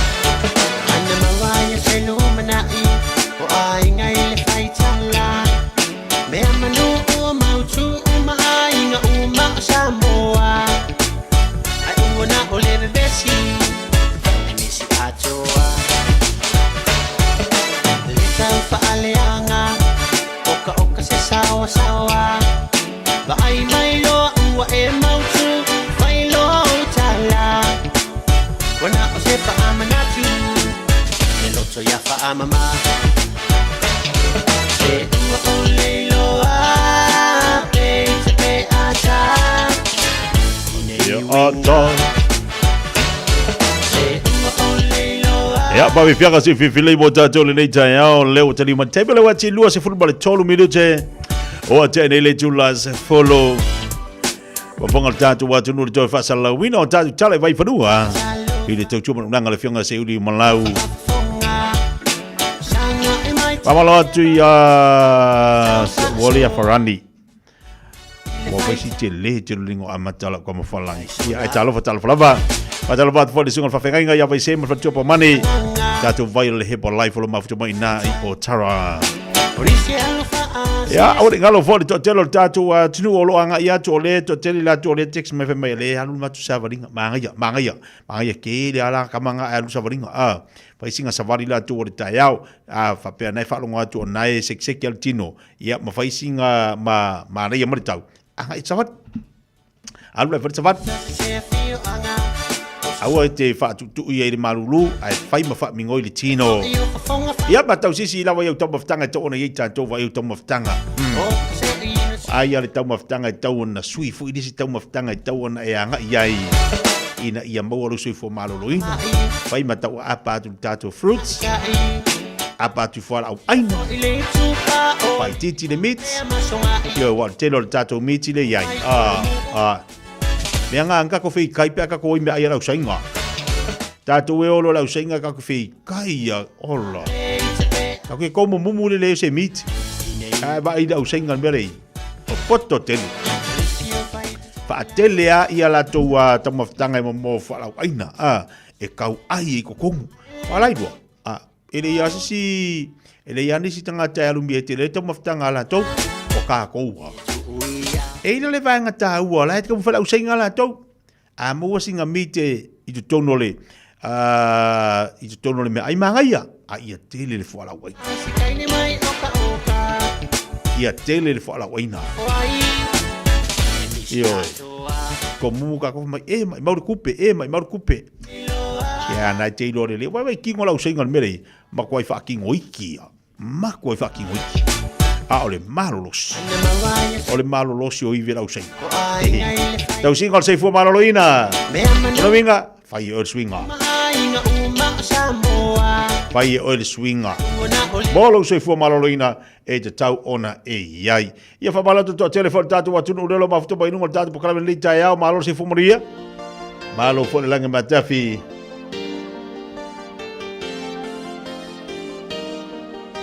malo si fe mga luenga le yaso o nga tono le yaso a fe nga ita to mga luenga ta si nga ta wole na e to tele ne fai tatu fa malstino foilia e tatu sumpana tele ne fai ya pe la le fe na nei le tatu fa malstino le fe na nei tatu fa ia masani ya ina i manukau ya e o foi tai au fa tatu sumpana le au nanga tu tu sunga fa fenga ya vai se ma fa tu po mani e vai ke le ka ko sumpa ale tau o fe ole mori atu fa tau va nona ya le te lue ai mau alo malo si ato toa ina o tari mal te bala wanti luas fulwono military te ne ia leitu la se folu mai al tatu fa fianga le tatu te fo ilea ila unanga mo te tua ale fatua yanga mana vai fangalona seri male unanga masani ale Pacifica Family Health Group.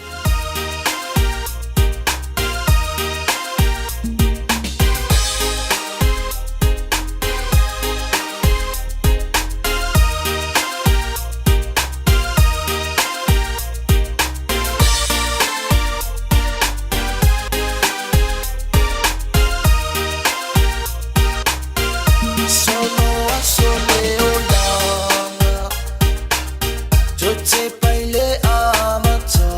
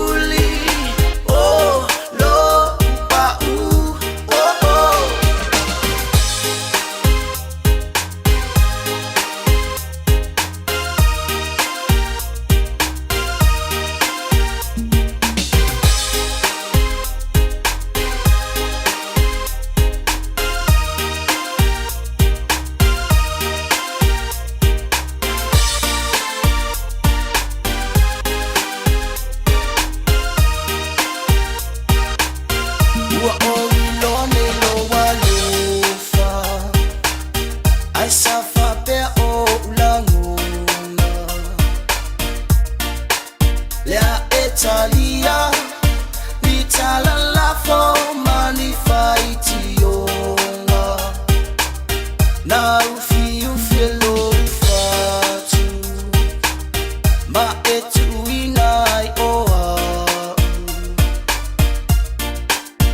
ai ave ese oni tala na la la uatu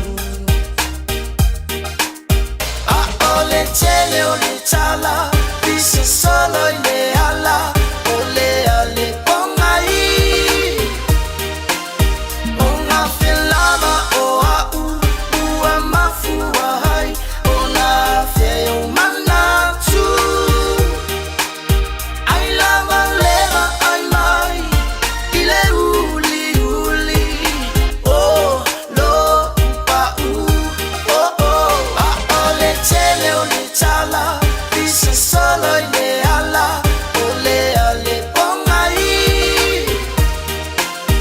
ona felama o au ua mafua hai ona feo manatu ai lava leva ai mai ile uli uli oh lo pa u oh oh a ole tele ole tala dise solo ile ala ole ale pongai ona felama o au ua mafua hai ona feo manatu ai lava leva ai mai ile uli uli oh lo pa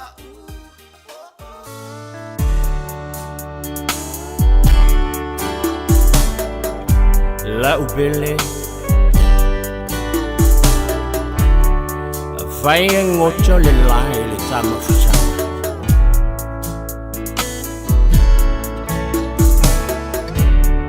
Oje jojo Selili sama-sama yo baktafa E faile mabainga Ole alofa Apai ai mucho Lene yolana Ya eiloa Ono Wanganga Ruma ona fai Waja Uachala Oche chota selili sama sama iyo Tafa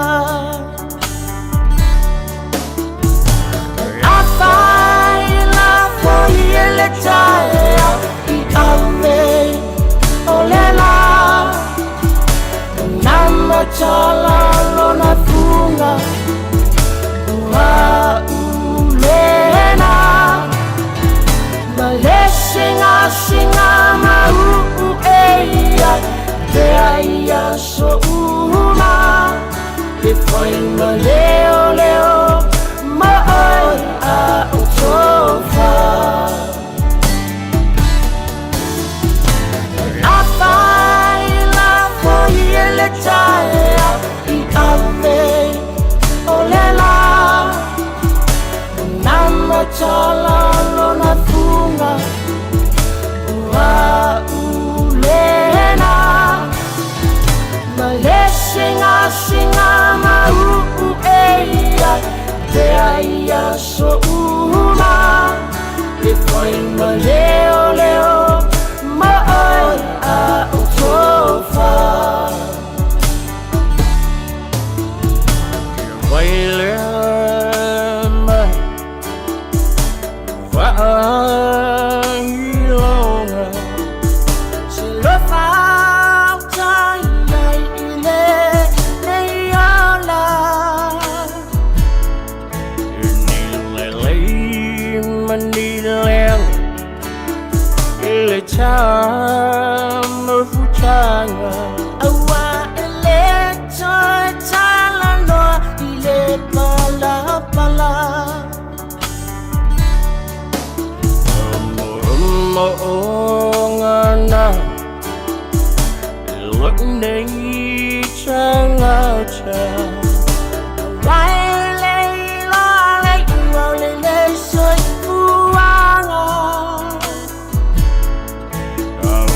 Java Selu Shata Folamai Tasilota Alunga Sa Alungani Afaila Foyeletaya Ikame Olela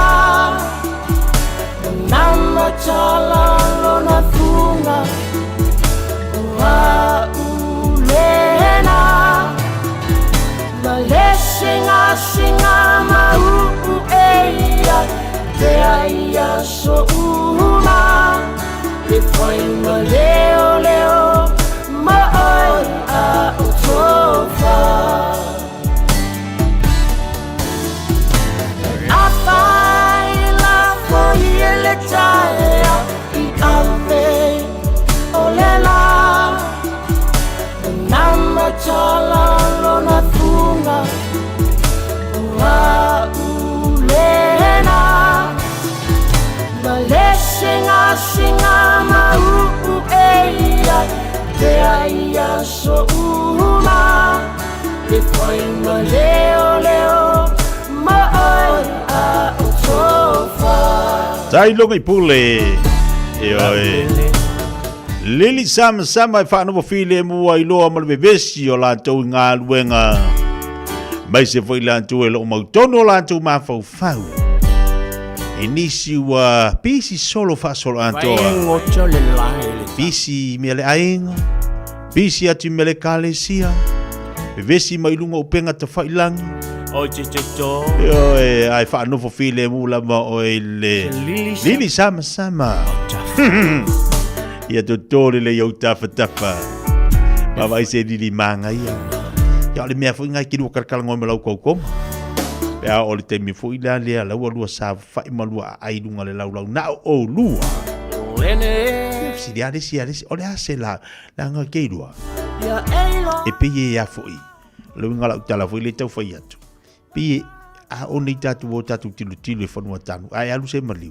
Ai la kule maka kele mo keu mo funga la au fuile palangi funga la au plastic fuile ka ke baba I kumuru ai se manga ia kala ku se fangua la e kwa I ta oto le mai so ko ngala au ke ngofo ala o ia ma fa basenga kuli mangu e fa fo ia o le fangua o se ko konga ia wa ke le fa ia ku po ia mo mua ia tangwala o ia vai pole ale langole o fala ulia tu de manu iulula to tu watu malesi funga la audisi to ai ia saula ile ila lo vai ia to le si funga la au si la to mai mafo fo o le ale winga o a wing on nei lanu o nei lanu ko sala I tango to awa I lo le wing o le lanu o lewa a mat lewa to ina au tafa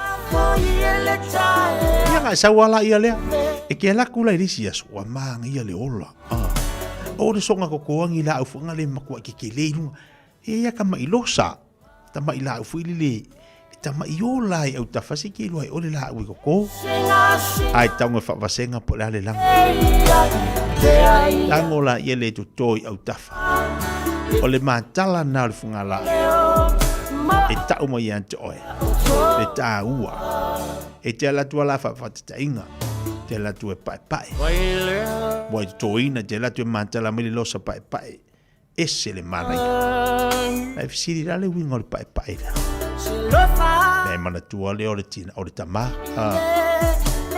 ele misi le loto to ina la sa fai mai ai o le loto o lo wingo le loto to ina pai ya o le si losa I au tafa o malitala le to ina e lanu mumu te la tula o tau fai funga mai ia la au ia lua ia e baba ia tu oka se mana ia le ola mai ia le losa mumu ia na dofo fui la ia pe tu amana ia le matala mai sia ula au le na toto ma fau lea po la le winga na toto ai le losa mumu ia fai lo le fa mai tai mi fato amano no fu ina mana o le toina ia mawhapa ia loa. Wingole losa mumu. Whaire mawha manatunga. Tu whaatasia i maa ua le sauninga o le whaiponga. Whai ei lea mo le wha manatunga. E ho o mo le tai au nei. Lea ua mātalama. E ui ana whailangi lana wholau. Ai teu pēi lo loto malawanga. Wale whaase o soanga la i o mawhawhauma. Momole o le ngala kala fu o le losa le fa ko aso soanga o mafo fu le lo tiro le matanga o fi e la kulisi aso e wa makala me le losa pingi ola le losa pai ola le losa mumu makala me losa pingi o le te faia mai alu asiasi Banga yo kau fai fu o mai na ya ula au na toi au tafasi au tautonga. Fai ngocho le lai le sama. Sale fu me marpingi. Ya itang o chicho. Tai mia na mata ina mano no fo mali toi. Sama yo bautafa. Au le lanu ale na fai mai ja u te ofuai. E fai no ma fai pai ponga. Ya no ualu asu. Yo foi pe a fai maso fa na we pingiki. Au le lanu leo le ofu na mana o to ina ia ulanu pingi. Wa vele kilo nga ma fau fau. Kilo ngi ma fau fau. E fai ane lo le we ma le lo salang moanga. E ma le lo salang moanga. Ale tuala le we to ina le lo sa pa e ma lo sa momo. Ia iulu le toina. Ai toina le lo sapingi ki ma le lo salanu moana I vai o le toina. Tau fai ola umaneila au a fua mai ona fua manai. Tilo te foi le funga mai o le lo salanu moana. E mana tua le o le lanua leo si au tautonga o le lanu moana. E pingi ki oe ai lanu moana le toina. Kango lea fui singa vai. Fui singa vai. Le ata na ulo I mata e whatu ulu pēr. I lungo ngi rosa. Ina ia tu mau pēr le lua whengai. Ia aua ni tu e alu sau whalu.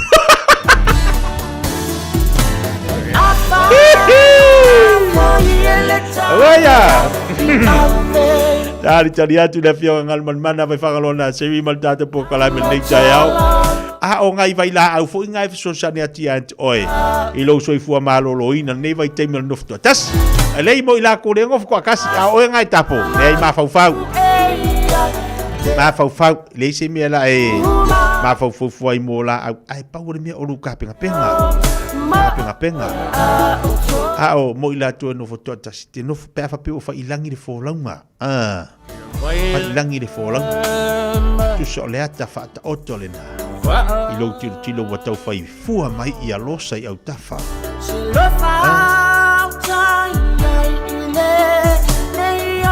Tau fai maatala mai losa. Mantua la le losa mumu, losa pae. Le loto le toi ina e whainga tāna ngalo I ante oe. Whainga tāna ngalo I ante oe. Le loto le toi ina e mama. E tō anga e fie alu le loto. Tu leila na whanau le loto. Tu leile tinai me whai le loto. Me fai le ainga. Lolo winga ta oto mai I o le tinai o le tamai tausi ainga. Ia o le mumu. O le whianga inga na osi aina ua. Whioa I mana o lolo to ina fai po loa. Lili sama. Sili le fai po ia au ene to ene me tutupu. E fai le. Ofu pingiki. Lano no mutua na mana o ele to ina. Wale ofu lano moana o le lano.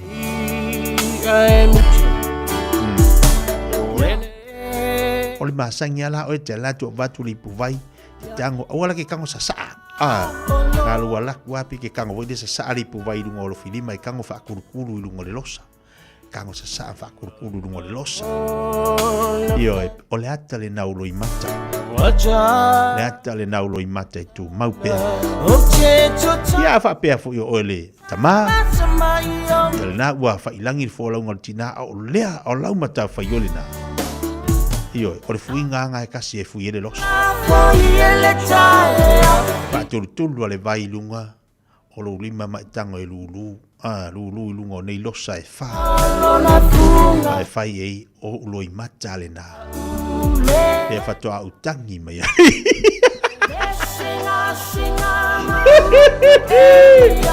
awaya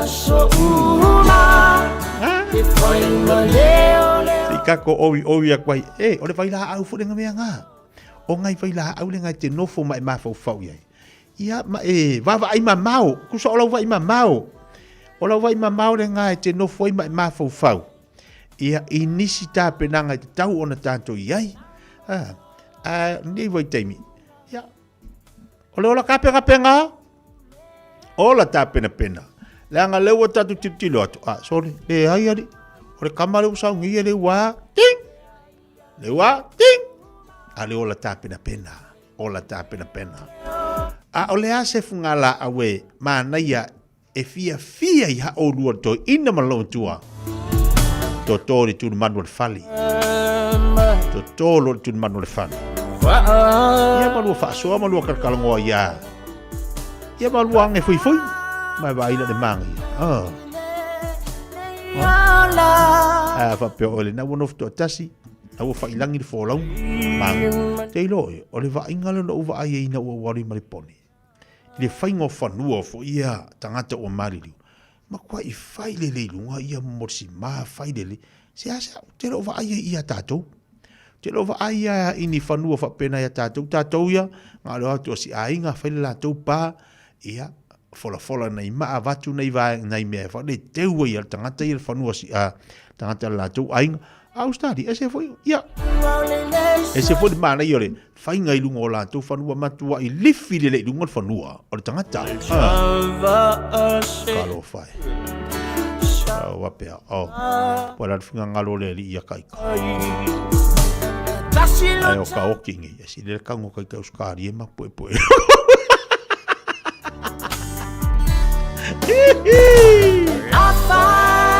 Enti le kangu ya skari ala ia ilunga ilo le kangu inga le alu ila. Babalo tu dei afta ave upa. Kalo fai malo fai le mu. Babalo atu ya palepa. To mata malo si fomonia lita yao. Yo si fomonia fafta ile li dia so fo tatu wa lia mata ngo fia fo nei savai oi kalo fai. Lo le sui fuala le atalo fati amalo tu manu Willy Sonne atalo fatu nei tayao ya fa balada te pro muritalo yolu good morning malo si fomonia atalo fati ya si to kalo fa kwa fingi ya sulu vai fai mari le upa nei tayao Ona I motunga afale na tatu tatano vava ai vava I mamau. Kolopa le pen fatalo fatu ma futo na ya uai. La to famisa fatalo fatu nei tai au fo. Tele fatu filano nuai. La ufele. Vai le mula yo yaso. O nga tonu ma vai le paketino la tupe na o mau mo le vayaso. Fa so ale lei. Na ia maua lei ia mea umana te mana umia te tonolo ainga.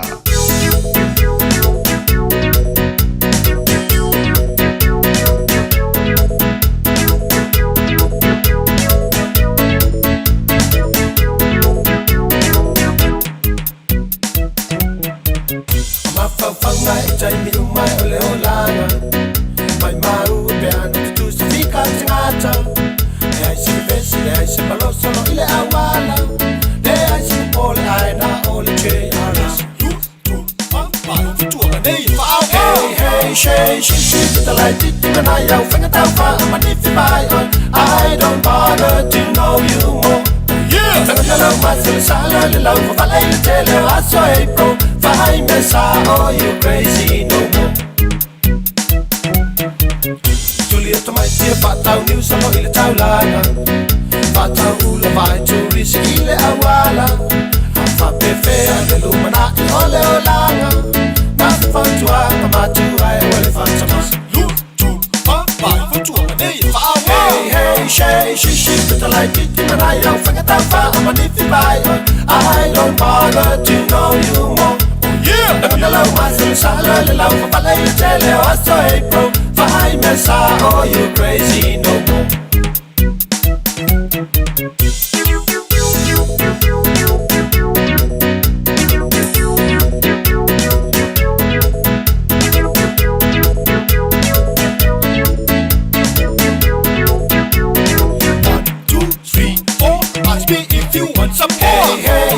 She put the light deep in my young finger down far. I'm a nifty by I don't bother to know you more.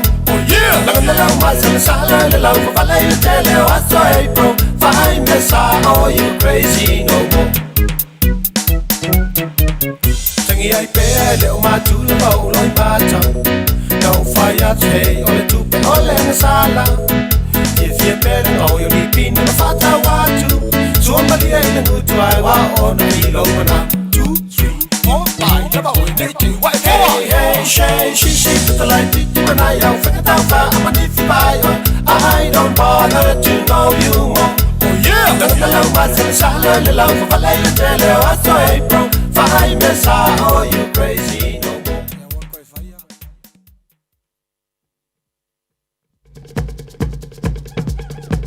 So se fulu minuto le tale o le tula se fulu maltasi ia e wale mfano fata si moile tato unanga mal tato tautua le afionga ngal manwana vai fangalona seri mo tato le leita yao faisi pisi ia te loa e te le avanoa mana ila ola o tau fo na tato tilo so sani mo oe ai ole ana vatau lava ma le tau fai o le unanga mal tautua Pacifica Family Health Group so sani atu le mo tato lo se fo maloloina ta ua i o le tau ngolongo mo tato le nevai te me faisi pisi fa mai o le wha mai pesi le sau nei, o le fulu, ia me se fo misela, pi lava na tau ngolongo pea mo le tātou wātunu. I fui fau tuanga ma lapta inga, ma tima inga o mai le mtanga luenga, so i fua maloloina. Me se fo le tau tua le whionga ngan manmana, mai whangalona siri, mo tātou umalava, ina ia mawhai o na whai siaki a tātou fo mai, ai te li malangi Samoa. To telo tātou nei mātua e fia malanga lava lātou Samoa e asiasi, a ingam fia no fwai, e foi tatu ainga o le malanga o no whaablave ia ma niso fofuanga whaamboenga mo tatu ainga Samoa. Ai o le tua lalo al poka la memma le tautua le awhionga nganu mana. Mo tatu, whai lau siaki le fo mai, ta pena mea umana e alu e maui, le ero to e pose lilo le tulanga lo iai, le pepesi o le tenki fiva i Samoa, fo mai pona ivi. Ia, tatu talo foi o le tatu atu o Samoa, nei vai teimi. Ai o le sosani na mo tatu, ale vai lau fo mai te li malanga i Samoa, pe te alu foi vai lau fo mai te li malanga sisi atunu wa te li lo foi tulanga o lo ieli na tunu te malanga iai po o hangi fa mai o kupu ai ai le leilo walu o lau wa umana fai sia ki le fo mai le leilo malanga lo wa lava tapena wa fa pe Australia Amerika o Japan o fe lava le tunu ai lau fo mai ya na e alu alea i iau fi malanga inga ma u fo fuanga ale na wa umana fai sia ki le fo mai ia mo oe awalu soifu a maloloina na fa manatu na tatu pokala me neiti mo taiao ina wolim fai ona pa umai ia la unanga mo tautua le fionga ngal mana mai fangalona seri mo tautua ma sana tatu fa mai o le Pacifica Family Health Group o te lola to mo le avano mo tatu le vas fo ina o se monte mo wati lo to evalu minuto tali tu las fo tali tu las matas ia ona watu fo lo tatu tra fo ile ngana Britania lo fanga solo nisio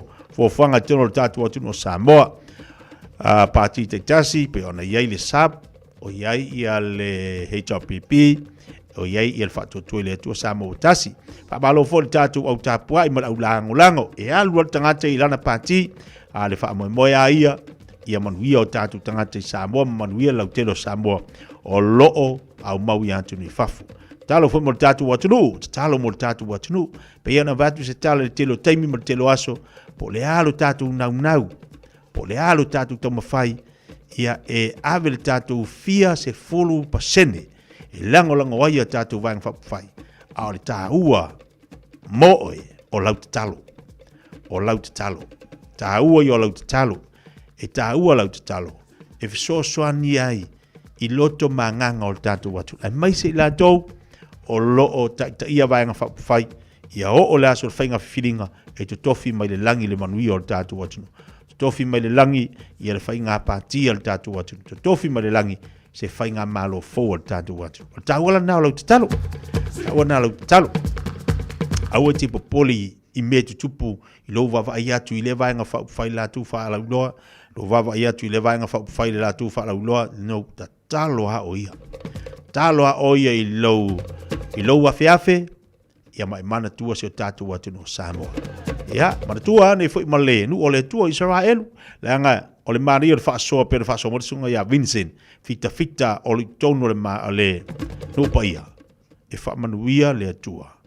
Ia tu no uma. E whaamanuia le atua ia te ile atu. E whaamanuia atu. Ile nu o le atua. Tau fwoi le na. Talo mo le nu o le atua. Te talo mo le atu. Nu le te no fwoi. Talo mo Samoa. Ma te talo mo lo wa inga. Le ala tanga tatu. E le uma pesen ka haku. E ka wha. Ai, e wolo fatua le tatu pakala me fwoi lea. Mo vaenga whai o lo whaatino ia lanto fuafuanga I tolo le tatu atino. Ia ma le tatu au langolango. Tatu au langolango.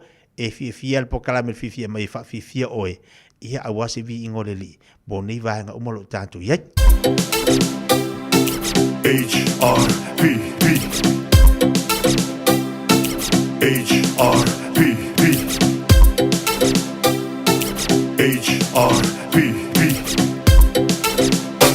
Samoa o watu no upelele anganga. Soe au mai lo fa atuanga. La upati e alo famoni lava na si iti ama walunga lo tulanga. Ua numera tasi o he Samoa. I le Pasifika atoa. O aina si iti aina lo ingoa. Le HRPP toi sauloa. O aina au lele ai au taulanga. HRPP. O aina so o ai au awala. HRPP. O aina so o ai le vai male paua. HRPP. O aina tau no fie ai le soi fuanga. HRPP. O aina faya salinga luma awala la papa. HRPP. Le universite o aina au maya. HRPP. O aina faya le tele o falea onga. HRPP. Sauni la ia sau e te palota ile. HRPP. Oh my, ilau vai nga fa upu fai. Ai fia sa o loso palota male foto. Sau e palota mai.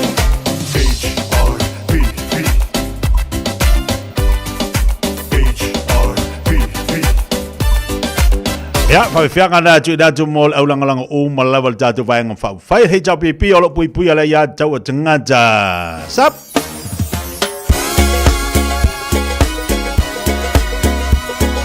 Whai malua o whai wale whai vaenga le tai au.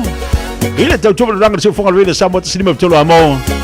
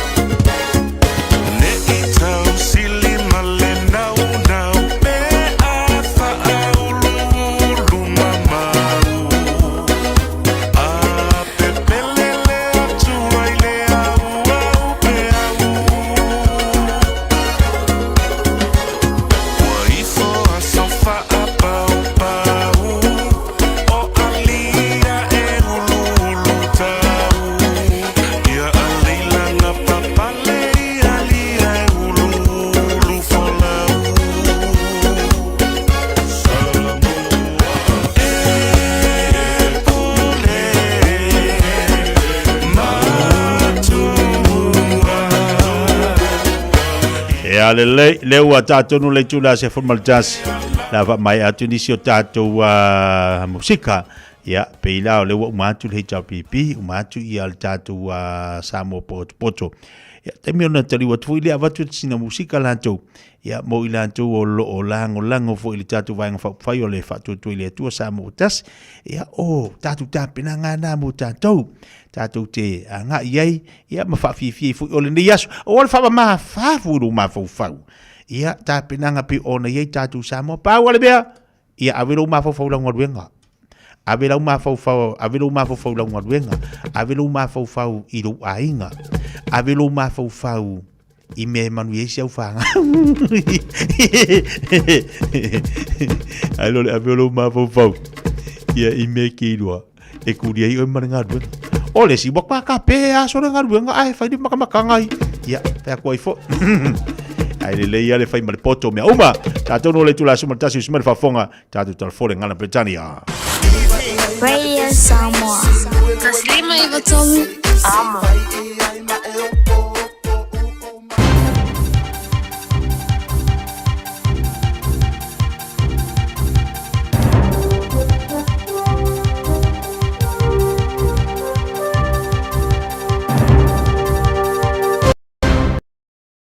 In this update and in breaking news, reached 5.2% in the June quarter, up from 5.1% in the March quarter. The rate has climbed from just 3.2% in late 2021. A study suggests verbal abuse in childhood has a similar impact on adult mental health as physical abuse. Researchers looked at 7 studies, including more than 20,000 British adults born from the 1950s onwards. Of respondents who reported only physical abuse, more than 22% had low mental health. But 24% of those who had experienced verbal abuse reported mental health concerns. The study finds the rate of verbal abuse has risen suddenly, alongside physical abuse halving over recent decades. Police are unable to move the climate protesters on their 10th day occupying a coal bucket at New Zealand's largest mine. 2 climate activists have been camping on Stockton Mine's aerial ropeway since last Monday to prevent coal leaving the mine. Police say they are aware of the ongoing illegal trespass but can't move the protesters due to safety concerns. One protester says if Bathurst doesn't halt plans to destroy the Denniston Plateau, they will interfere with their mining in every way possible. It's expected Māori will have a tougher job proving customary title as the government looks to change the criteria. The government will proceed with the contentious Marine and Coastal Area Bill, despite a Supreme Court ruling that questioned whether the changes were necessary. Te Mata law barrister Harry Clatworthy says groups will now have to prove continuous and uninterrupted occupation since 1840. He says particular Māori groups will be more affected than others. Who have areas of interest that are in high areas of third-party use. So Auckland, Tauranga, areas where there's development and there's a lot of third parties using that area. And that is news. In sport, the Black Caps aren't messing around with the fitness of Will O'Rourke. Ruled out of the second test against Zimbabwe with a back injury, the giant fast bowler is on the first plane home. Black Caps bowling coach Jacob Oram says O'Rourke is a valuable asset and they want him back in their attack as soon as possible. The Breakers have signed 2 more locals to development contracts for the upcoming ANBL basketball season. Southland Sharks guard Tukaha Cooper and Nelson Guards forward Liam Judd have joined the roster. And that is sport.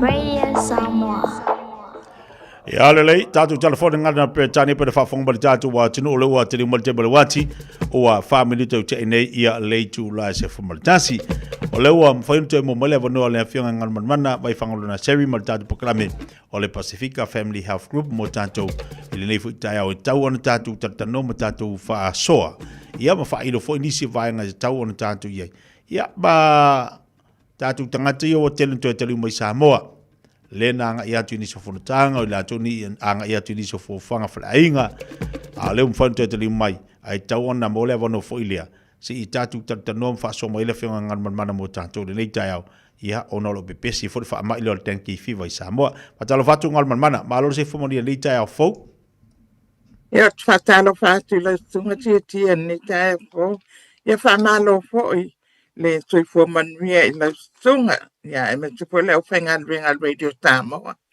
o fatalo fatu fo ile pa ia male malo Samoa o ro maua menta pro kalame tunga i fa fenga inga mo la te fatua so fatu faita ulang ia e fa pere tupu matamali i pa ia a lasi te tato watu no o lo mawhai on fa fonga mai ni ta ea talo fa lava ia le to le mfento mo le no fo ile mo tanto ngal mana ia e fa so ai ni o nga tono le vaiaso a o tanto iai ia i fo fanga tiuto manga luenga le to po se lo tulanga lo iai li tatu fa mai Samoa ten ki fiva ai o to telefo ilanto o le o to tele mai i Samoa mai fo fanga sa iai ainga mai se o sunga fono e kalesia pe ona o ia tie la so soni la le tulanga pastaya tia yo wol taimi nei wa matua te tele lava fa mai o tenki fiva i Samoa e wi lava o lo wa a mata ona fa tau wina fo ia fo fuanga te fo malo loina e fa ititia ia le yayo o no fuanga le ye o lo o tu fuai namu ia matulanga fa pena ona o le namu e ma fuai le fa ma ile nei a tule a pe ai fo i o e le namu o lo ia le siamo le denki ia o nai ma fua mai ai o le o to tele tato ta alala po i tua i nu i tua ia matono po i o taulanga po i tono Samoa o wa o te pito nu lava Samoa o lo ua fia ia tangata i le denki fever o le fautua i nai la tau fatoa au mai a wai e tuta pale lona pā po lona fitu o aso taluna na u oe pe utia oe ia pe ai oe le namu fato a dia e mai ia nisi o aunga o le denki fever o le ala ia e le lope pe na ai oe le namu i le po ana po ai e lele mai nei ia fato ai i loa ia niaunga ia pe afa pe tolu pe faaso e te iai nei o le ala e fautua i nai i tātou uma o le fato au mai Samoa vai a i whaalonga tu loa ua langona le vai tele le tino, langona le fiva, ti ngā le ulu, ia a matana whaafau pe whaasuati fōi. Ia pe pa ia fōi ua pata le tino pe mangisto. Awa turn off wa ai alo va il fō mai. O a unga ia wa amata o na maua o i le whaama i o denki fiva. Ia por whaama i fōi le o wha ta Wednesday. O le fiva po na iwi awa e langona le tinga o so onga po na iwi. Ia mamaso le tino o le ala awa teno fwai a whai o le whata e po i mai le malanga. Ia pe whapena po i o walo wato tele o mātua po i. Sa wato ma awe ala to whanau la iti. O le ala le o to po i mai. A whapea loa ina le tangi o te mai titi wa i wapata le tino fiwe whaanga tau le mawhaina ai. Na e langona la ia le e ia le maku anga wala ion whapena. Awe le fōma, awe ba il fōma o ina i loa ai. E le ai te tui pui o denki fiva a tia mal whafunga anga le tato watunu. Ai e iel tato nunga a whapea o e losi o lava pui nga whanatura o iate oi lo tino e mawhai o na te atu ai foi i siama i o denki fiva ia ai o le whautuanga lava ia a pai e oso ia unga na o le fiva ti ngā le ulu ia pe whalonga tu foi tu amata e ti ngā ia ti ngā ia to ono pona iwi langona le vai ia whawhau mtulanga na pa ai inu ia tele ia le vai yauli to anga inu o Panadols ia ma e alwe vai le fō mai Awa e te whaalongolongo ma awa te whaatutuanga iai se ionga onga ia unga le tenki whiwa. Awa olo ti ngā maonga onga ia e whaalonga tuloa ia wa papa toto le istu. I te ngangana whaingofia. Ia e o ofo e la i le vai atu a whai atu whasuati. Wa filongia le apale ia le pua inga tu lo whafonga anga. La ngona le rano le manava. Pe te ia wa mai wa lusti le manava. Ai le loa po le ale me mapuai e le o te mea ai na mapuai. O la ngona ia po o tūlanga onga ia o le tenki whiwa le mawhai fo ina inu le mawhai na taos te mea ai ia ma le tino la le wa vai wana tilo mai la vai ate oi ia ma tele le fia whai mai a wale este energy le este se maa losi e whai mai ese tala ia a wale lava fo i wanga lo tinga ina ma e tawa le vale ma ta oto wale este o tūlanga onga ia o le tenki whiwa a whaila o oe ta e fo i mai Samoa. Aina e sa wama e whaalongoina nisi o a unga nei a ue te no fuai alulo e vailo fo mai a tonu e vave maua esi tonga piti po le aste fuala au e avatu e ono tonga piti ai o e mawailo malisi anga. O ila tau o lo masani o naya to anga pia ma fia e inu le aspirin ia po le wala au po ele ta o le ibuprofen ia e fautuaina awale to inuina wala au ia wa wala au ia e ftatani ia e atili ai ona po i toto mai ia pe filongia le manava pa watata ia matulanga fa pena matili ia la ia le vai rutino awale to tangofia ia wala au ia o le aspirin ia po le ibuprofen foi se situ ai anu ila fo mai o fatuanga le tia na o manao e fa la wilo atu ia tato inga fatu afu i mai i Samoa awa lo va ai ala vali to tele o lato wa fo i mai Samoa il ne vai tau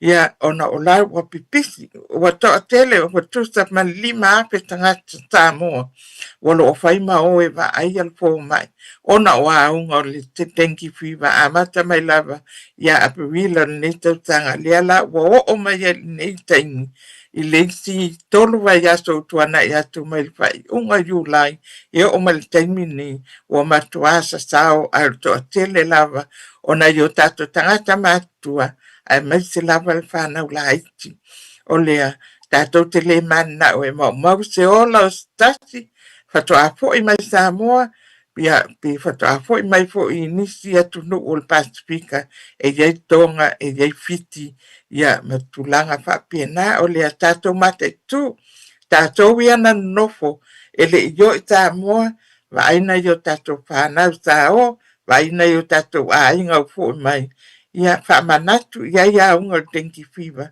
ina ia mawhai o na o e wa aia fo mai whamanatu atu fo ia lewa tala li tato whatal vai i tato whal mai fo i Papatoi i le 32 Kings Road ia o tele lava tato wa script o mawhai o na mawai na po lau pepa le tala ia u vai a whai e tele o le tala li tato whal mai na ai o iai ia tau pepa script tala ia u vai mai stesi au fo mai ai o lo e no for la talatan i nai tono Papatoi a fai fa fanta na e alu skim ia e le na le ke le paka ia fai ngopia le alu ia e le ese traffic ya nga ia le tato fal mai a na wat tala le tato fal mai e tio o ia e tala ia fala au e maua uma ia la vai na ia tato fala au ai a fa pe fo ia le mfena elo vai fo mai tala noa ia tātou i lātou o lo whaingat wenga i tātou kinis e avatu ai fo lep tōtani atu i nisi o mea e tau na whai. Mantua tātou whalmai e tasi i Weymouth i numero 5 Waimahia Road.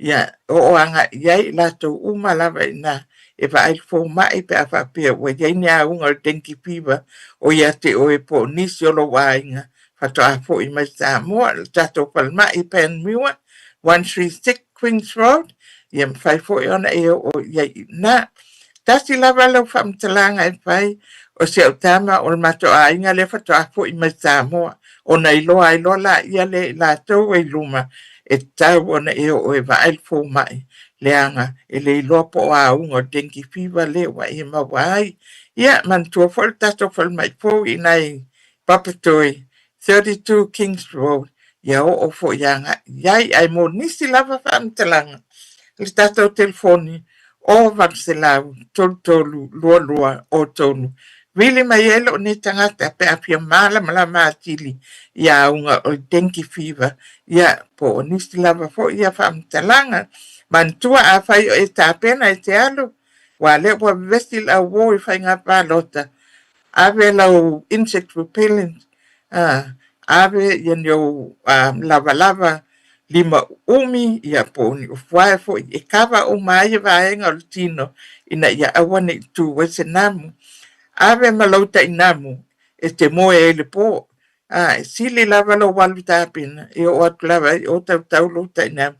Ai awet fa mo o su e atu sta inamu e te to fa ia wais te a fo i mo wen a inga de sta inamu ai tele ta inamu e mo e fa le o senga i o tara ma o tapu e te alu ma ave o puipuinga na e tawon tato wa no futanga ye pa tato sa muni e tato te fai malanga i tamo wa tasi la wala ma wai o dengue fever pe ai le o ele namu ia ona tabla ia le namu na avatu ia ai atu mai ia oe ala tutu ia avatu le tangata lo wain ia ma faso solo e fa pena ali tato no fota ave tato panadol ave uma tato me tavon tapina ia ave foi se pen 8 afa pe mangesto pe tu namu lo vai avol valua ona tele lo ting lima i lo wa pa ule mu lo vai yo ne top mai la ya le ai le umal mea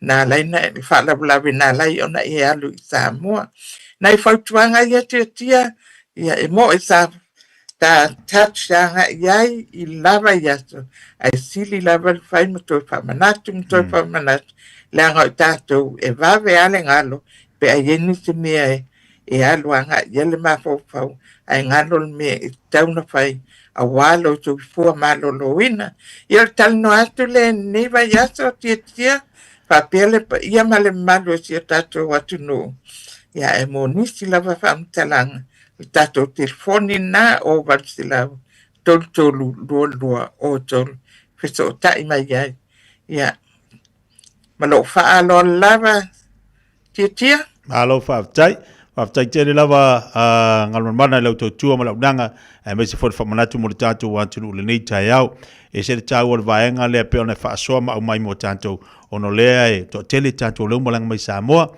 e tau fo ilia anga i mai lo tato tau pento pe fa disia ke fo mai na to e fo inicio tato e malanga mai ia o matua pisia ai au nei tu o me tau na fai ai mane fa manatu ma nei tele fa manatu e ole o le whea i o le siama ia ele o se mere lei a o leo manino le whaafonga le tātu watunu e atu langa tau o le tātu wanga i ai o le tātaimi pa aftaimi o le tāpu kalami whaasola ni fo i taia mo le whamanatu mo le malo le tātu watunu ina ia malu puipui a tātou mo le telo whamai maua saunga le mofo i ati tātou ina ia puipui a tātou i telo meo tātou te whea i ai e whaaftai tele lava ngal mana whamai moa la atu e maolisi whapaponga le tāpu kalami le vasa fau Ia, tato whailoa i vai asupau le alofa ma le anga lei. O le atua, ia netu la tu whāstoi fua Samoa. Ma alofa aftai.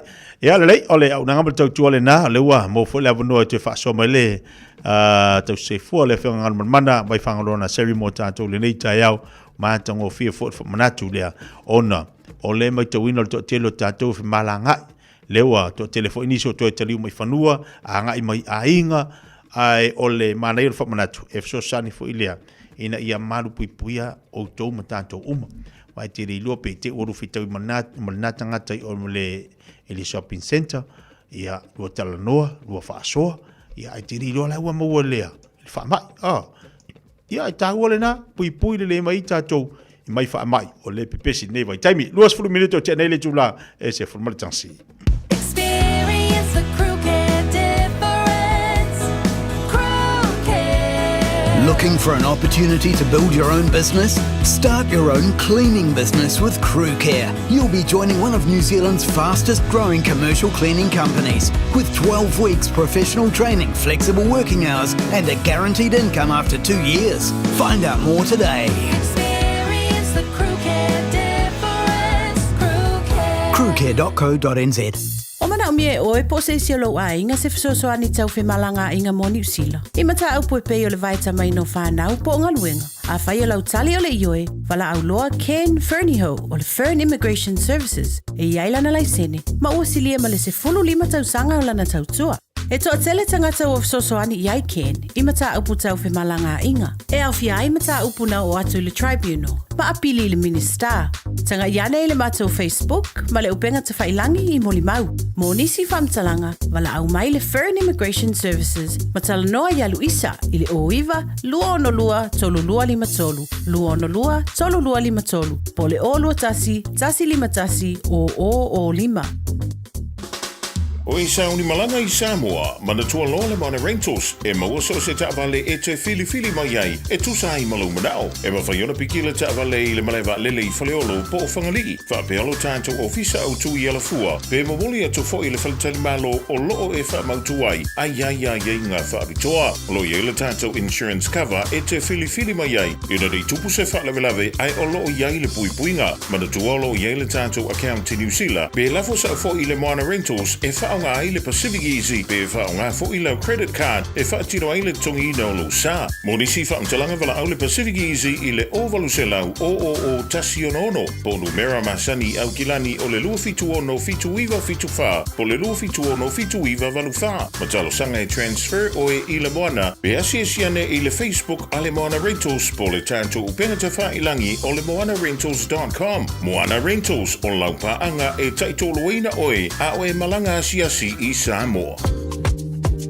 O le aho nanga le sebe mawai o loa nanga tae peo TV, speaker JBL, telefoni Samsung, moenga Sleepwell, City no 4, pusa aisa ma o loa o ngā I leo mukuka. Maua foi o lotu aisa, vai tau mawha maisi. Tutongi I nei New Zealand e pike lau a ingai Samoa. Whapsota mai le Facebook po le Instagram a le Sapa Pia Samoa, pe emaili mai I le buy@sab.ws. Sab, lau fale o loa numero tasi I Samoa.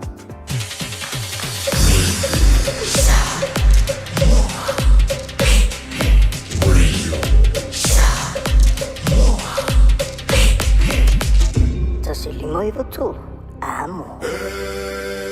Fanono, fano le lotoi, fai mai wate not on my pay I le fano.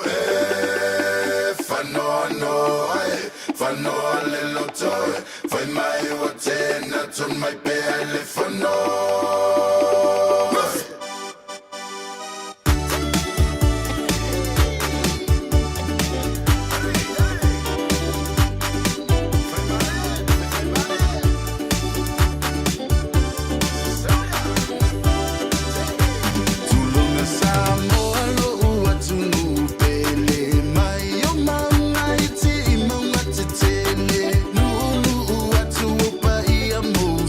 Yo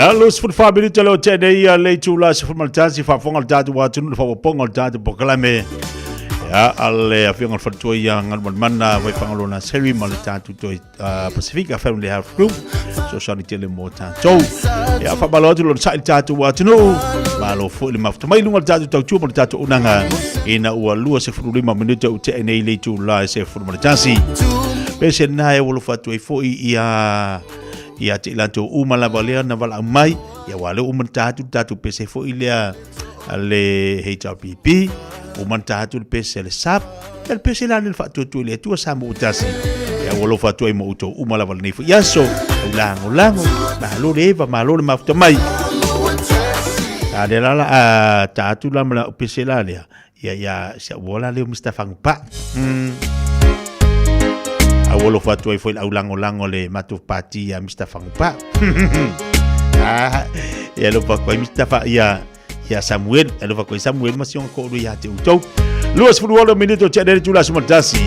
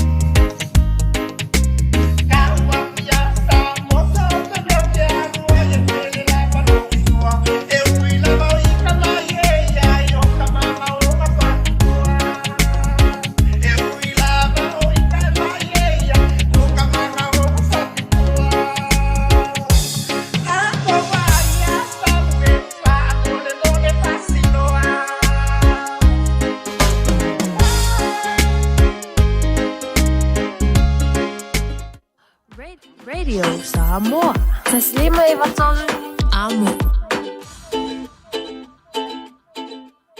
Ua mawhai o na aura tula polo kalame le leimo o ia so taitasi o na o le langolango malo si le whale maliu a se alo le atunuu o ese tātupu Funeral Directors i Manukau City. O kalame leimo o e talo whalana. Amata ni tau sanga e lua o luto. O whaaleanga ina le atunuu o Aotearoa New Zealand i lolonga mai matangi i male a whao kapiriela. O le mautonu ma te memea tangata umala. Ona o le tele nau nau. O mea te o tino o tangata o whaanga ina o lau whanua au wala. O mali liu fo'i i a tangata. O sa ili. Ma fasili pea ma sa ili se tali. Pe aisia ma sa ili se fōr pa fita uli. Whaatalo no sui o le malo. Ma tangata popoto i whaalawalawe whaanatura. O tusi lima fo'i. Solo tangata o tua ia is tangata ia ma whaalapa tonga ma company. Ai o le tani lea a yopo. Soma lua wha iwa fitu ma le bala. Ia e fasili manu mai wha. La tu te awa o mai ia te oi. Ma manu whelelei. La tu te wha ilo mai ia te oi. Tau tala i ele ele. E a o mai ia te oi. E wha amatala mai fo ia ia. O le sami ia te oi. Mai tau le pupo ngā o yopo na le ai. Se poto le larolangi na mawhai. O na maua le tali e mapu i ai ti ngā o yopo. Whailo mai e yopo. A o tātou whisili pēr, aisea i o le global warming. A whemai o lei loa e manu mai wha, o manu where lei o i o le samu, le mafu anga o whaalawe whaanatu. Na whai e le tua le rorolangi, ma mea o iai. Na sila atu fo i le tua, ua matua ato toa male lei, ma fia iai. Ai pangalea. Ua whaaleanga ina e tangata le lalolangi. O le watangi maui le lalolangi le la uele ele, ona ua le tausia le lei e ona tangata. Ia ele lei, ona tātou teu mawhai le lei a tātou la pisi, ia ma teu ma alofa i lau whanua na whai ele tua mo tātou.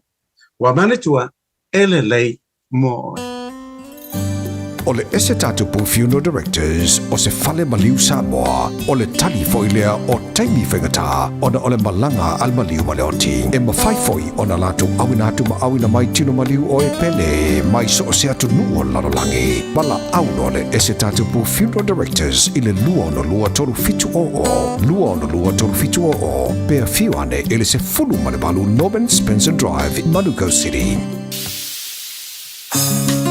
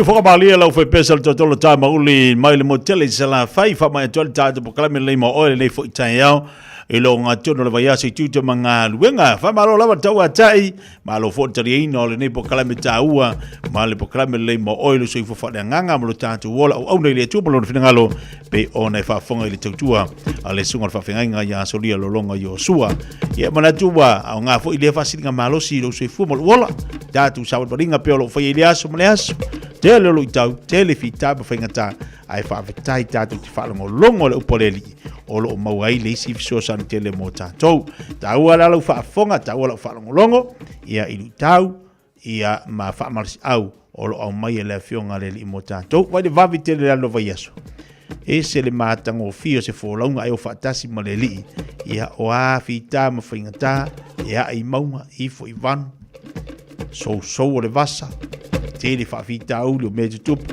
ia ia lo fangia tatu le li a taulo tatu va ile tua so sani mai ati tatu o le mo se va no la nga tatu tua al ignite colleges mo tatu skills ignite ya Erika va tau ai ona ngale to evala one over se la tu falima over se la tu falima por olu lima fa valu tasi lima ono o ia o le telefonina te mo iai ia le sunga ia Erika mo lana tau tua foi malaunanga mo tātou le nei foi iaso ia mana tolo manuia lava nei tai au au ringa li ant o tātou fa marstino foi le foi le fefena nei tāle tu lai ono tātou fa imasani foi le tātou sumpai na sumai talmai au e te fa malosi ia oe o te fa malosi ia oe fai lo fa marstino taimi nei ua tele ai na maua tātou i mai taimi foi nei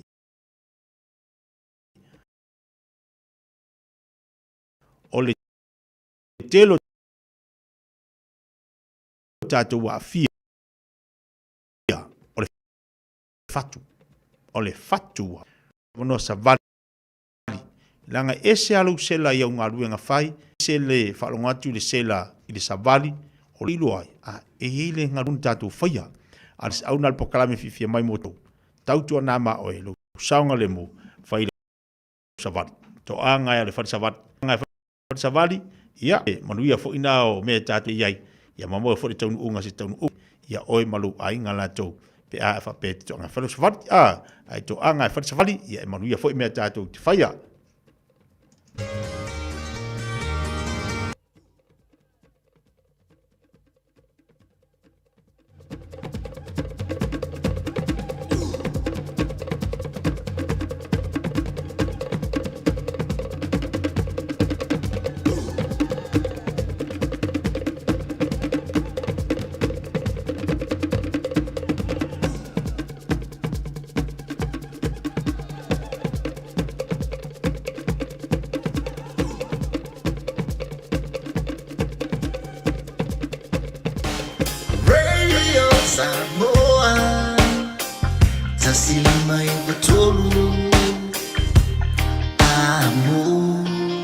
Radio Samoa. Tasilima tu.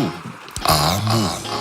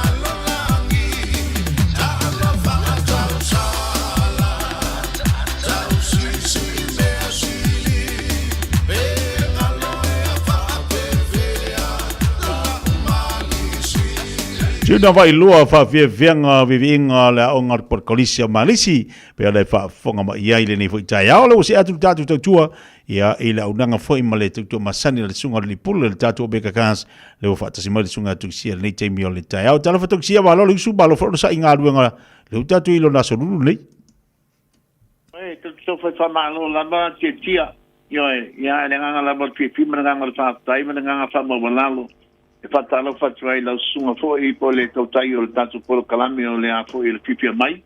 Ia wai fa fo anga sa mo tu kalami fatu tia le veilu sa mo. Pa malo sui fu mania, pa malo vita wa se malo le usul nei aso a tia. Malo lo sai. O ngā tono le vai aso, ma ne fo winga le tau maru ru mai lava.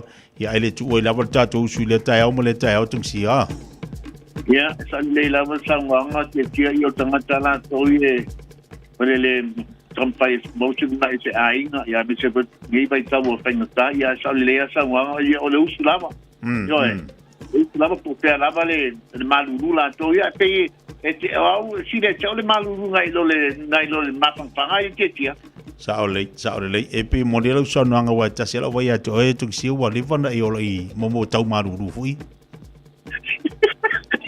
Ai, o le vetu la tala. O te ala malo si ai. O te usu. Vai ka fa lo ina fui mo le si fa malo le si fa malo stino. Pa fa lo guru le manga le malu o taio. Pe fa ke le puto al ke mila le pera le sama. O pe fa pai po de usu el taio vai o paio de bela. Yo. Ma re malu le, Paus ele me ia pe tu langa ia te tia. Sa orele ioi ma esa foi baria na vai ngai fa ilo mo tatu wa tau tau malulu. Pia wa o fo tau vela ma fon fana telefone wa vela telefone. Ya ai mani o le ti fi tau malulu o le vana o le lunga mo tele. Ya ai o le ma na o mo ngai e tau malulu. Ya le ai fi fo ya o te o le lunga mo tele wa tele wa no fo na oi. Ia, on manatu, oi, mo whanau dunga ki ona. Ia, le lei ona tatai mi nala fatuia la sua toksia, tu langolo ele te tu nanga mo malo tatu wa tunu. Ia, la nga lava fatai te tia fatai te lava tu la I la sunga foi. Por to tanto programa fica mai no mato no fa ava foi le tu la le tael. Ia, mo le nga fatai. A fatalo fatu tong sia lava te lava man fa la le pa ia mo luna se wa tunu. A mata mai la men mongo tele se pa ia monga iti e tina le foi la fenga nga tuto le tua. Lo tau sina pede bai o leola a wa lava de malo tuto tasi man malo. Sao tonga lo ta tuta pa au de langi ngai le langi e tina le foi. Patala fat foi tu asin sinol ta tu atnu ya. Lo fai la lava la to fai ba le para yo e ta po ia ya alo fai ba alo pa na te au manga wenga pa te a onga. Yo wa la men nai men yo ainga. Michel la metu no e kalesia a tato au mau e tu fa fa malo se tu mania fa malo so la fa malo ta batai ai tu fa tai tu ni tu sia ya fa tai tu sia ya so uma pa ye mo no so ta tu la fia so le onga yo ma so ainga fa onga ta so ta bale o le wa ta nu nei foi I la no foi le tele o ta tu ta bale mai dat tu stock voor mo telefone ia voor kas mo supulanga ta mo lo si le tia fa fo mi supulanga ta lo bobia ai spor kas foi su pau ya fo o fa ila ko wa spoiler tu langa pa pinga wa mai ona tu tuinga tu langa nga tele to no ta to lo toa e torula lang pan sama lanu mu mane lanu moanga matango fie yo ni ta wa ta no mai foi ai mi se hai pu kas ya nga mo pisnisi la o polele mo pisnisi la upa ia lupa I pole la te foi wa for upa foi I tebe I tangata e te nani foi o tatu SUV la poa o tatu Toyota Highlander va pelo tatu a Mazda CX-8 ma Mazda CX-9 o te tonu I tatu lo toa fa pelo tatu piki apu tele na o tatu piki apu feila pipiringa pesu me metala mai au ma mai ona te una o tatu piki apu o tatu youth ia mata mai tau sanga I lua te se pulu maletitu no sorry lua fe se fulu ma le balu te pa ia tau sanga lua fe lua se fulu ma le fa lu wa o le tsu lu fulu ma ta ba le fong e fai foi la tu ngai tau ta tu sa vale mana tua o tau I lu fa manama e le se tau fulu le tu mau tau fa tu sa ai tau inga de market tu langa nga pa pe foi ta so family events commercial events lo ye tu ta tu tua mo le se ta tu wa le ska cortizo tiso commercial man ia te nani foi tere ta vale faila pipilinga ta sumai matala mai au ia mana tu Samoa ta dia socialization ta dia foi ele ini laisene ai pain fa ngala tu spalau e pai elo upload ta sanga tele sosani tu sia ton fai ta va pe ta pena se ta vale abi Samoa io e me fai mo tu se tau mo fie e abelo sta i Samoa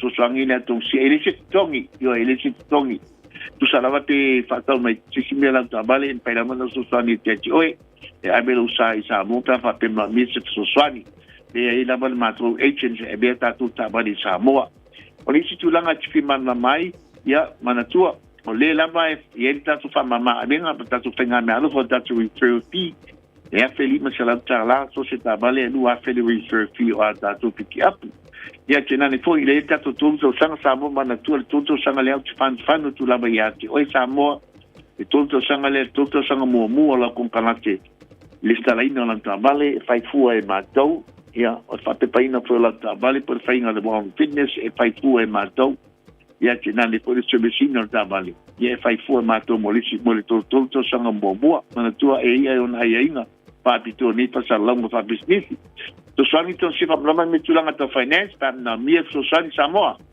au no fly mo wal so swani mo fa mama venga ya to sia o tana momi na to si so swani te oi disi tulanga ti mama mai en penga sumai matala mai au fi mai il lo salau kemeni strive in e papa te tu i manukau lo salau kemeni strive o le mela fa tato te poni il tato landline ole o iva lua fitu lima balu te slua o iva lua fitu lima balu te slua ia la te fonta de ai ole o lua tasi pa fitu ono lima fatasi o lua tasi pa fitu ono lima fatasi manuia la faso sanga Samoa ia manuia fai va tanima e lo so te tia te nei to pa fa so sia alo va te tele la so ngala lipulo tsia mo tatu ripoti nei foi tai au tu na mai wale no fisi fil tatu wa tunu tulanga lo ye tatu tabale leo se bali baltebele wati to 5 minuto talo le tulas malua vala wana sunga tungsia ile tatu telefoni le olu tasi fa fitu ono lima fatasi olu tasi fa fitu ono lima fatasi por oiva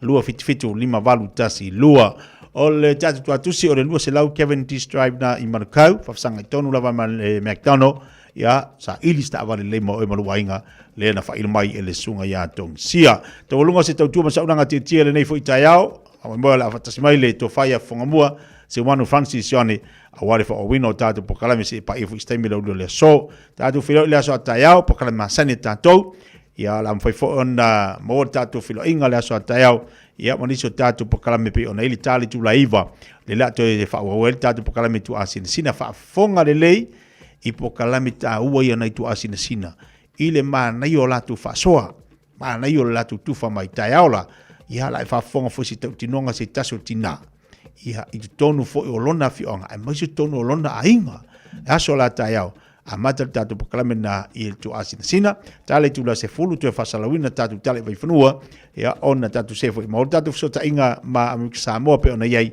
le tau tu nanga ale to fa ia lumuenga le to fa ya pau Dr. Roy au sangi le so tayao ia ona tatu wewa eva fo ile pokale masani o le stofi la so tayao ia manuia lava le yaso la singo le fengai mo tatu watunu na itamama le tina ma tu mo tamlawa mai se la finga luenga le tua mo le lo le tatu watunu mo tatu wewa vanga le yaso fa afita tele lava mo le tatu maftanga ia manuia tele le yaso o la afisi tautua masengana te tia o le tautamani i lau whaafonga i asu atu vai maru puenga lo whinangalu wha maangalo se lo vai vai lo to auna manuia tele nei tai au so i fo mai manuia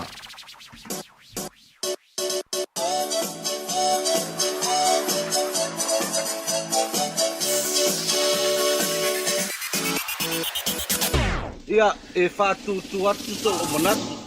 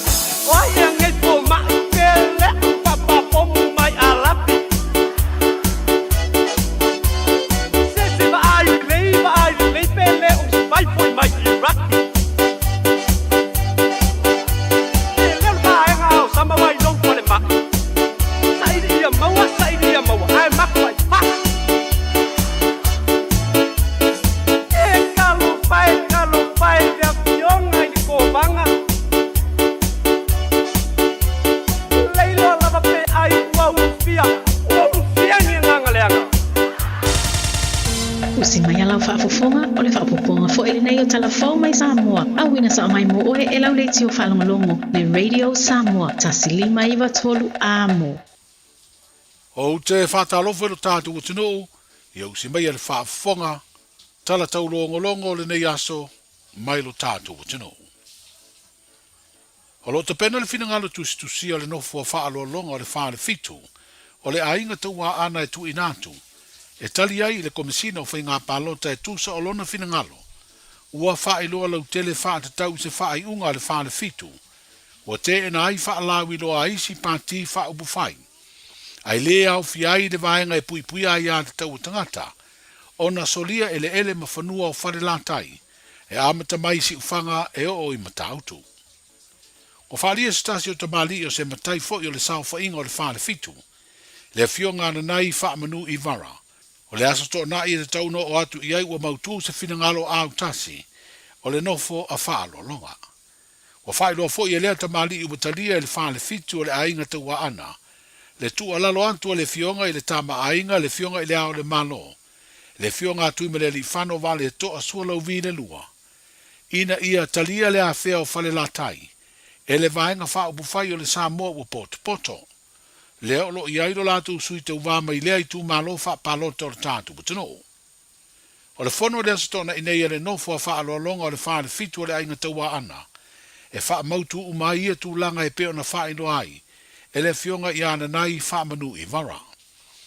E peo na si le fio le te ena o le a feo whare la taini wha lawi loa, a isi pati se ia vanga nā le vaenga e pui ai a te tau tangata, na tusi ai le komisina o palota le taitai o le Samoa o poto. O le finangalo le komisina ina ua fisiringi e tusi tale de vai aso na tenei, e soli tu la fono le whaai unga le fioanga. O le palota tere o le lua olu o tasi mao na fo i tā penanga, sa ia i fo i le fionga tu tasi e le nofo a whaalo alonga i le whaale fitu o le ainga taua ana. Na tapu ai fo i whaalawi loa vaenga whaupu whai i o lato whanua. Le palo ta tele lea sa na o le vaenga whaupu whai e pui ai a te taua tangata. Ma le whaatua i le atua sa moa u tasi sa tau mahai. Whaalia na nei whaamanu na te lei loa pe ai sea u toe fesiringi ai. Le whaai unga e le fionga fia me naomi mata awhai le teiminei. Ai sa le i fesiringia i le palo te tele o le lua oro tasi. Whaalia le amatai o le nofu a whaalo alonga, sa ave fo i le tusi i le fionga i le sao whaapito, a o te tai ai i le whaatuatua i le atua sa mo o tasi. O le tausinga o le nofo whaalo whani ma le nofo file mua le fionga, na whaalia na nai whaamanu i vara o le mafua anga tonu lea o le whaai unga. Wa whautua ina le whailau tusi o le ofisi o le whono a au whaitu la whono, i le whaai unga o se suenga, mai le ofisi o le komisina o suru whainga ina ia avele avanoa e wha mawai le iai, le tamai tai o taikerise moe, ina ia anga wa ai i wha maduianga e te tauna ia maua mai lana tautua, i lea ofisi o le malo e tolu sa furu whātau sanga, o au auna mangalue ai. O se tasi o whautuanga, ia tu ina atu le wha maduianga o tube totongi mo lea tina, a mata mai ia iuni o le tausanga le tenei na wha mutaile na ngā ruenga, se ia o ia te sema o le tausanga lava ua mawae. O le isi o whautuanga i le whailau tusi o le whono, e tāla whea ngai se whātu e senga i le tamai te whai ngā ruenga, e fua i le tele o tausanga o lana au nanga. O le isi o whautuanga le ofisi o le komisina o suru whainga, i le tusi ua longo ina i le whailau tusi o le ofisi o le whono o au whaitu la whono, e tusa o le whaai unga ua taunu i ai alatu suenga, ona o le wha seana tu ina atu e taikerise. Ma ua wha mauni ai, e se ma le sa o mafua anga o le wha i unga na wha mutai, lana tautua. O se li poti le tausanga le tenei le lava mata upu na wha li ai e le sui komisina, o suru whainga le fionga mawala i vau PPC Iuli ua wha mawai. E le aise malo si anga tele, o le ofisa e wha malo si aise au nanga le malo, na te usi ta ia ni whautuanga mai se lato suenga. Peitai, e mawhai una lato tusi atu le minstae fito i tonu, i se au nanga le malo e ala tuai se whaasea. O le taunu unga suenga i le whaasea le tamai ta isanga lua i le ofisi o le whono. Wa tu inatu, i le whailau tusi o le ofisi o le whono, le fionga sa tama le atisa witi me tala, whapea le fonga fitalai, le sunga papali i li o lo i pola ta e o masipau. Mo le si le fiena mafua na whaamuta, Ele whailau tūsi o le whono au le ngā ruenga, lea tangata whai ngā ruenga. Ona o se whaasea na ia whaia whaasanga i le whailau tūsi.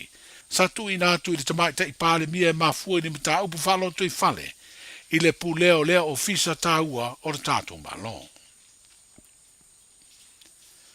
Wa whalea o ngā i se whai unga le fionga i le whaamsino sili.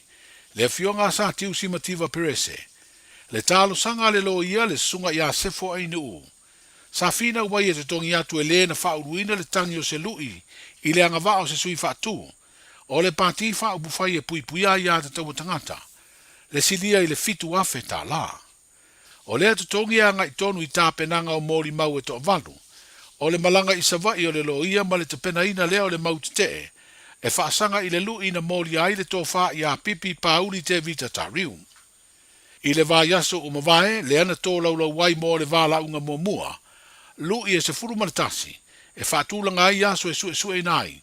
Sa whaelo ai le lo ia le na tangi le toi whaui i tu o le lui. A le atinganga mata whai lauina i inga. Sa whaeloa manino ai le aso lea. Le talia ina le lo ia le suitau vana molia. Malona malienga i lea tūlanga. Ai sa ia whaeloa ai. Ma se isi tā penanga o le atu ina atu o le tāro sanga lea i se tutongi. Wa whaalia le whaamsino siri le na whaai unga. E le whisiringia le pupu o le teimi o tā penanga uma le atunu i le palu ta tele whaafusei. Ma e le whisiringia i fo i tupe whaalu a suitau vā. I lu i tau i anga vaa. A wā o se vāenga le tūla whono le pāle mene na whaia le wha moe moe. E tuli lo ai le ami o tonu ma le wha maoni. O sui wha tutu i a lātou tā penanga. Wa wha maliaina le wha msinonga. O le teimi na wha ilo ai le toi ave i tua o lea tangi. Wa tāna whenga i le lei mai le ai fo i se isi tau wha a popo. Mo i tū a wai o lea ma tā ubu tau wha msinonga. O le whinaunga la le lo ia sātu ina atu le nei whinaunga. Ina ia sida ai le wha msinonga i o onga tasi. Ma totongi o le fina wina o tālo sanga e tāo fieni tangi, po o strike out motions, pau leo le vaenga o talia le whaam sinonga e anga waa ia ini fina unga, ini totongi. Ai o le totongi le tāpenanga le te ena o tua inga whaasanga i le lui o anga waa o suita uwa, ua te ena ma wha lea o ngā. I se tala mai ngā ruenga le whaam sinonga o whainga palota, o le asurua na wha uia i tua se tasi o tangi o se lui whaasino i le anga waa o se sui whaatung. O le tangi lena whaulu e le fionga i a tuala to ia i vao te vanga Iosefo Bonifacio. O le suitau vao le pati i whaabu whai o le Samoa o poto poto. Na mōri ai le suitau vātu to tasi. Le fionga la wano o murivai la wano pau. Wa tolu ai tangi o lui whaasanga i anga vao sui whaatutu. Pa whai unga le komisina o whainga palota ua whaawi i tua. E ala i marienga o i tū na whauluina, mai tū na mōria. E au noa ma le tangofia le whaamsinonga o palota. E se mai lea i tangi e tolu e le i sao fia, pe le i mawhai una sueina, e mafua i ni whinaunga o mau whaale tūla whono. O tāle whenga ima whitau i le teimi o le whoa i le kompani anga le lei o le Island Rock, i moenga fau e lua sifuru, ma le tele o ngase o tau fia nei le whanema i mato tua matua sivi, ona o le pepesi o le wha mai fiva o pona iwi. O le pulenga o lea kompani i sa malanga i sa la whai, i le asalua le nei vā yaso masui tu stala o nanga, o whaasara lunga e se lea tino, e mōri mawina le tu inato le se furu moenga fau, mōri mautanga se ngase o mali e toa tanu ma whini lua i tua sivi. E se furu fo i moenga fau na mua tau au atu, e lea kompani le mautanga se ngase o tupua tamasese mea ole i matotua, i le vā yaso na te nei. Stasi leo mana o ngasili o na tāua, mō au nanga le soifua malolo ina le tātou tino, o moenga i le lei e whao ngā ngase. O moenga fau i ua whoa i le Island Rock e ei le teletununga o suia inisi o moenga ua whaale tonu. Tala i o le nei aso, soifu. Ta lofa lava, o le si ufafonga le nei o Samoa, le Radio Samoa. Posilia ma le luas fulu tausanga le tautua le Aro Memorials. E ngau sia lantou maafa amanantou i o loa anangata. Maua maa e fua i lau whaasoa. Ma whaifoi ona lei bai, fausia i lau manao, malafoina i Samoa. Tatala mai le asunga fua i le asfarei le mai leiva le taiao i le lima i le afiafi. Ma le astona i mai leiva le taiao i le tasi le awauli. Afia ne loa i le lualua o Massey Road i Mangele, tolu tasi tolu Great North Road i New Lynn, po le tasi fan tolu Cavendish Drive i Marukau, Petra Yane e le arrowmemorials.co.nz. Le Arrow Memorials, wasidia ma le luas fulu tausanga o lana tautua. E iai le fale o loa o loo fia whaatau atu i le a ai o Glen Innes. E au fia I fo'i ma le potu moe I tua, e mawhai ona e no foai. Mo nisi whaafisili, whaafisootai le e-maili, lucia888@extra.co.nz, Lucia, valu@extra.co.nz. Oceania Career Academy, Sauni! Kako hoi, kaule kaua! He whai ana whai! Wāste no mga I maguia! A whaia sa ili se la asanga fau moe, a waloe te no whai. O le OCA e au tauina ai o e imtata e sese. Maua visenga fau fale, vali fale, palasa, male soifua maloloina. O le nei avanoa e anga wa ai tangata no fomau masiti seni New Zealand o loo halala I au kilani. Le sitala nei loa I le OCA, I le go.oca.nz/apply, po le vili mai I le o varselau ono lua lua valo fitu tasi. O varselau ono lua lua valo fitu tasi. Talo fa Samoa. Wa ule nei o kasputi alu, a wale suia le ngila wa le kio. A eva mai I le se fudu lima I vakolu. A mo, Radio Samoa. Bevela a.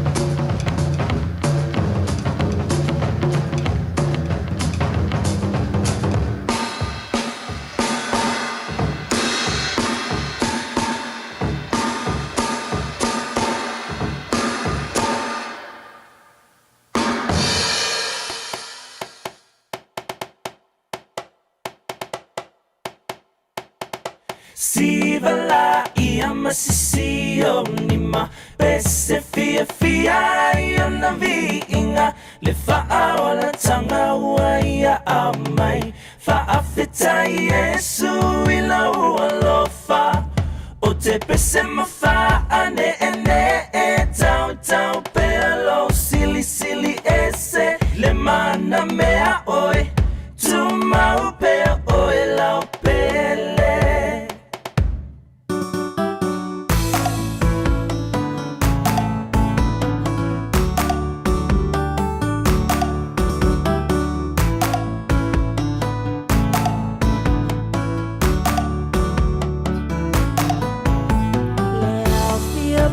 Poto mai Tato si ilefa afetai Mua mule vinga Ia Yesu lo tato metai Awa o ia ua mafuai Le mafutanga le nei ua fai Tato fia Ia Yesu ua faatasi mai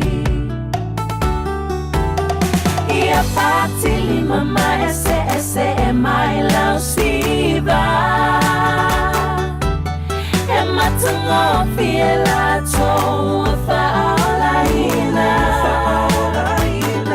Ua suia nei ole olanga Ua siva nei fa'aleanga Ua fia fia Yesu ilau fa'alatanga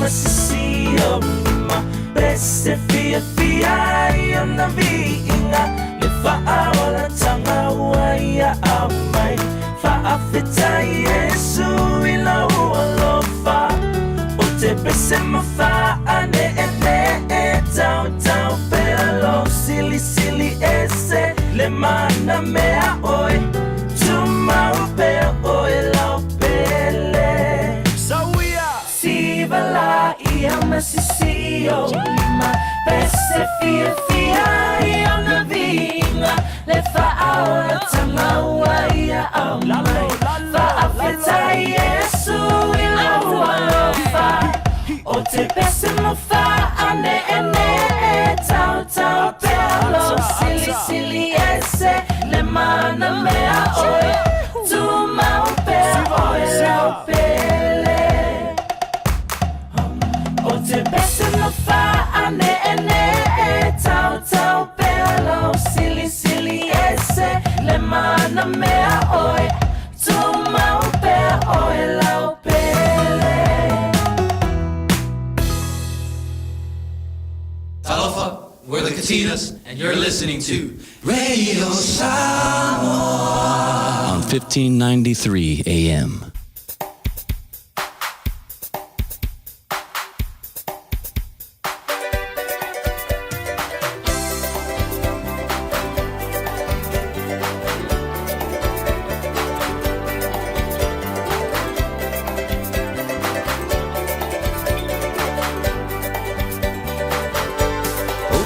Fafanga e tupu mai pea ia sa uma